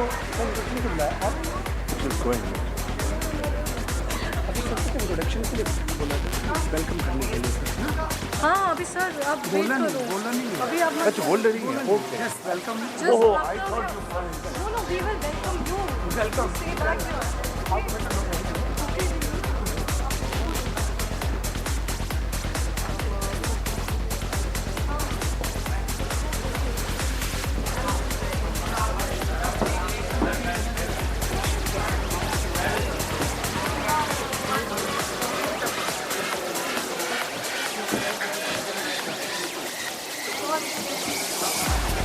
अभिषेक sir आप करोगे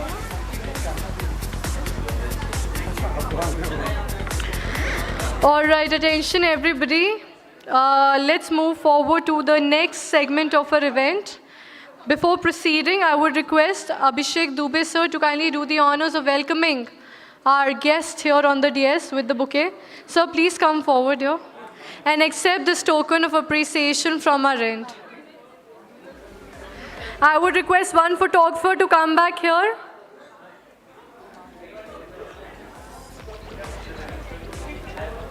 Satyam, photographer.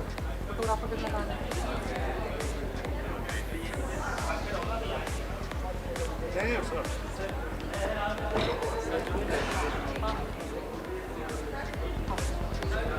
All right, we have a photographer here. Can we have a picture, please? Sir, please accept this token of appreciation from our end. Everybody, let's welcome Sir with a huge round of applause for his addressal here. And now we will be inviting our speakers one by one. So please stay put with us. Don't go anywhere. Thank you.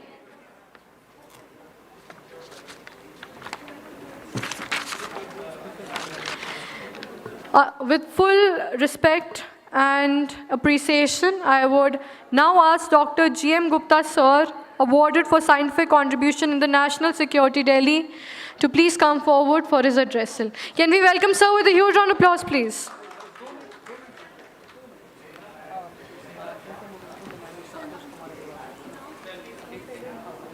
Thank you very much, and my fellow sitting in the audience.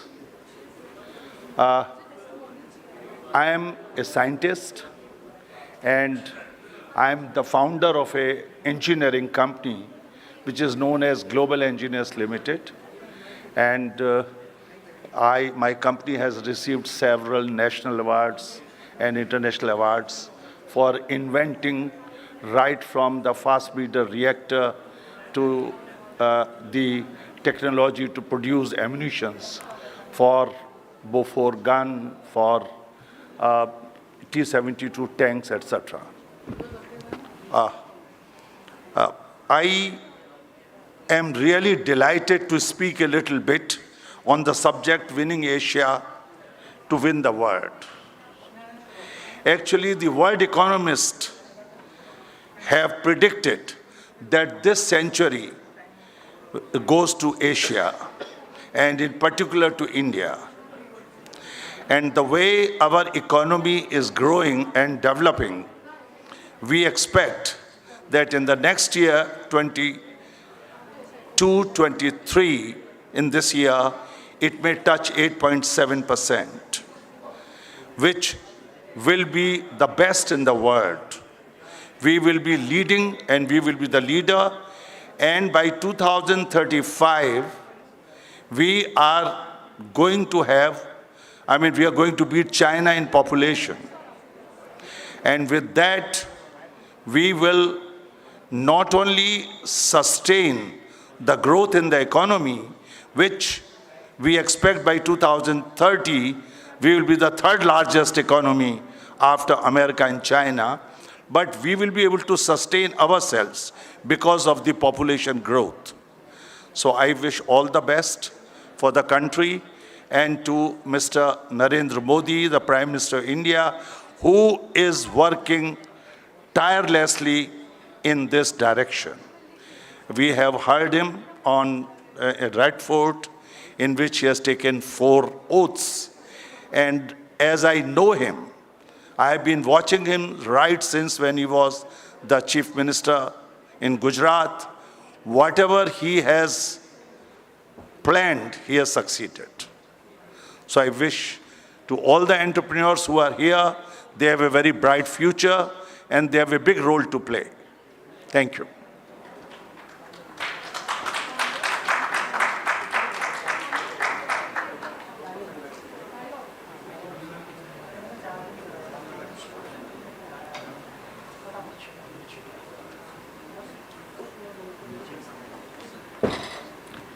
Thank you. Thank you so much, sir, for coming in here today. Next, I would request Mr. Abhishek Dubey to join us back here on stage and present memento to Mr. Anuj Agarwal, founder, Dialogue India. Let's welcome Anuj Agarwal, sir, with a huge round of applause, please. Everybody, please put your hands up in the air.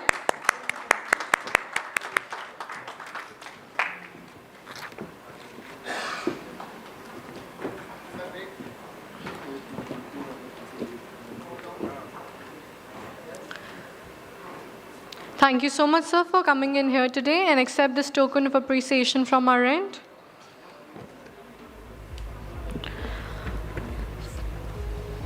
Thank you so much, sir.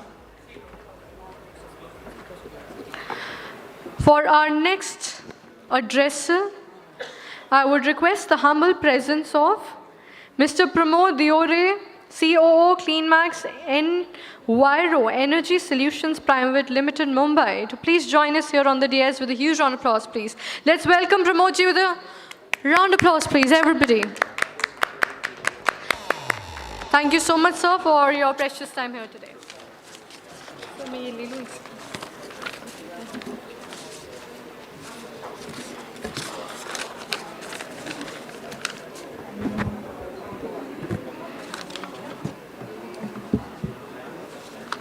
Good afternoon, everyone.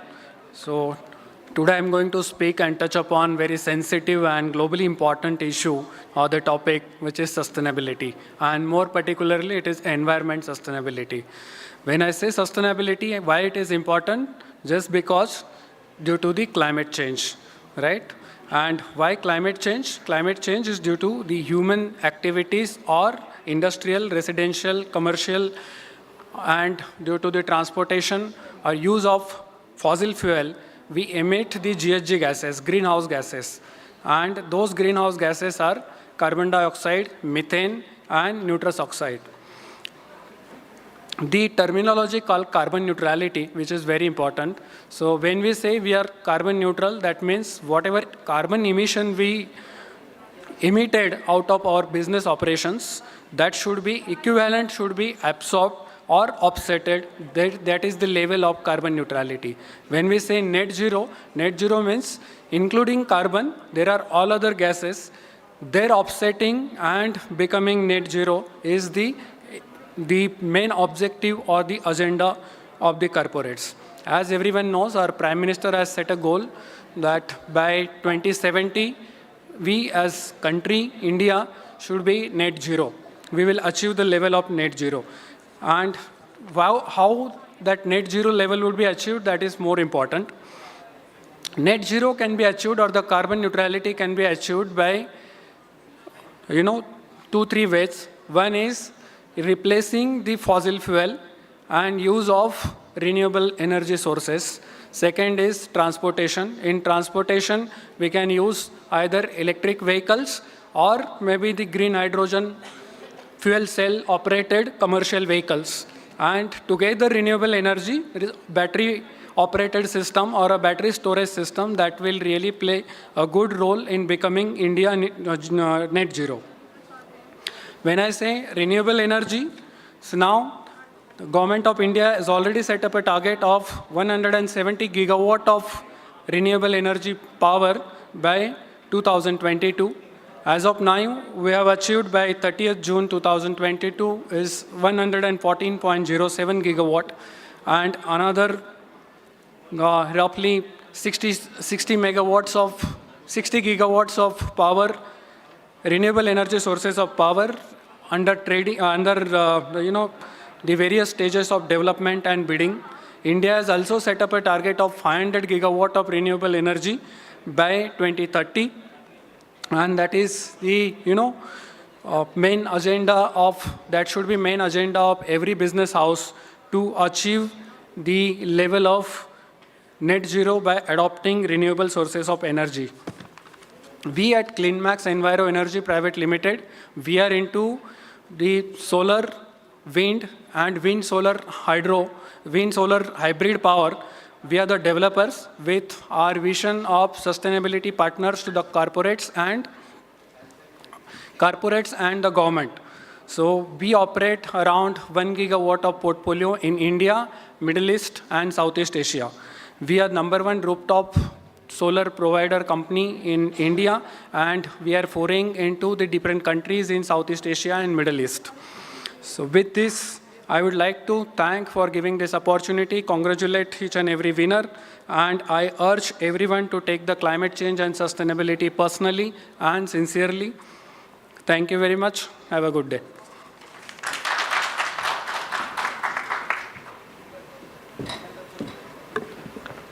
Thank you, sir. That was quite remarkable indeed. Can we have a huge round of applause for sir here? For this particular session, I would be requesting the humble presence of following dignitaries to kindly join me on the dais, and then one by one we will call them to do their addressal here. Starting with Dr. Balmiki Prasad, sir, Director, Ministry of Corporate Affairs, Government of India, New Delhi. Sir, please come join us here on the dais. Followed by Dr. Alok K. Mishra, sir, Joint Secretary, AIU, New Delhi. Please, sir, join us here on the dais.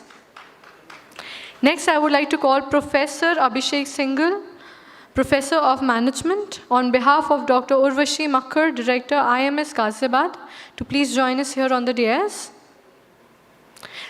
Let's welcome sir as well with a huge round of applause, please. Next, I would like to call Dr. Wani Kabir, Founder, Wani Kabir Multiverse Private Limited, Gurugram, to join us here on the dais. Next, I would like to call Mr. Satyendra Narayanan K, Starworth Infrastructure and Construction Limited, Bangalore. Can we have Mr. Satyan Narayana K? Narayana. Mr. Satyanarayan Ki. Mr. Satyanarayan Ki. He was there in the house, I think. Okay, please. And I think you have missed one name. Miss Vrishali Mule. Miss Vrishali Mule. She's not here. She's not here. She's not here. Okay. Next name. Last but not the least, I would request the humble presence of Dr. Pushpendra Pal Singh, sir, to please join us, sir.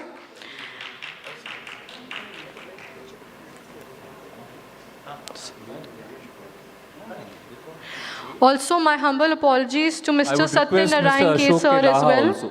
It was not well intended. I'm really sorry. Okay. I'm sorry, Chandni, I had to interrupt. I would request Mr. Ashok K. Laha, also President and CEO, Enter-at Noida, UP, to kindly come on the dais.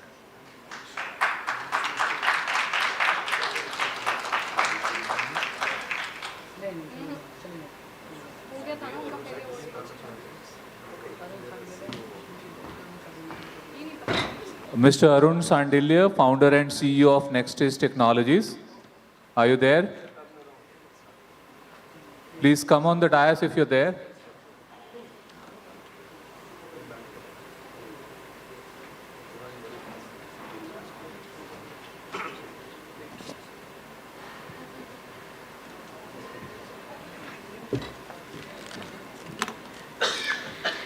Thank you to the dignitaries for joining us here on the dais. A humble request to all the speakers to kindly keep in mind that we are already running a bit late. So I know you have a lot to share with us, and definitely this is the platform, but try to keep it crisp and concise. Moving further, now I would like to invite Dr. Pushpendra Pal Singh, Associate Professor and Project Director, iHub Awadh, IIT Ropar, to please come forward and address the audience here.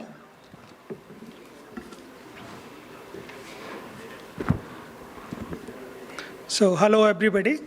On the very onset of my very few sentences that I will be speaking, I would like to thank the Business Connect for inviting me for this very interesting event. As has been said, I'm coming from IIT Ropar. Now, many of you may not be aware where this place is. IIT Ropar is situated around 40 kilometers from Chandigarh. Ropar is a very important place, particularly in the context of business. When it comes to business, this place is important. Why it is important? In 1831, before 31st October 1831, the business was not allowed in the entire continent. Raja Ranjit Singh and William Bentinck signed a treaty in this very small town, Roopnagar, which has been founded by Raja Ranjit Singh himself. And after that particular day, in this country, business was allowed without any taxes. So this particular city is very important, and we are situated there. Now, the second point that I want to say is that we are celebrating 75 years of our independence. I will be touching one point about 100th year. So what will we need when we will be celebrating 100 years of our independence? By that time, the world population will be 10 billion. And if we have 10 billion population, we need 70% more food what we produce today. Since there are many business people here, in this session, somebody asked, what does the business mean to you? And everybody says money, profit. Now, profit and money is okay, but if we don't have food, nothing is okay. So we have to start inventing, we have to start working to get quality food and for all.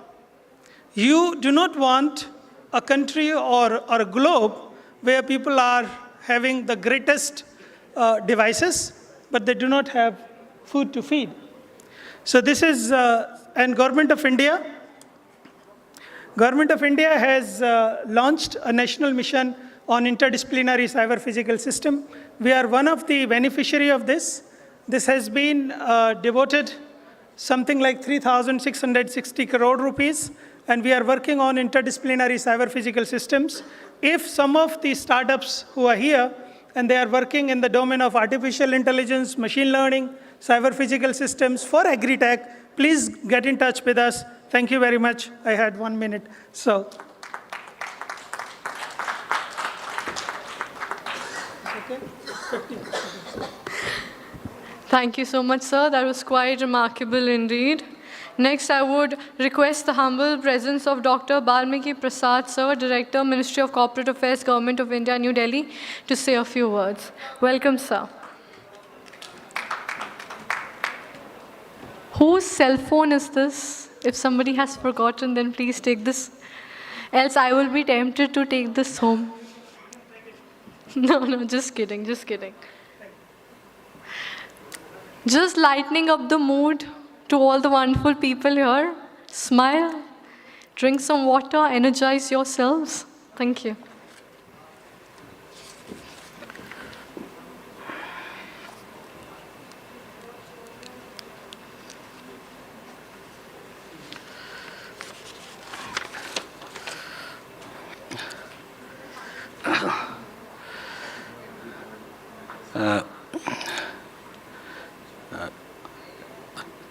Thank you so much for inviting me to deliver something.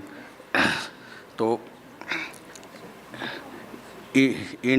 Chairman of Indo-Asian Business Excellence Summit, Honorable Shri Ankeshwar Pandey ji,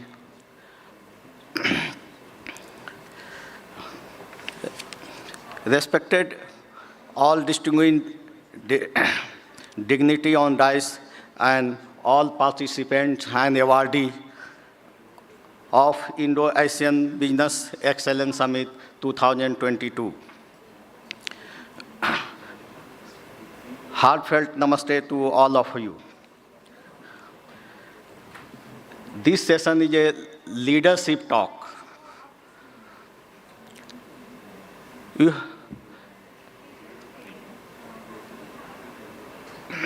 You have heard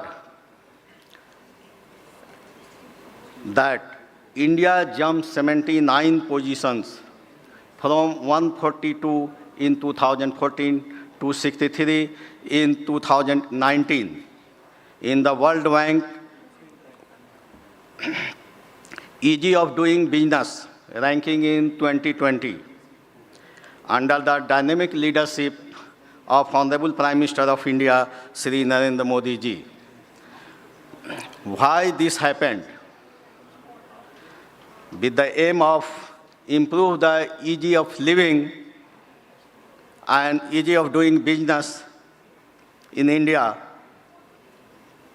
at a large number of statutory compliances have been reduced by the Government of India to facilitate the ease of doing of business in India. Honorable Prime Minister Shri Narendra Modi had announced to celebrate the 2022 as a Indo-Asian Friendship Year to commemorate to 30 years of ASEAN-India partnership on October 28, 2021, and had emphasized the importance of building of partnership and making a progressive roadmap for the next 30 years to focus the exchange of ideas, knowledge, connectivity, cooperation, and technology with ASEAN countries for mutual benefits. To commemorate India-ASEAN Friendship Year 2022, India is one of a leading business magazine, Business Connect. The chairperson is Sri Ankeshwar Pandey ji, is organizing a Indo-Asian Business Excellence Summit 2022 at Delhi to discuss find the modalities of solutions for ease of doing business by the various eminent and expert speakers. And the company Golden Signature is also supporting this event from conceptualizing to implementation. In this event, there are 5 themes of a special focus on: first, economic growth with the leadership, education with the skills, healthcare with Ayush, and sustainable development with technology, and connecting Indian entities with the ASEAN businesses. I pray God and hope in one day, Asia will lead the world in business arena. And I have nothing to say more, and a special thanks to all of you.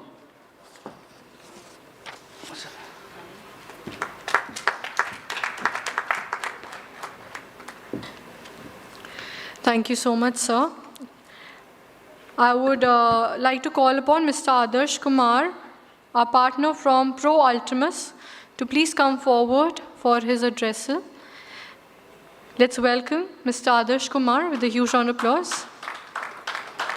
My humble apologies to the other panelists. Sir has to rush someplace, so on urgent basis, we had to push him in. I hope you don't mind. Thank you. Sorry, my apology. My apology to all of you. I'm running late for another meeting, and I know this session is running late, and many people have left out also, so I will not take much time. hardly 2-3 minutes, and just want to update about the firm. Pro Ultimus Consulting is in a very niche sector who provide services in a claim management consulting to the infrastructure and construction dispute. And in the morning session, Mr. Ambassador was saying to avoid the dispute. In fact, we deal with the BIT, Bilateral Investment Treaty dispute also, but largely we are in the construction and infrastructure disputes. In India and abroad, we do deal with the Singapore International Arbitration Center, London Court of International Arbitration, Dubai International Arbitration Center, ICC. And in India, dispute is likely to happen if there is any infrastructure projects. Because as per the PMI data, Project Management Institute's US data, 95% of the greenfield projects, infrastructure projects are getting delayed. And once the project is getting delayed, mostly in the highway sector, oil and gas, power, railway, and then dispute is likely to happen between the contractor and the employer. Both parties alleged to each other who has delayed the projects. And then delay, once the project gets delayed, then there is a repercussion on the claim side. Definitely the project get delayed. So we are here to assess the assessment of the claim. So how much claim is tenable, and definitely we bridge the gap between the law firm and the infrastructure company. Like our client is like L&T, Tata Projects, Reliance, Sapurji, Palonji, BHEL, ONGC, IOCL, all the top PSU sectors and EPC sectors, engineering, procurement and construction sectors are our client. We do deal with the claim mostly ranging from 50 crores to 5,000 crores dispute.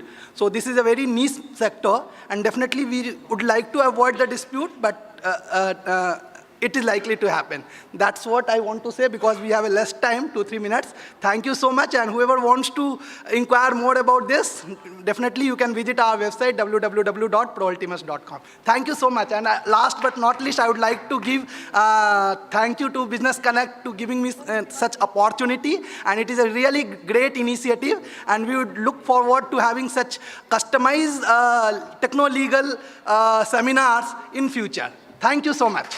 Thank you so much.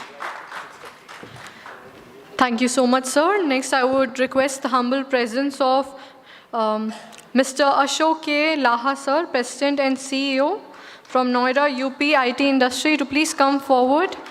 Let's welcome sir with a huge round of applause for his address here today. Come on, people, louder. So, please. Thank you.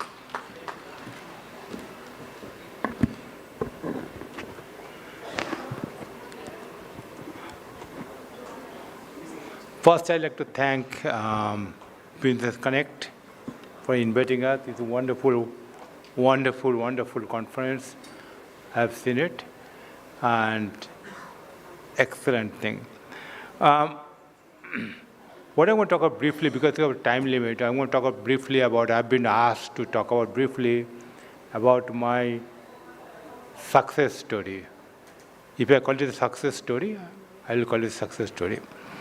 Internet Information Technology, which I'm a founder, we formed the company in California, 1997. Formed the company in California. Now, before I do that, my life story is that when I was a college student, I never thought of starting a company. Never dreamed of starting a company. I came from the family where all the government officials are there. My father was a government official, and we started a company. So I graduated from the Jadavpur University in Engineering College, and then I went to get a scholarship. I went to US, and I worked for the 20 years in software industry. 3 big companies worked for software industry. Last company, which I worked, that's changed my lifestyle. They asked me to come to India. It's a big software company. They asked me to come to India to manage the Indian operation.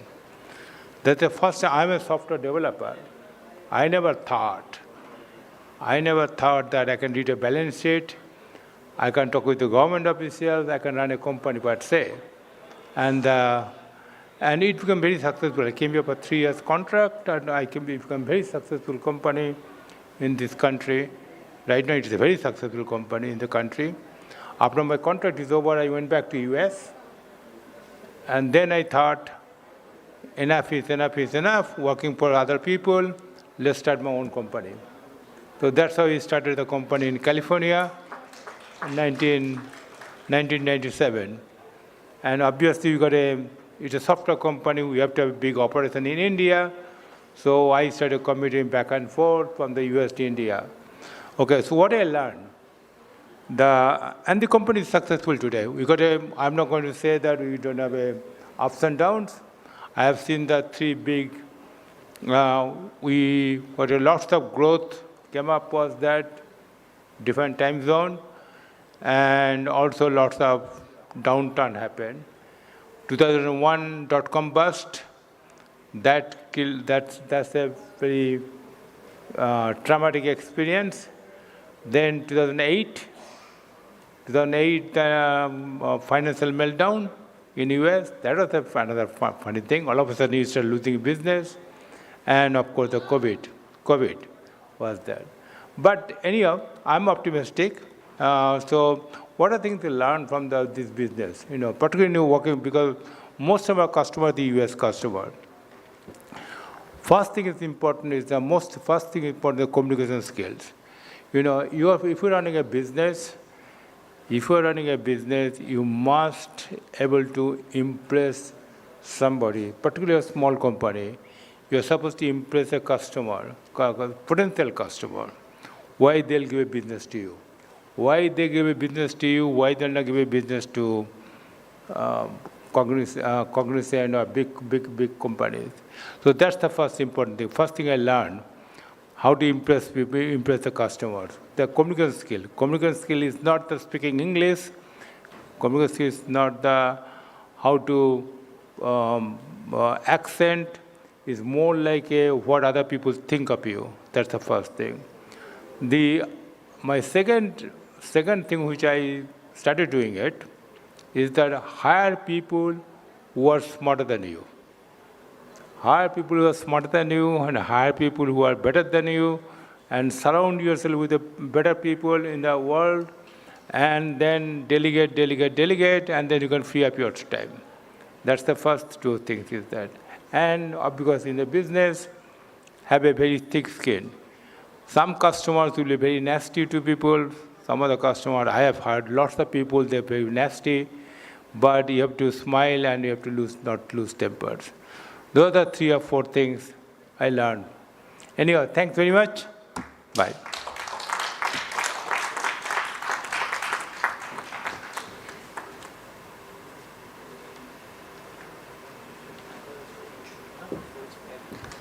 Thank you so much, sir. It was really wonderful to understand your perspective about the IT industry indeed. Next, I would like to call upon, with a huge round of applause, Mr. Satya Narayana K, MD, Starworth Infrastructure and Construction Limited, Bangalore. Let's welcome sir with a huge round of applause, please. Thank you, Chandni. Good afternoon, ladies and gentlemen. I am the Managing Director of a small but good and very fast-growing construction company called Starworth Infrastructure and Construction Limited, which is a 100% subsidiary of Puravankara, a large real estate developer in South India, now in Western India as well. So what I would like to speak in next 3-4 minutes, I will try to touch upon such points which have not been touched during the day. Before I start, let me thank the Business Connect, Mr. Omkareshwar Pandeyji, and the entire management for giving us this honor of being with a light audience and most distinguished dignitaries on the dais and very learned people. Thank you very much. Dr. Vijay Jollyji was talking about business, and many people talked about what is business. As per me, what is business is which enables the country's economy and GDP growth. Along with economic growth, I believe all the industries, all the companies will grow along with the nation. And the other point, many people suffered during COVID-19. As per me, COVID-19, though, was a major setback for the entire world, I think little differently. It gave us many opportunities, many learnings, taught us how to work from home, still run the business, and mitigate the damage. Many companies struggled and suffered to survive, but again, people are picking up. So I will look for a positive thing even in a negativity. And I will never press the panic button. That's what I thought of sharing with this audience on power of leadership. Second thing, recession is another thing being talked about in the world now, that recession is in the offing. But I believe that India will be the most less impacted nation because of the business potential that our country has. The other point, most importantly, during recessions, what is recommended is the government invests more, government spends more, and rightly so. Government of India, ably led by Honorable Prime Minister Sri Narendra Modi ji, they have decided to invest 1.4 trillion USD in the latest budget, and I'm sure recession will not impact India. One more point which I would like to mention and then take leave from all of you is, there is another question, what does the Indian corporate expect from the government? As per me, see, I come from a construction industry, so I can talk about the construction industry. There are many small and middle-level contracting companies who lose the privilege of doing prestigious projects. So I request the major firms like CPWD, NBCC, and the governments, including the state governments, to look into diluting the pre-qualifying criteria, registration process, and give an opportunity to the emerging contracting companies. There are beautiful companies, capable companies, may not be as large as the major bigwigs of today, but there are effective and efficient companies who also contribute to the nation's growth. With that, I take leave. Thank you very much. Thanks for a patient hearing. Thank you very much.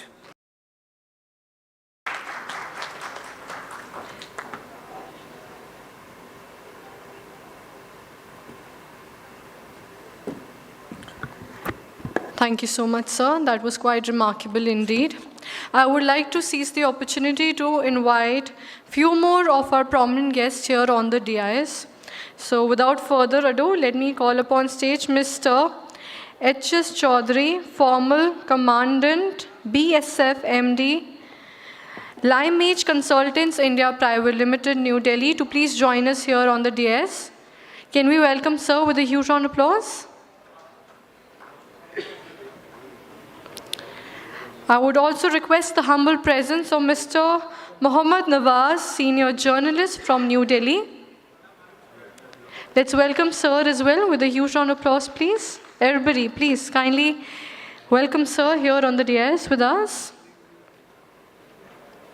I would also request the humble presence of Shri Jugraj Bedi, Founder, Foundation for Afro-Asian Business and Investment Solutions, New Delhi, to join us here on the dais. Can we welcome sir as well with a huge round of applause? Thank you, sir. Please come. I would like to inform all of you that we are trying to merge the two sessions, and that's the reason why I have asked few of our more eminent guests to join us here on the dais.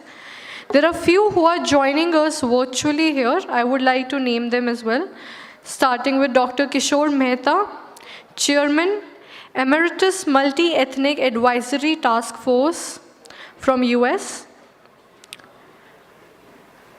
Professor Dr. Pushpita Avasti, President, Hindi Universe Foundation Online from Netherlands.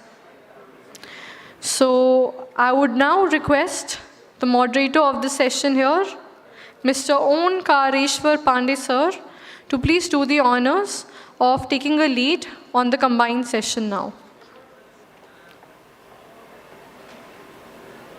Can we welcome Mr. Pandey with a huge round of applause, please? Everybody, please put your hands up in the air.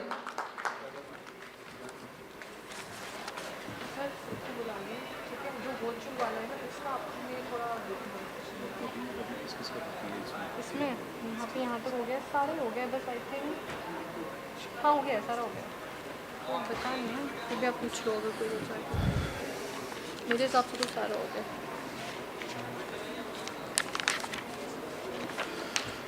Thank you very much, Chandni.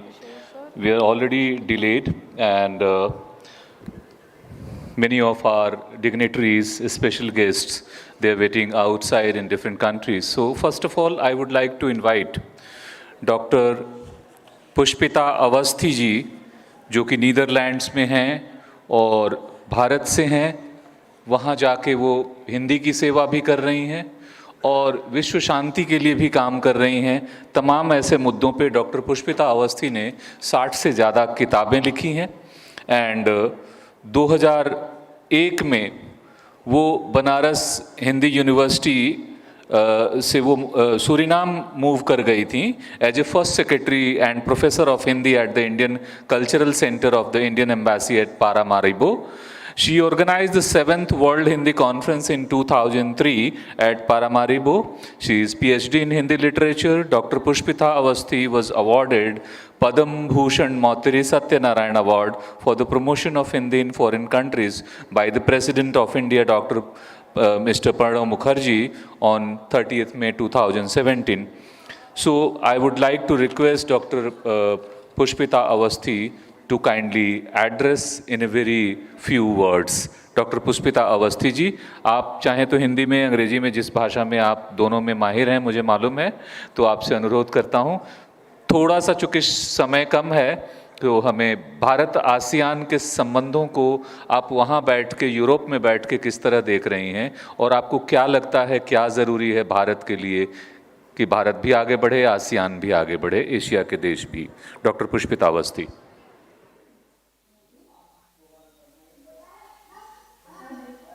Technical team, बाकी लोगों का mic off कर दीजिए. Technical team, बाकी सब लोगों के mic off कर दीजिए. जी डॉक्टर पुष्पिता अवस्थी जी, और इनको फोकस में ले, फोकस में ले आइए डॉक्टर पुष्पिता जी को एलोन. जी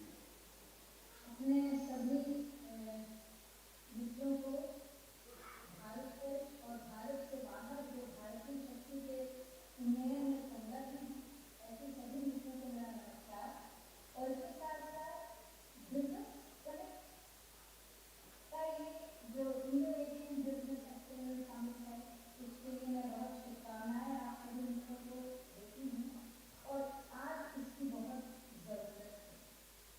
पिछले वर्षों में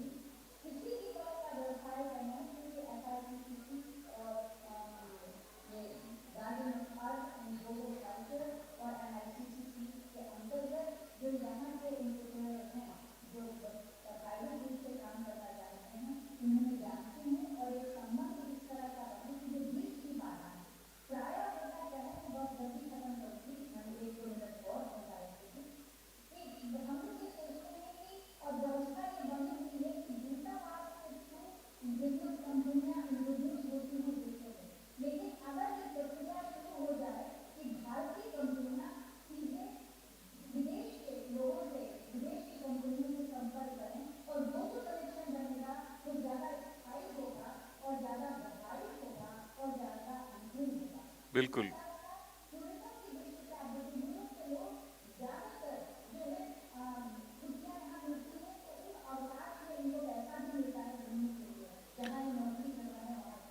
आप ठीक कह रही हैं जी।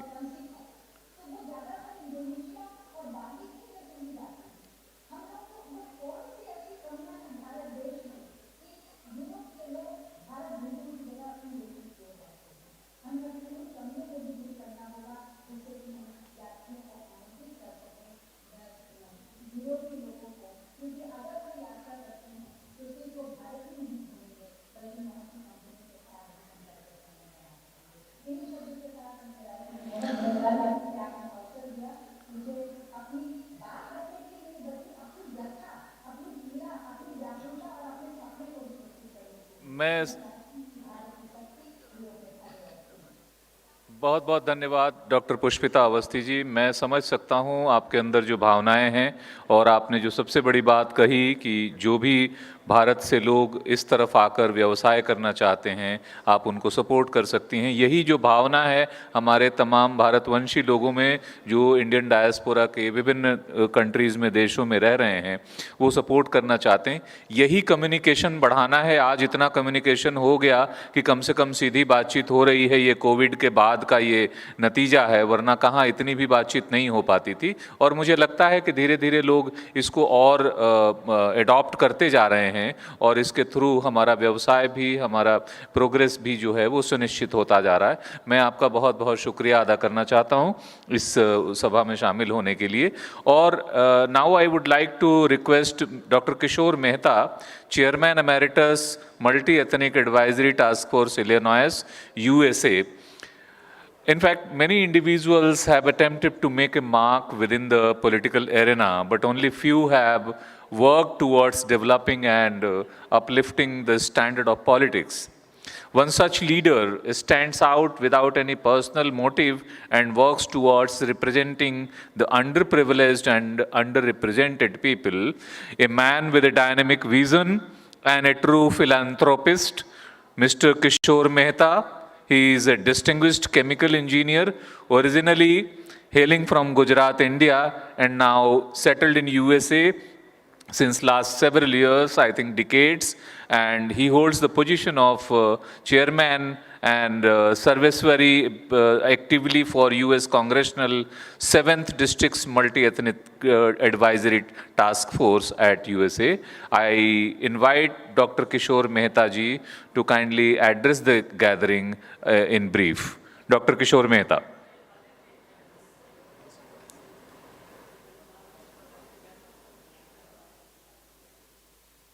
Please unmute yourself, Dr. Mehta. Yes. Sorry about that. Let me start again. Thank you so much, Hotel Hyatt, for giving me this opportunity to be a part of this wonderful event. And like you say, after COVID, we all got a chance to meet and talk about different points, different views. It is a wonderful thing. And I'm thankful to you for that, as well as your whole team. As earlier we had a brief chat regarding the opportunity in India for Indo-Asian trade and business opportunities. And what I'm concerned, I think some of your earlier speakers did mention some of those points also, but let me talk about it one more time. There are many reasons for businesses all over the world should consider India a good choice and good place to expand their businesses. Let me tell you why I think that answer is very simple for business, especially the economy. And the Indian economy right now, as per 2021 and 22 data, is really fast growing economy. Even Bloomberg IMF recently published data about India becoming the world 5th economy in the world. This data is as of March 2022. And that means we replaced UK, which also moved on the Indian continent for many, many years, almost up to 100 years. Dr. Mehta, people sitting here from different companies, corporates, there is startups, and they're also the good, they are doing good in their own field. They want to understand how they can scale up their business with your support, and how do you think we are talking about Indo-ASEAN market. So do you think this is good, or still we should look for America and the European countries? What is your views? Right now, as of today's market, like you mentioned, yes, America is a huge market, US is a huge market, because any order comes from here is in such a large quantity, which could help any businesses to promote their business and get their bottom line up faster. So yes, and like Dr. Arsi said earlier, she is a Netherlands. She would be helpful to people if someone wants to do business over there. Same way, I offer my services if anybody would like to do any kind of business or they need any kind of services. And if they contact me via you, I definitely will do my best to help them out. I hope I answered your question. Yes, sir. Yes, very much. Thank you very much, because we have very short span of time, so we are moving forward, and I would like to invite Ms. Lavina Ramkisun. She is the Lavina Ramkisun is the president of FinTech Association South Africa. She is the chairperson of FinTech Association of South Africa. So, and she's a very active lady in the FinTech section. She herself had been organizing, various kinds of events in different countries of the Africa. So I would request Lavina to please switch on your video and kindly address the gathering from the technology point of view. You're rightly associated with FinTech. So I would suggest you may kindly throw some light on this aspect and how India can leverage in the field of IT, in the field of FinTech, etc., and how the Asia can. Dr. Lavina. Thank you so very much. I appreciate the introduction. If you remember anything in memory as in AI now, so we spoke a lot around technology, and we understand that our world, our history, our countries have been through and will always be shaped by some form of impact event that takes place. There's a saying in English that when you remind me of a basis of thought is there.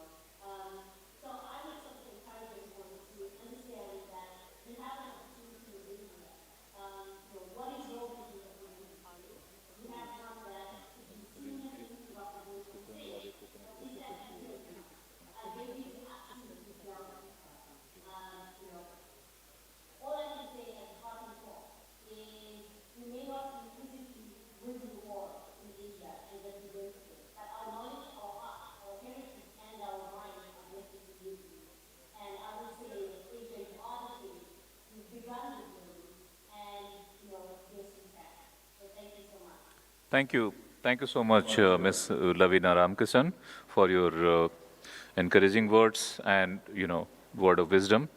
So now I would move on, and I would like to invite Mr. S. Kugan. She is global expert on corporate funding and is the group MD of SKB Associates, with one particular question.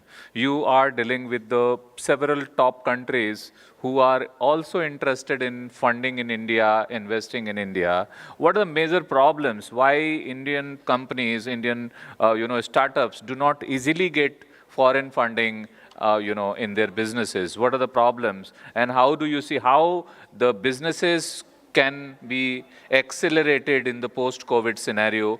If you are there, kindly bring him in the picture, and 2 shots, please. Technical team. I request Mr. Kugan to kindly address the gathering.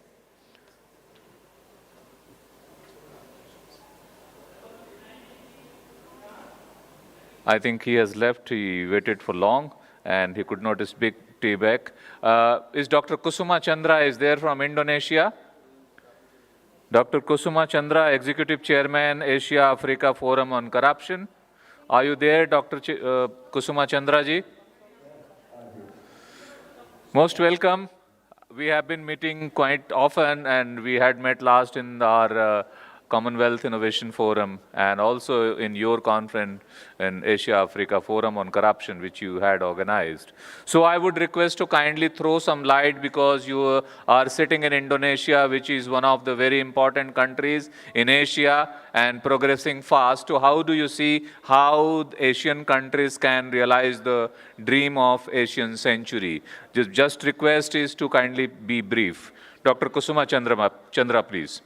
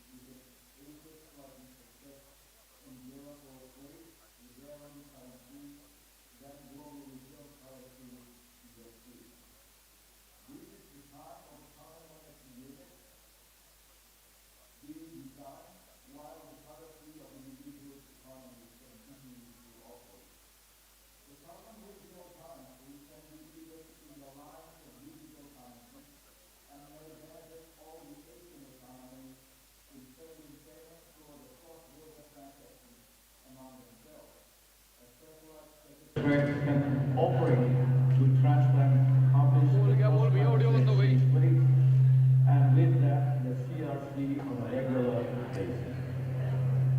Identify the areas of cooperation, collaboration and competition, and frame regional guidelines on a transparent and online basis so as to benefit all the economies in Asia on an equitable manner. Facilitate cross-border financial transactions, such as that capital flows can be smoother among Asian economies and the surplus to them.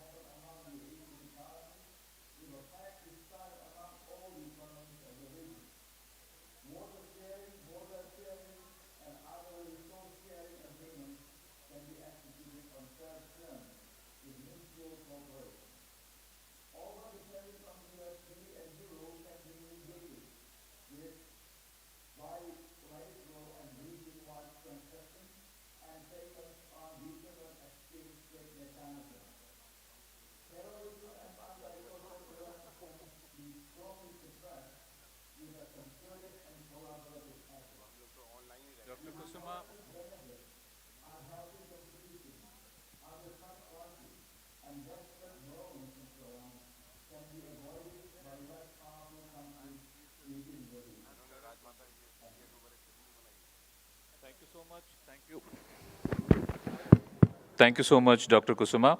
And you rightly said that there needs to be more cooperation, and also we need to eradicate corruption for better prosperity and better economic, progress. So now I would like to request Mr. Abhishek Singhal, Professor of Management from IMS Ghaziabad, to kindly address the gathering. Dr. Abhishek Singhal.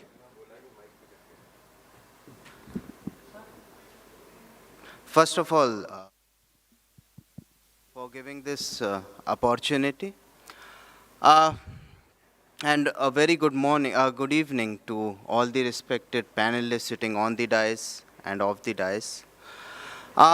When we look at the Asia as a whole, it's one of the it's one of the continent that has pretty dominant capacity.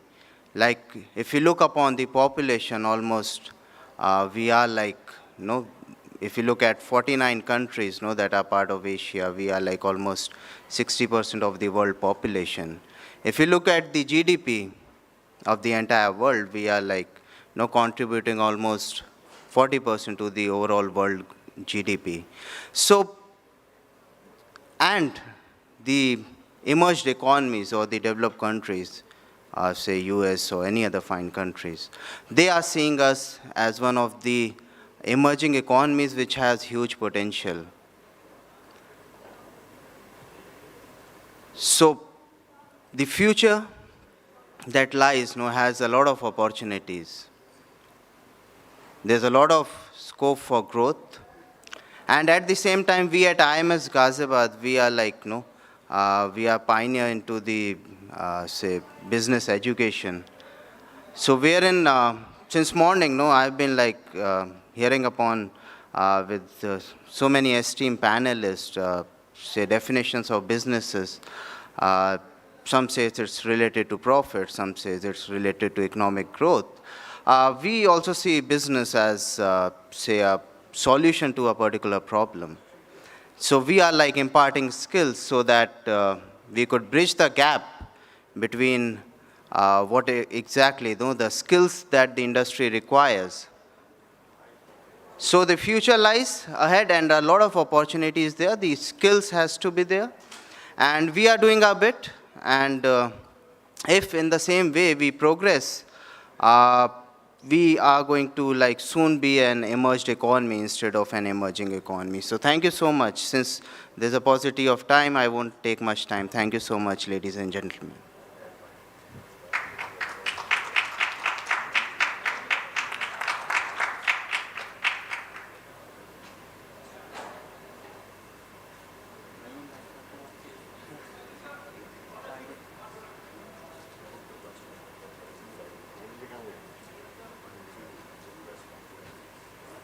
Mine is done.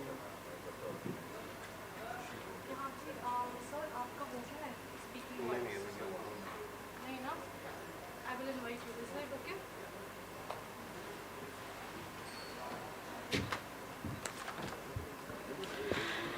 Thank you so much, sir. That was really quite remarkable indeed. And thank you so much for coming in here today and giving us your precious time.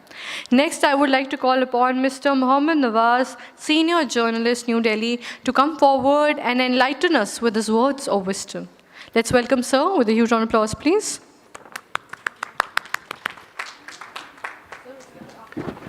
Hello, everybody. You know, in 21st century, we are talking about the century of Asia. But if we look at the history, you know, we'll see that 18 of the 20th century, you know, 18 out of 20th century, it was Asia which contributed more than 50% of the economic output of the whole world. So where is the problem? How we have gone back? You know, it is because of the creation of various conflict zones and, you know, tug of war between various nations. Correct? So what we have to do is that we have to solve our problems. The nations have to be, you know, caring more for the people than for the piece of lands and for other things. And China and India have to take the lead in this region. Thank you very much. Thank you.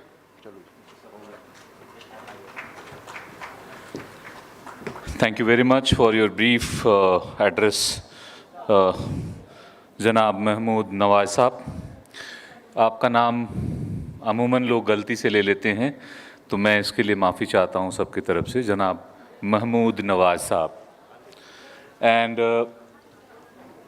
UAE से हमारे लिए इंतज़ार कर रहे हैं. मैं invite करना चाहता हूँ global management consultant from Dubai, mister Sarfaraz Ahmed Munshi. कृपया आप अपना कैमरा ऑन कर लें, 2 शॉट बना लें. और मुंशी साहब, बड़े ब्रीफ में, आप देख रहे हैं कि हम लोग 1 घंटे से ज़्यादा डिले चल रहे हैं, इसलिए संक्षेप में हमें, आप बिज़नेस से जुड़े हैं, आप हिंदुस्तान से जुड़े हैं, आप मिडिल ईस्ट से जुड़े हैं, यूएई से, तो संक्षेप में बताएं कि किस तरह से चीज़ों को क्या प्रैक्टिकल प्रॉब्लम्स नज़र आती हैं and how businesses can be accelerated to realise the dream of Asian century. Ahmed साहब.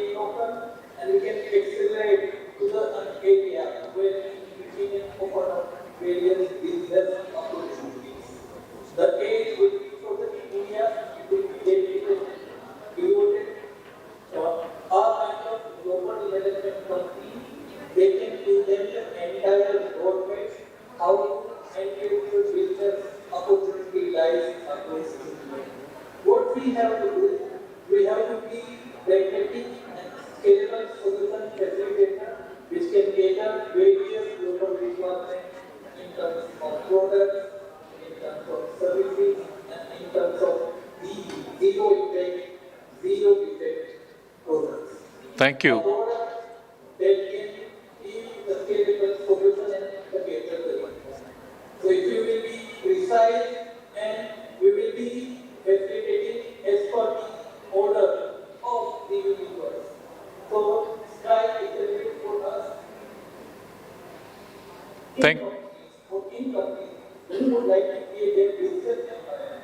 So apparently our company, they can give them the entire roadmap, entire mid-term and long-term business opportunities through which they can not only cater their business opportunities, but create their own business empire in the span of 1 years. It is indeed privilege and Mr. Munshi, your voice is breaking, and I would also request to kindly summarize. yeah.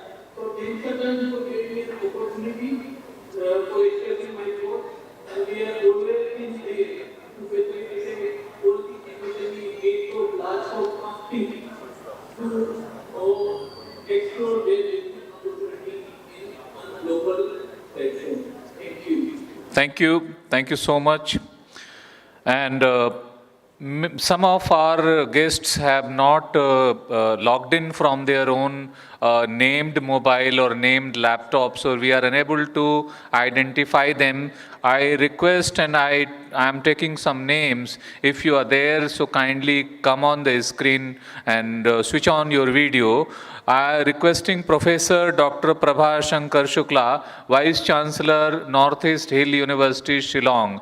If you are there, kindly switch on your mobile because we are unable to identify from the unnamed device. Also, I am requesting if Dr. Ghanshyam Lal Das, former Vice Chancellor, Purvanchal University, Kathmandu, if you are there, please switch on your video and so that we can identify. Dr. Nupur Tiwari from Tokyo, Japan, we are requesting you, if you are there, so please switch on your video so that we can identify that you are there and we can invite you to speak. So I can see Mr. James P. Mimikos is there. He is the JD and board member, Greek Indian Business Association.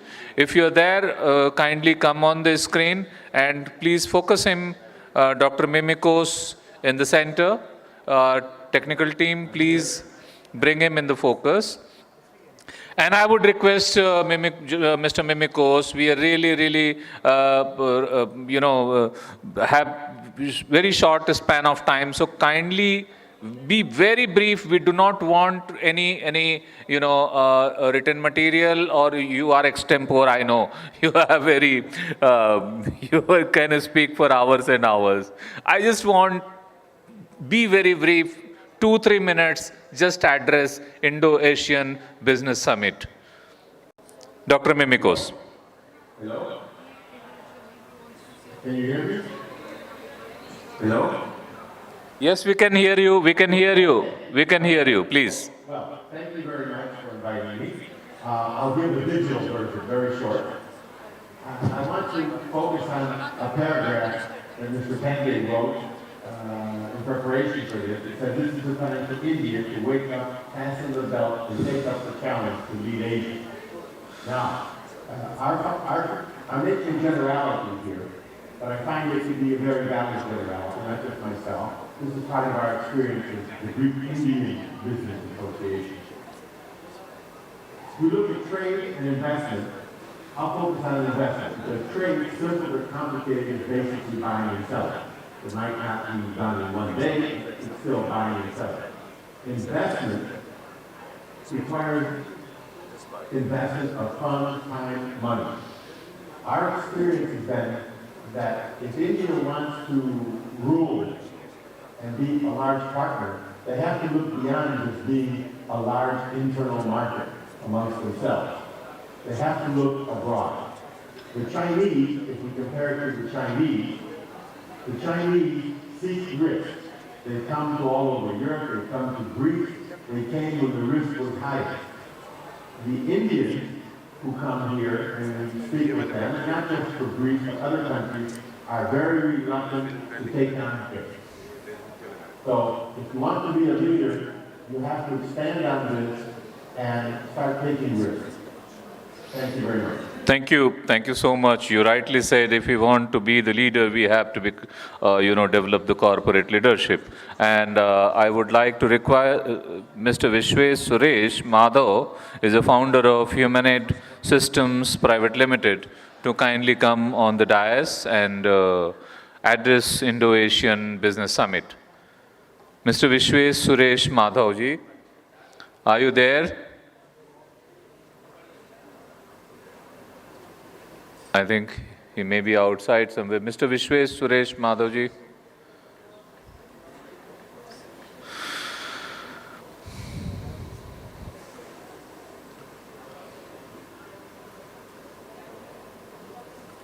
Until the time, I would like to request Mr. Jugraj Bedi, founder of Foundation for Afro-Asian Business and Investment Solution.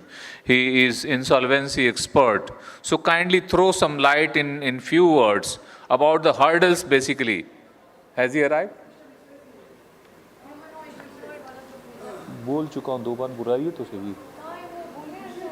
I announced twice your name, Mr. Vishwesh Suresh Madhav ji. Please come. You're the founder of Humanoid Systems Private Limited. And I just request to be brief. Please come.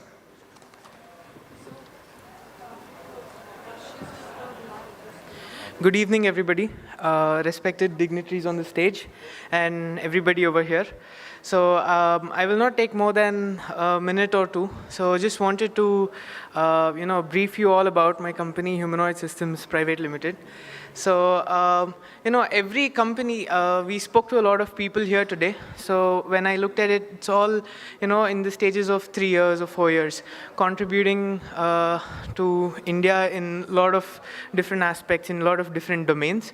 So just wanted to share one thing for to all the startups out there, to all the businesses out there.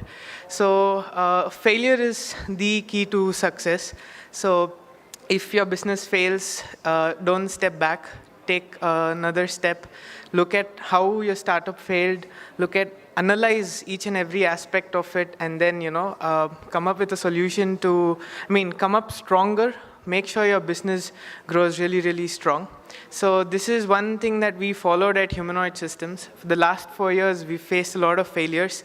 So thanks to my team, Mahantesh, Parikshit, Sagar, Dinesh, and I will not be able to name everybody here, but the team for being able to, stick together during all kinds of hardships, and then, take us to this stage where we've received the award of the fastest growing enterprises to watch globally. Thank you very much. Thank you so much, sir. Next, I would request the humble presence of Professor Dr. Ghansham Lal Das, former VP, Parbanchal University, Kathmandu, and sir is online here virtually with us from Nepal. Sir, if you can just acknowledge your presence here by switching on your video, that would be really nice. Please unmute yourself.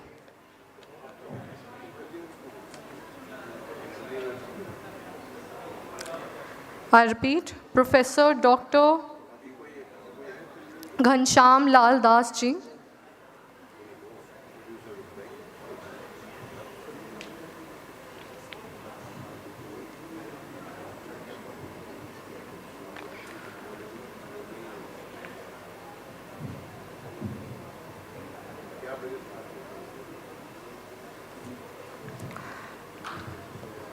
I would once again request Professor Dr. Ghansham Lal Das ji to please come online. Please switch on your video and unmute yourself, sir.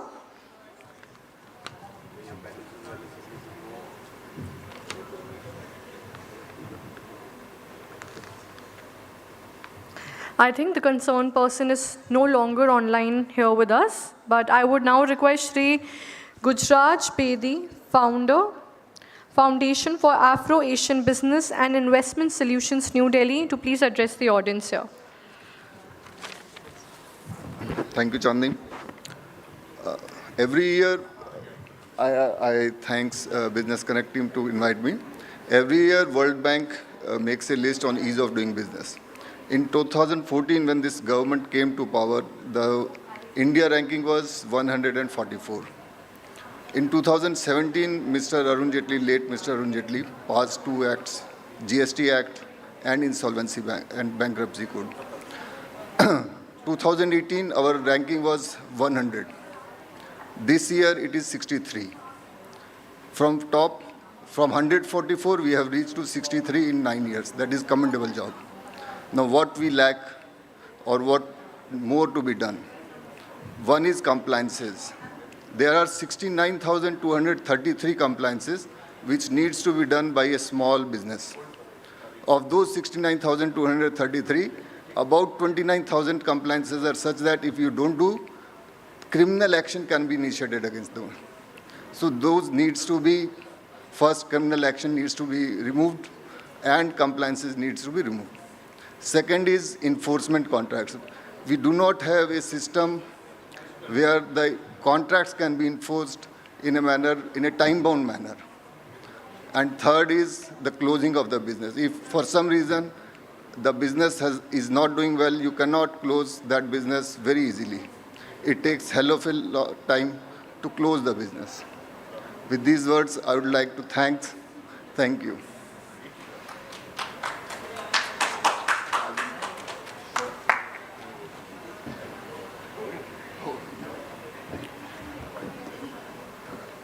Thank you so much. And once again, I would like to thank all our speakers who have given us their precious time here today to be part and parcel of our combined session. I would request Mr. Omkareshwar Pandey sir to please join us back on the dais to give away the remaining mementos now.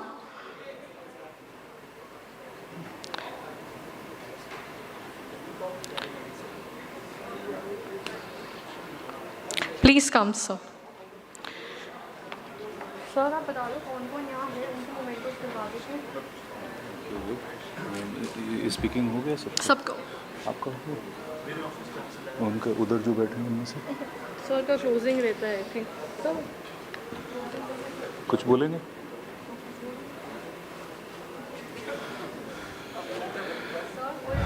सो मेमेंटोज ले आइए हाँ मेमेंटोज ले आइए So I would like to invite Dr. Alok Mishra ji to say a very few words. I know he is exhausted, he was not well, and even though he spared time to come for this event, I am very, very thankful to him. So, and I also thank Dr. Meena Mishra ji, she is here, especially for our event. I thank you very much.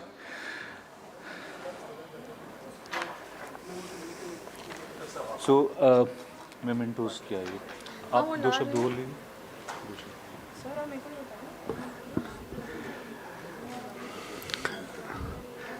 Dignitaries on the dais or all who present and those who are basically present online. We are celebrating this program when really हमने अपने राजपथ को कर्तव्य पथ में बदल दिया है और इस कर्तव्य पथ के बदलते ही महारानी का निधन हो गया। ये कोई इंसिडेंट है किस प्रकार से शायद मुझे लगता है कि ये जितने भी चिंतनशील लोग हैं उसको सोच सकते हैं कि भारत में कर्तव्य की एक धारा माननीय प्रधानमंत्री जी ने जिस प्रकार से तिरंगे को लहराते हुए राष्ट्रीयता की भावना को देश को उन्नयन की तरफ कैसे ले जाना है इसको एक हुंकार भरी उस हुंकार के साथ में देश के अंदर एक अलग परिवर्तन की धारा कहीं जगी है। और आज जो हम बिजनेस समिट की बात कर रहे हैं कैसे हम एशिया और एशिया को लीड करने कैसे एशियन बिजनेस कमिंग एरा में किस प्रकार से अपनी उस पुरानी जैसा भी सब बात कर रहे थे कि किस प्रकार से एशिया हमेशा लीड करता रहा है वो पिछले कुछ दौर में ऐसा हुआ। मैं ये कहना चाहूँगा कि जिस प्रकार से हमें जीवन में किसी लक्ष्य को प्राप्त करने के लिए कुछ अपने उद्देश्य तय करने होते हैं मुझे लगता है बिजनेस का जो डायमेंशन है वो सिर्फ 3 चीज़ों पे है कि वो आप में उत्साह हो आप जो कुछ कर रहे हैं उसके अंदर में आपकी एक अंदर जोश और जुनून होना बहुत ज़रूरी है। साथ ही साथ वो जुनून कि एशिया को और मतलब देश को किस प्रकार से हम उस 2030 तक कैसे हम सस्टेनेबल डेवलपमेंट गोल के साथ पूरा करें। विकास कहीं ऐसा अधूरा ना हो जाए कि अगर आप एक तरफ विकास की धारा देख रहे हैं तो कहीं ना कहीं आपने मूसलाधार बारिश की धारा भी अभी आपने बेंगलोर में देखी होगी, अभी आपने कुछ दिनों पहले जो है वो कहीं चाइना में देखी होगी, कहीं पर आपने देखा होगा पूरे शहर और शहर के शहर जो है वो तबाह हो रहे हैं। तो ऐसा ना हो कि अमेरिका के अंदर टेम्परेचर 60 पहुंच रहा है, ये ताजुब की बात है। आप सोच सकते हैं कि स्पेन के अंदर में जो है लोग, उन घरों में पंखे नहीं होते, लोग सफोकेशन से मर रहे हैं। तो ये एक बड़ी चुनौती है कि हम कहीं उस बिजनेस की इस दौर में कहीं हम अपने को खो न दें। तो ये ज़रूर ध्यान रखें कि जो सस्टेनेबल डेवलपमेंट गोल्स हैं, हमारे मूल आधार हैं, उनको दिल में सजोते हुए, उनको कैसे बनाते हुए उस तत्व को, तो परंपरा और आधुनिकता को बनाते हुए लेके चलने की जो आवश्यकता है शायद वो भारतीय बिजनेस परंपरा में है और यहाँ की इथोस में, यहाँ के इथिक्स में है, यहाँ के नोशन है। तो मुझे लगता है कि हम सब उस नोशन को नहीं भूलें। आज भी गाँव में अगर भोजन करते करते एक टुकड़ा गाय को देते हैं चीज़ों को, तो वो गाय नहीं है, उस इकोसिस्टम को बनाए रखने की व्यवस्था है वहाँ पे।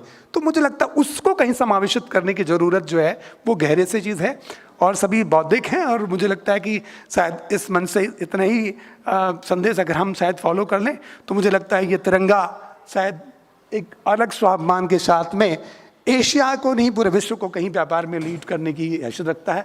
आने वाला 30 वर्ष मतलब 2030 और जो भारत संकल्प लिया है, मुझे पूर्ण विश्वास है कि हम कहीं जो हिंदुस्तान में रहते हुए विश्व को कहीं एक अलग हुंकार की दृष्टि से पूरे विश्व को एक हुंकार देंगे आगे बढ़ने के लिए। तो बहुत बहुत धन्यवाद आप सबका और इस कार्यक्रम को इस रूप में आयोजित करने का। लेकिन ये कि वो इस इरादों के साथ सिर्फ मैं 2 पंक्तियाँ ये कहूँगा जो है कि बहुत सी दिक्कतें परेशानियाँ आती हैं। वह पथ क्या पथिक कुशलता क्या जब धाराएं प्रतिकूल न हो, वह पथ क्या पथिक कुशलता क्या जब धाराएं प्रतिकूल न हो, और नाविक की धैर्य कुशलता। जो पथ है कोई भी है, कोई कठिन है पथ है, वो पथ क्या पथिक कुशलता क्या जब पथ में विखरे शूल न हो, और नाविक की धैर्य कुशलता क्या जब धाराएं प्रतिकूल न हो। तो प्रतिकूल धाराओं में देश को आगे ले जाने का संकल्प और ऐसे में इसका आयोजन जो है एक उसकी कहीं एक अलग से मिसाल ले जाने की चीज़ है। हमारी बहुत सारी शुभकामनाएं ओमकार पांडे जी को और इस पूरी टीम को, और जो यहाँ सारे सुबह से लेकर के और मुझे लगता है पिछली रात से लेकर के जो है इसमें लगे हुए हैं। तो सभी को मैं साधुवाद देता हूँ, धन्यवाद देता हूँ ऐसे कार्यक्रम आयोजित करने के लिए। आप ऐसा करते रहें, ऐसे देश में अलग जगह रहेगी। और आप सबका एक बार पुनः बहुत धन्यवाद। नमस्कार। I would now request Mr. V.K. Tripathi, Sir, Joint General Manager, Aviation Safety, AAI, to kindly come forward and say a few words. Sir, you're most welcome here.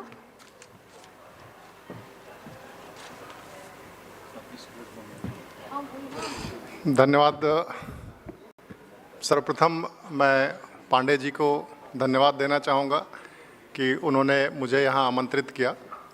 मैं सुबह से ही यहाँ पर बहुत लोगों के वक्तव्य सुना, अच्छा लगा। और मैं पेशे से भले एयर ट्रैफिक कंट्रोल या एविएशन सेफ्टी में हूँ, लेकिन दिल से मैं अपने एक एंटरप्रेन्योर हूँ और बहुत सारी चीज़ें हमने करते रहा हूँ और लोगों की सहायता भी करता रहा हूँ। लोगों से जब ये पूछा गया कि बिज़नेस क्या है, तो लोगों ने कहा प्रॉफिट। ठीक है, प्रॉफिट अपनी जगह है, लेकिन बिज़नेस पैदा कहाँ से होता है। तो मैं एक छोटी सी लाइन में अपना वक्तव्य अंत करूंगा। हम बचपन में भी जब हम इंटरमीडिएट या शायद ग्रेजुएशन में रहे होंगे, तो प्रोफेसर यशपाल का एक वक्तव्य मैं सुन रहा था टीवी पे। तो उन्होंने कहा कि क्रिएटिविटी कहाँ जन्म लेती है, जब 2 अलग अलग स्ट्रीम एक साथ मिलके कुछ करना चाहते हैं तो वहाँ क्रिएटिविटी आती है। आप एक ही चीज़ पढ़ते रहें, साइंस ही पढ़ते रहें और उसमें पीएचडी कर लें तो शायद क्रिएटिविटी ना आए। लेकिन साइंस के साथ अगर आप आर्ट पढ़ लेते हैं या आप इतिहास के साथ आर्ट पढ़ लेते हैं और एक इतिहास को आर्ट की तरह से समझने लग जाते हैं, तो वहाँ क्रिएटिविटी जन्म लेती है। और हमारी नई शिक्षा नीति इसी क्रिएटिविटी को जन्म देने के लिए मेरे ख्याल से उसका प्रादुर्भाव हुआ है, और उसमें हम देख रहे हैं कि कोई भी आदमी कुछ भी पढ़ सकता है, कुछ भी कर सकता है। और हमें आशा है कि नई शिक्षा नीति के आगे आने वाले वर्षों में हम बहुत सारे इनोवेटर्स, बहुत सारे क्रिएटर्स हिंदुस्तान में पैदा करेंगे। और इन्हीं आशाओं के साथ मैं अपने शब्दों को विराम देना चाहूँगा। सभी लोगों का, सभी पार्टिसिपेंट्स का और सभी यहाँ पर ऑर्गेनाइजर्स का बहुत बहुत धन्यवाद ऐसा मंच उपलब्ध कराने के लिए, और आशा है ये आगे भी कंटिन्यू रहेगा। धन्यवाद।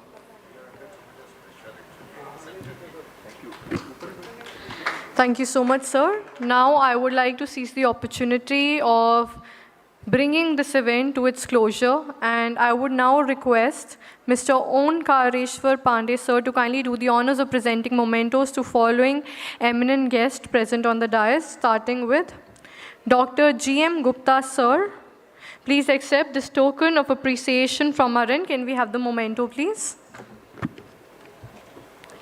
Thank you so much, sir, for coming in here today and giving us your precious time. Everybody, can we have a huge round of applause?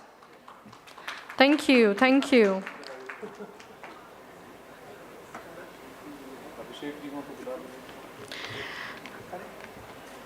Abhishek Dubey sir, अगर आप हैं यहाँ पर तो प्लीज़ आ जाइए. Thank you. Congratulations. Next, I would like to call Shri Jugraj Pedi, sir, to please come forward and accept this token of appreciation from our end.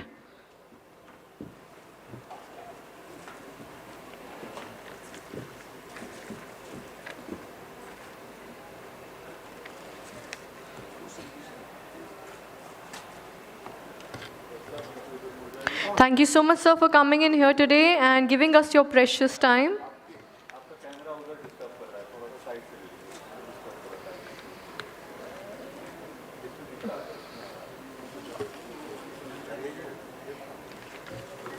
I would request Ashutosh sir and Abhishek sir to please join us on the dais to give out the remaining mementos. Next, I would like to call upon Mr. Muhammad Nawaz sir, senior journalist from New Delhi. Sir, please accept this token of appreciation from our end.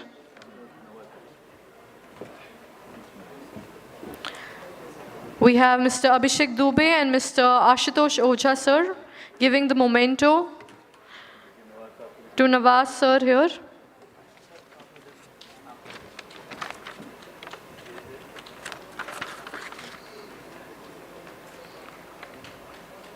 Thank you so much. Next, I would request Dr. Alok K. Mishra, sir, to kindly accept the moment. Yeah, so we do have Abhishek sir here. So Ashish sir has also joined up. So I would request the entire Business Connect magazine team to present the token of respect, the token of appreciation to Mr. Alok K. Mishra, sir. Can we have a huge round of applause, please? Thank you so much, sir, for being our special guest here today and giving us your precious time and insights in today's event. Thank you, sir. Last but not the least, I would request the humble presence of Mr. V.K. Tripathi, sir, Joint GM Aviation Safety AAI, to please accept this token of appreciation from our end. Thank you so much, sir, for coming in here today.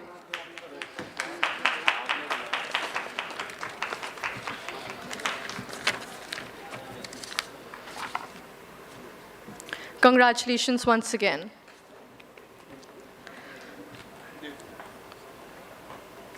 Thank you once again to our eminent guests and dignitaries for making this event such a success. Without your support and motivation, it wouldn't have been possible. As all good things come to an end, today's event is also coming to its closure. This is Anchor Chandni Sehgal signing off for the day. May you all have a wonderful evening ahead. In the closing arguments for vote of thanks, I would request the humble presence of Mr. Onkareshwar Pandey, sir, to please formally close this event here today. Can we welcome Mr. Pandey with a huge round of applause? And also, I would like to thank Mr. Pandey for moderating all the sessions in such a diligent manner. Thank you Chandni. मुझे सबसे पहले आपको ही thank you कहना चाहिए, क्योंकि सुबह से आपने इतना ब्यूटीफुली इस इंडो आशियान बिजनेस समिट को कंडक्ट किया, इसको संचालित किया। मैं वास्तव में बिजनेस कनेक्ट मैगज़ीन की ओर से आपका शुक्रिया अदा करता हूँ for this beautiful moderation of the whole programme. Friends, बड़ी मुश्किल से हम लोगों ने महीनों मेहनत करके आज के इस आयोजन को यहाँ पर पहुँचाया। इसमें सबसे बड़ा योगदान बिजनेस कनेक्ट मैगज़ीन के मिस्टर अभिषेक दुबे को, एक यंग विजनरी लीडर को जाता है, जिन्होंने इसकी कल्पना करी और इस पे लगातार काम करते रहे। और पिछले 27 मई को ही हम लोगों ने एक बड़ा कार्यक्रम किया था, इंडो ग्लोबल एंटरप्रेन्योरशिप कॉन्क्लेव, इसी हॉल में, और उस समय हमने हॉल के आधे हिस्से का ही इस्तेमाल किया था। छोटा कार्यक्रम इससे था, लेकिन वो भी बहुत बढ़िया कार्यक्रम था। और तुरंत बाद उसके अपनी तमाम जो ऑफिस की समस्याएं हैं, कुछ घर की भी समस्याएं सबके पास होती, सबके साथ होती हैं, उसके बावजूद उन्होंने इसको प्लान किया, विजुअलाइज़ किया और एक सुंदर तरीके से इस आयोजन को अपने साथियों के साथ मिलके, ख़ास तौर से आशुतोष ओझा जी और Ashish Kumar ji, both are the directors, and also the Ashutosh ji is the Chief Creative Officer and also the CFO, and Mr. Ashish Kumar he's heading the marketing department and also, whole management of this kind of, this large scale of the program, Indo-Asian Business Summit. And I really appreciate जो हमारी team के लोगों ने दिन रात मेहनत की और तमाम लोगों को साथ इकट्ठा किया, उनका मैं बहुत बहुत शुक्रिया अदा करना चाहता हूं, क्योंकि उनके बगैर मैं, इसीलिए आप पर आने से पहले मैं उनको धन्यवाद कर रहा हूं, क्योंकि उनकी वजह से ही आप आए हैं। तो उनको सबसे पहले धन्यवाद, जिन्होंने लगातार मेहनत करके आप तमाम लोगों को यहाँ पर जोड़ने में, इकट्ठा करने में और यहाँ पर लाने में उन्होंने एक अहम रोल प्ले किया। मैं उनमें से एक एक इंडिविजुअल का नाम लेना हमारे लिए मुश्किल है, लेकिन फिर भी कुछ नाम जो मुझे याद हैं, specially mister Satyam, mister Indranil, mister Karan, miss Kajal and several others, Mr. Abhishek Singh. So there are so many people behind this whole show, you can see. And we really wanted to create a niche. We really wanted to create a bridge also, not only between the corporate houses who are located in India, but we wanted to create a bridge between the people who are in India, who are in the Asian countries and in different countries. I would like to thank all dignitaries who joined here in the morning session, in the second session, in the third session, starting from Mr. Sajjan Singh Yadav ji, Additional Secretary, Ministry of Finance, Mr. Sudhendu J. Sinha ji, Advisor Niti Ayog, Dr. Puran Chand Pandey ji, a global thought leader, Ambassador Anup K. Mudgal ji, former High Commissioner of India to Mauritius. These are the people, they have devoted their whole life, and that's why they're called the thought leaders. And you must have realized after listening them, their speeches. So I would like to thank all of them. Also Dr. Urvashi Makkad, she could not come and she sent her emissary, especially Dr. Abhishek Singhal, to receive her award, Mr. Anurag Sharma from the United Art Logistics, and so many other people. I wanted to thank each one of you, each one awardees who participated in this special program, a special event. But it is not possible, and I don't want to delay more this program. But I want to thank you, everybody who participated from different companies, from different sectors, from different regions. Somebody came from Mumbai, somebody came from Chapra, Bihar, and somebody from other cities also. So मैं उन सब लोगों का धन्यवाद और शुक्रिया अदा करना चाहता हूँ। मैं हमारे जो पैनलिस्ट और जो स्पेशल गेस्ट हमारे जो 10 देशों से शामिल हुए, अमेरिका से, इंडोनेशिया से, यूएई से, नीदरलैंड से, ग्रीस से और तमाम कंट्रीज से मैं उनका शुक्रिया अदा करना चाहता हूं कि वो उन्होंने हमारे लिए इतना समय निकाला और इस इंडो एशियन बिजनेस समिट में शामिल हुए। Doctor Pushpita Awasthi, doctor Kishore Mehta ji, James P Mimikos, doctor Ghanshyam Lal Das ji, Lavina Ramkishan ji, doctor Kusuma Chandra, mister S Khugan, professor VVR Shastri, doctor Nupur Tiwari, doctor Mohanlal Agarwal, miss Rizal Munsayac, and a few of them also came here on the in a program. Mr. Jugraj Bedi, Mr. Sarfaraj Ahmad Munshi, Mahmood Nawaz Saab, H.S. Chaudhary, and many other people who joined. Mr. V.K. Tripathi also, who joined from Airport Authority of India as a Joint General Manager. I would like to thank the management of this hotel. I would like to thank the technical team, the camera team, and other people who are here and supported us in organizing this program. I would like to thank the press and the media people who have joined from various media houses to cover this special program. With these words, I especially want to thank all our sponsors, all our advertisers who supported wholeheartedly to our program, and many of them were available in, participated in our last program also. So their repeat participation in this program shows their confidence in us, and that gives us a strength to do more and more and more, and we will continue to do more. We will continue to bring some more such programs, and now we will try to move on to the Central Vista and in the Lutein zone, which is said nearby Parliament Street and all, so that more people can join in the future. That is in our mind, and we also have in our mind to organize such program in the foreign soils, in foreign countries also. We will certainly come up with some ideas and some plans, and we will let you know. Thank you, thank you, thank you, thank you very much to all of you.